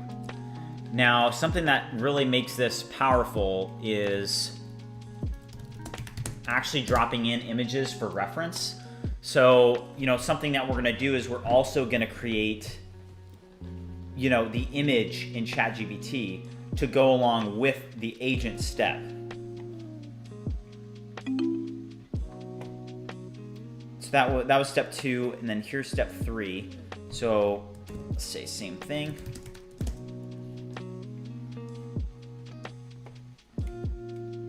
Create image. Create image. And then step 4 is also create image.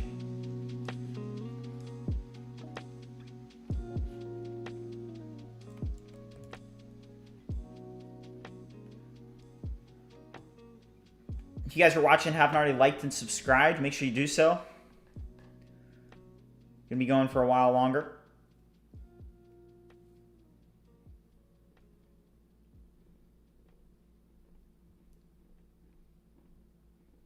So essentially the concept of an agent is to be able to create content that you can just easily create with AI, So you have reference images, then you have your prompt, and then you have the steps, and then you're able to run them just infinitely, and it's able to actually create, content that fits that theme.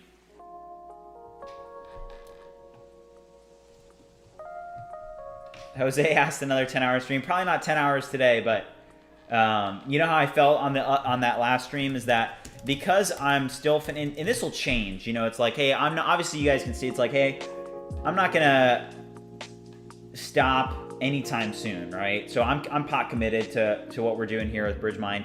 Oh my gosh, that's so good.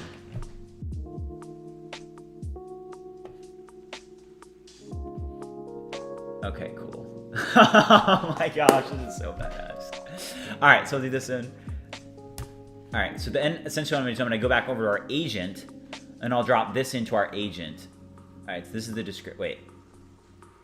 So that's the mission briefing. That's the description. Step 2 is creating an image. Can I drag and drop? No. I'll make it so you can drag and drop, but for now, not yet.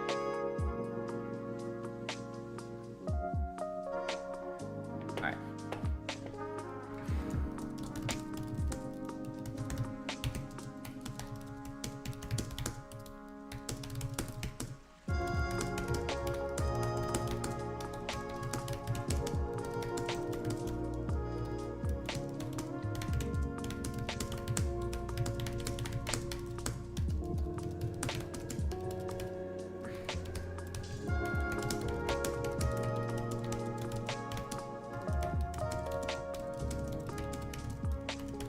All right, we won't submit this yet because I don't want it to refresh the page and lose our progress with this agent.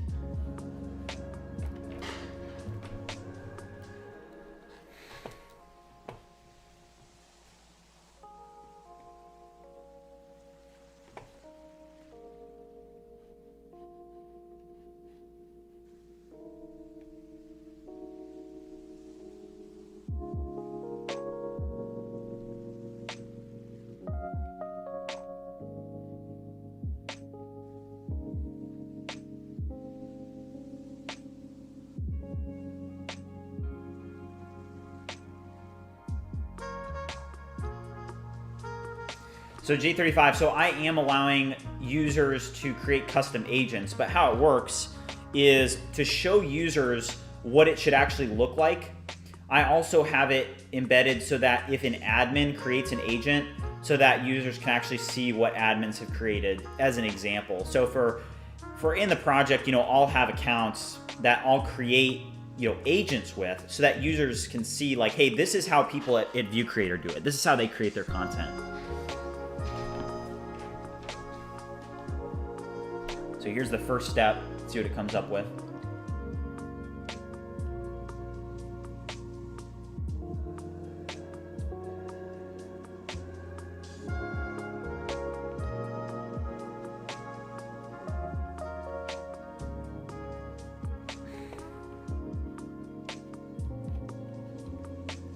I do want to edit something in this.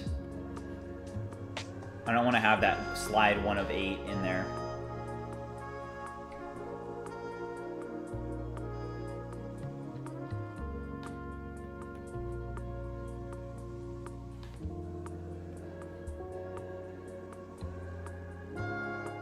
If you guys are watching, haven't already liked and subscribed, make sure you do so. Channel's been blowing up lately.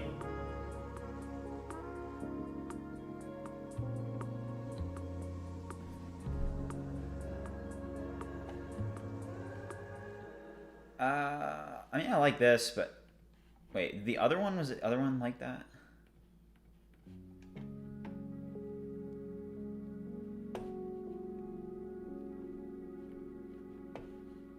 How do I edit this?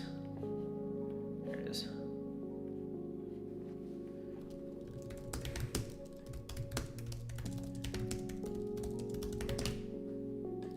User Random asked a good question. He said, how much do you pay for all AI usage monthly? So I have a $200 ChatGPT Pro subscription and then a $200 Cursor Ultra subscription. And then I usually go over the Cursor Ultra by about $100. So about $500 on just the AI usage.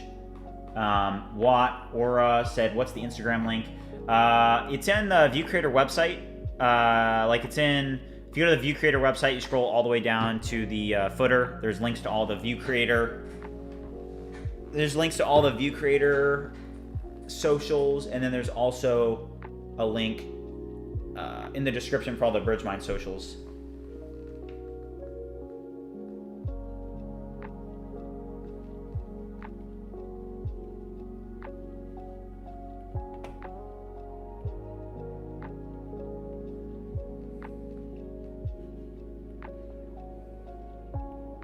Why is this not canceling out?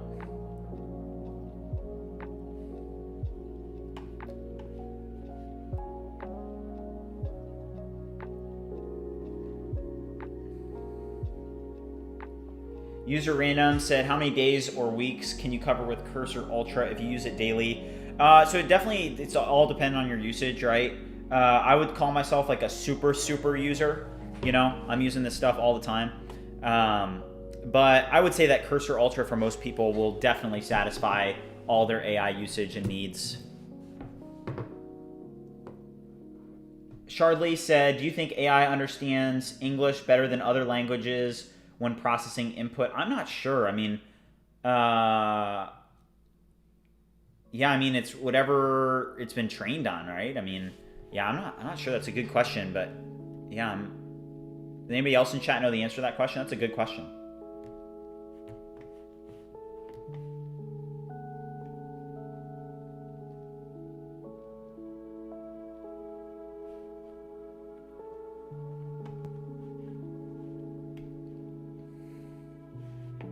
All right, if you guys are watching, haven't already liked and subscribed, make sure you do so. Right now we're working on ViewCreator, which is launching to beta testers this Saturday.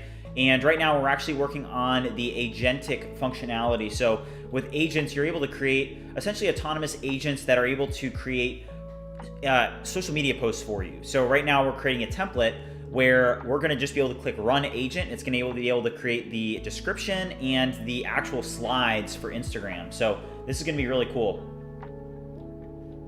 So right now we're kind of just getting the actual content ready for this agent. We have a couple more steps to go, but it's going to be really cool.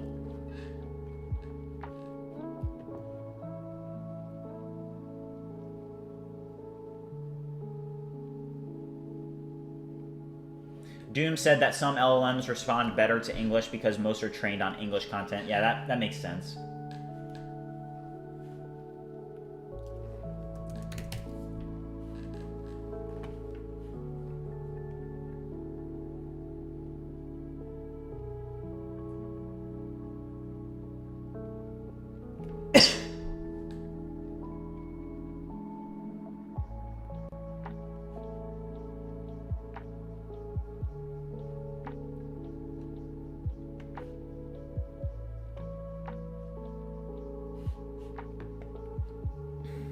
Okay.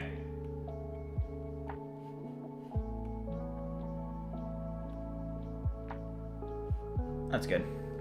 So we'll download this one, and then this was what? This was step 3.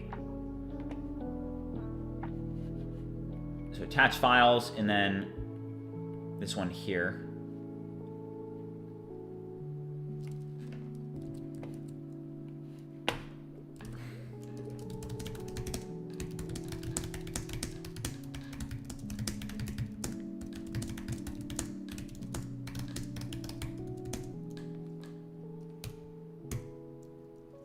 Go. All right, this is going to be so sick.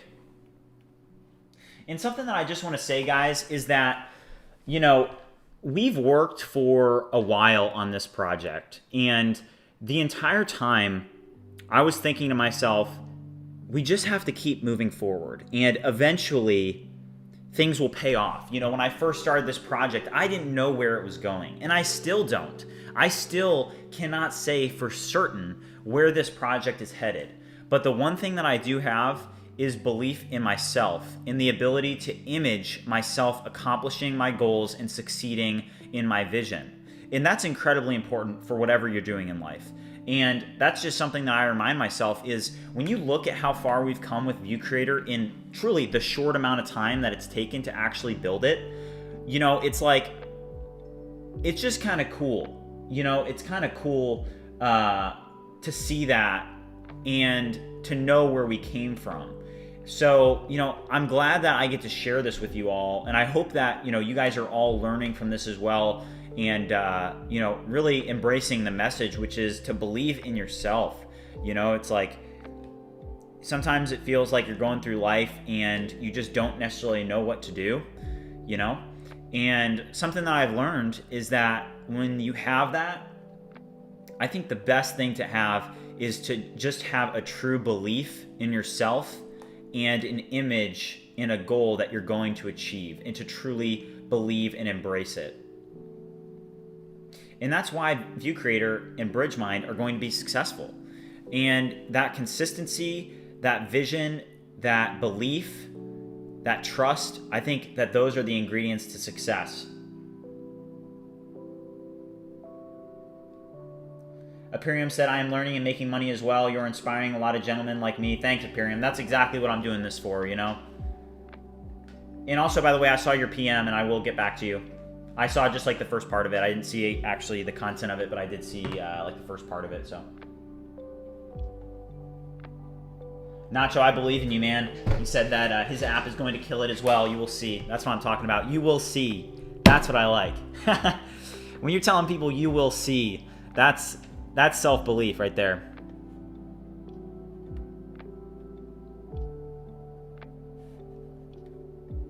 Yeah, Doom, we're growing fast today.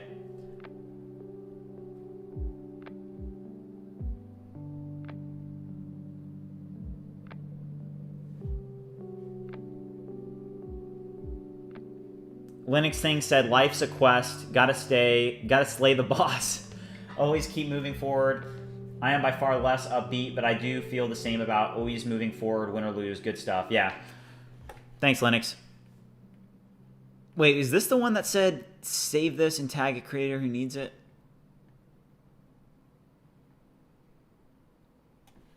Wait, I thought was that the call to action? Oh, that was the call to action.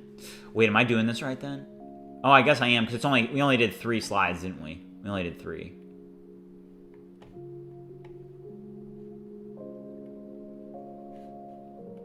All right, we'll just use this. There are some problems, but really I just want to test the actual agentic functionality, so this doesn't need to be perfect. So let's just drop this in. Create agent. Don't fail on me, please. Oh, no. What failed? Oh my gosh, I didn't run the migrations, did I? Oh, that's tragic. Oh wait, tell me I can X out of this. Okay, we're good. All right. Okay, migrations. I did not run the migrations, did I? At least I hope that's why we got that error, guys.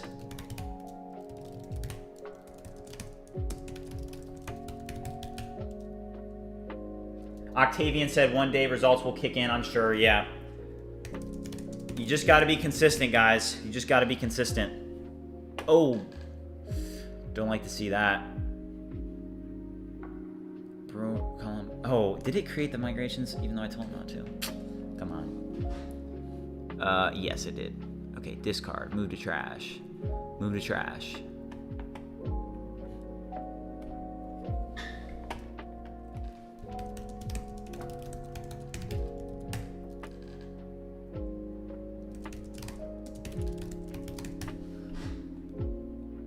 Okay. All right. Fingers crossed, guys. Don't fail again. Come on. Let's go. Hey, let's go. All right, guys. Shankar said, why are you using sunglasses indoor? I don't know. Just for the vibes, just for the fun of it. Okay, so I'm gonna run this agent. I actually don't think this is gonna work. I think we're gonna have to fix a couple bugs because it's been a while since we actually worked on this functionality. I don't think that the description step works, but we'll just debug it. Yeah, image generation failed.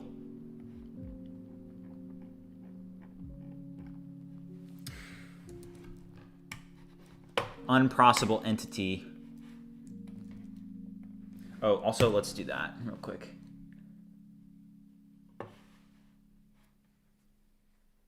Watt, I actually haven't submitted any carousels yet. I haven't started posting on the Instagram yet.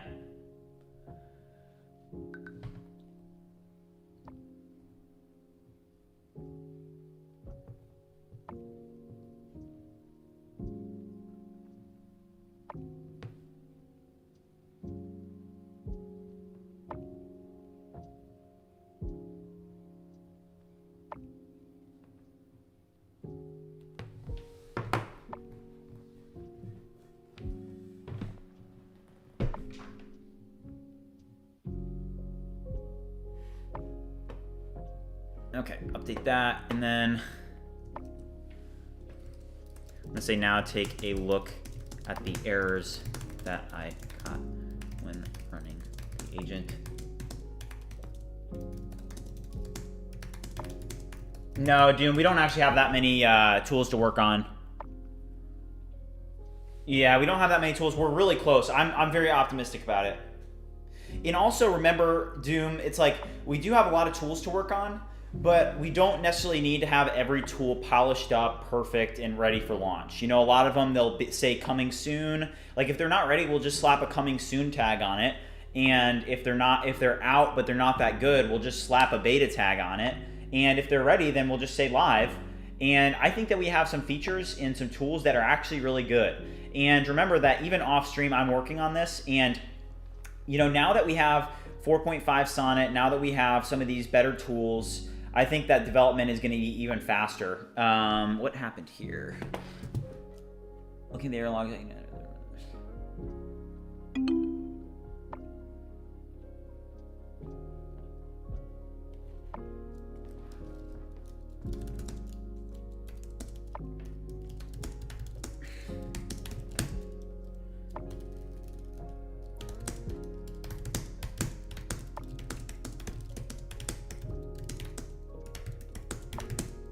what even is it? It's wait, let's go to the entity real quick. It's an agent step, and on agent step there is an attachment.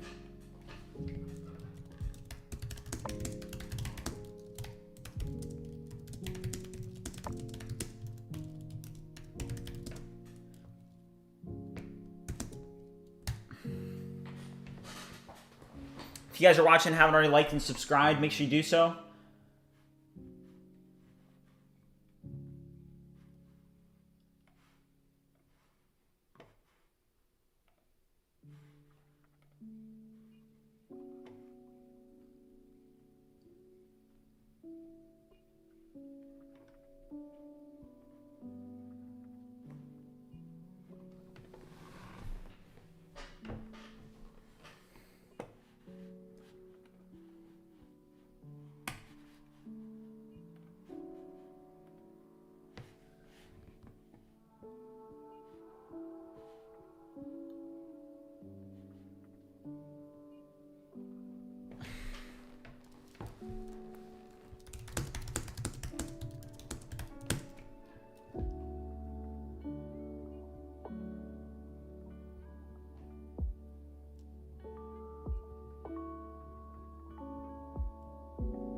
Oh, it wants to change it to Flux Pro. Didn't somebody say in chat that Flux Pro is pretty good? Let's let it do that and see what it does. Let's do a quick refresh on the API though, shall we?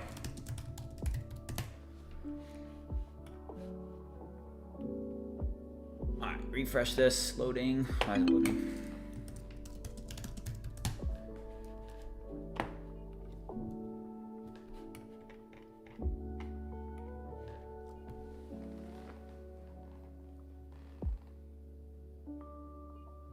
Appearing, yeah, I thought that's you or the one that said it. All right, nice. Not failing immediately. Oh, that's not good. It's definitely not using an edit model, though. Remember, we had that issue before. It's just not using an edit model.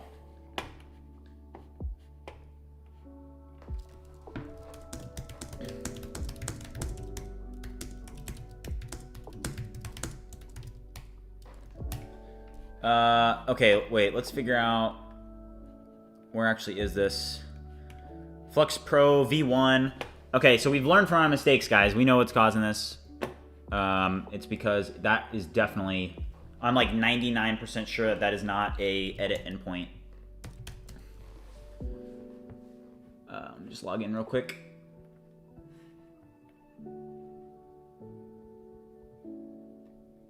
Okay. So Flux Pro. So here's what it looks like in the dashboard. So if I go to Flux Pro, there should be, yeah, like this doesn't actually have that. Where's the edit model for Flux Pro?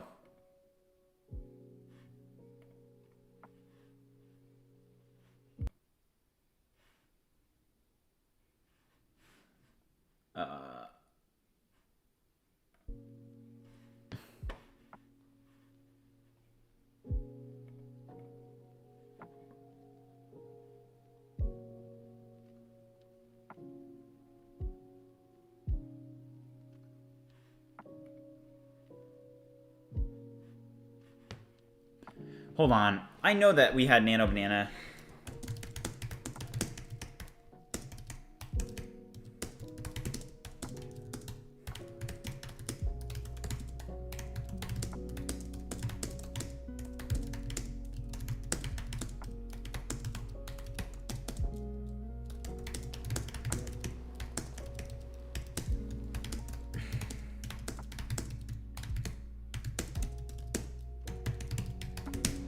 Okay, hold up, guys.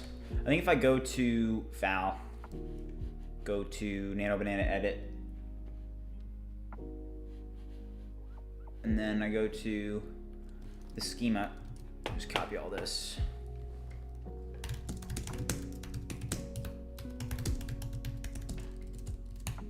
All right, I think that'll work.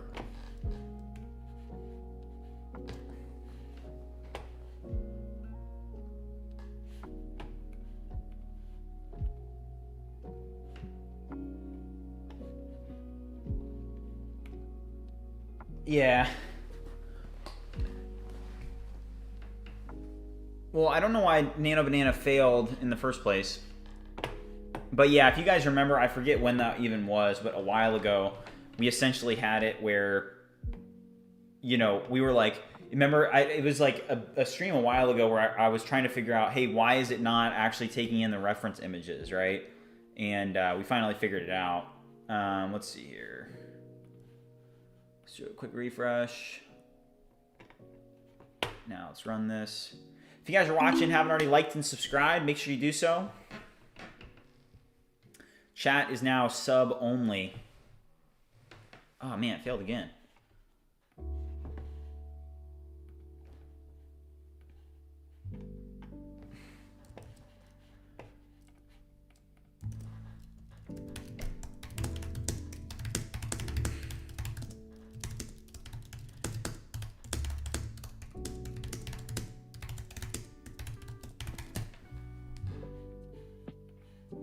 Unprocessable entity. So I have a feeling that this could potentially be due to the new S3 bucket configuration. So as you guys remember, you know, we integrated, maybe we're getting it's possible that we're getting like a 403 error on the back end here when I run that.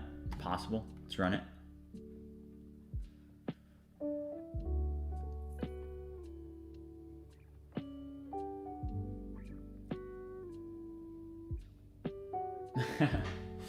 No, J35, that's valid.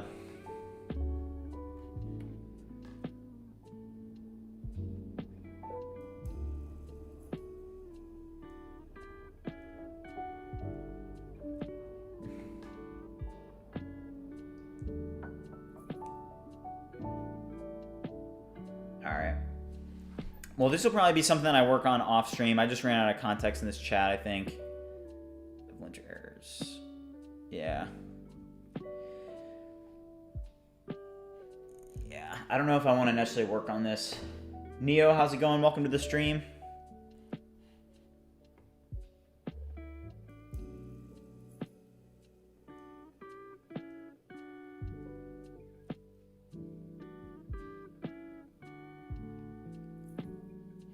I mean, let's see if this gets it working at least. We'll test it. We'll give it a shot.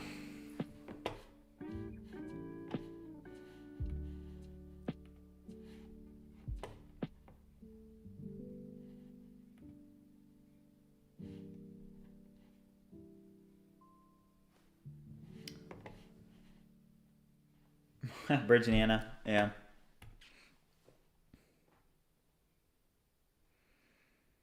All right, so it says it's fixed. I noticed the lights were on, and I thought you might be home. I wasn't sure. All right, let's give it a shot.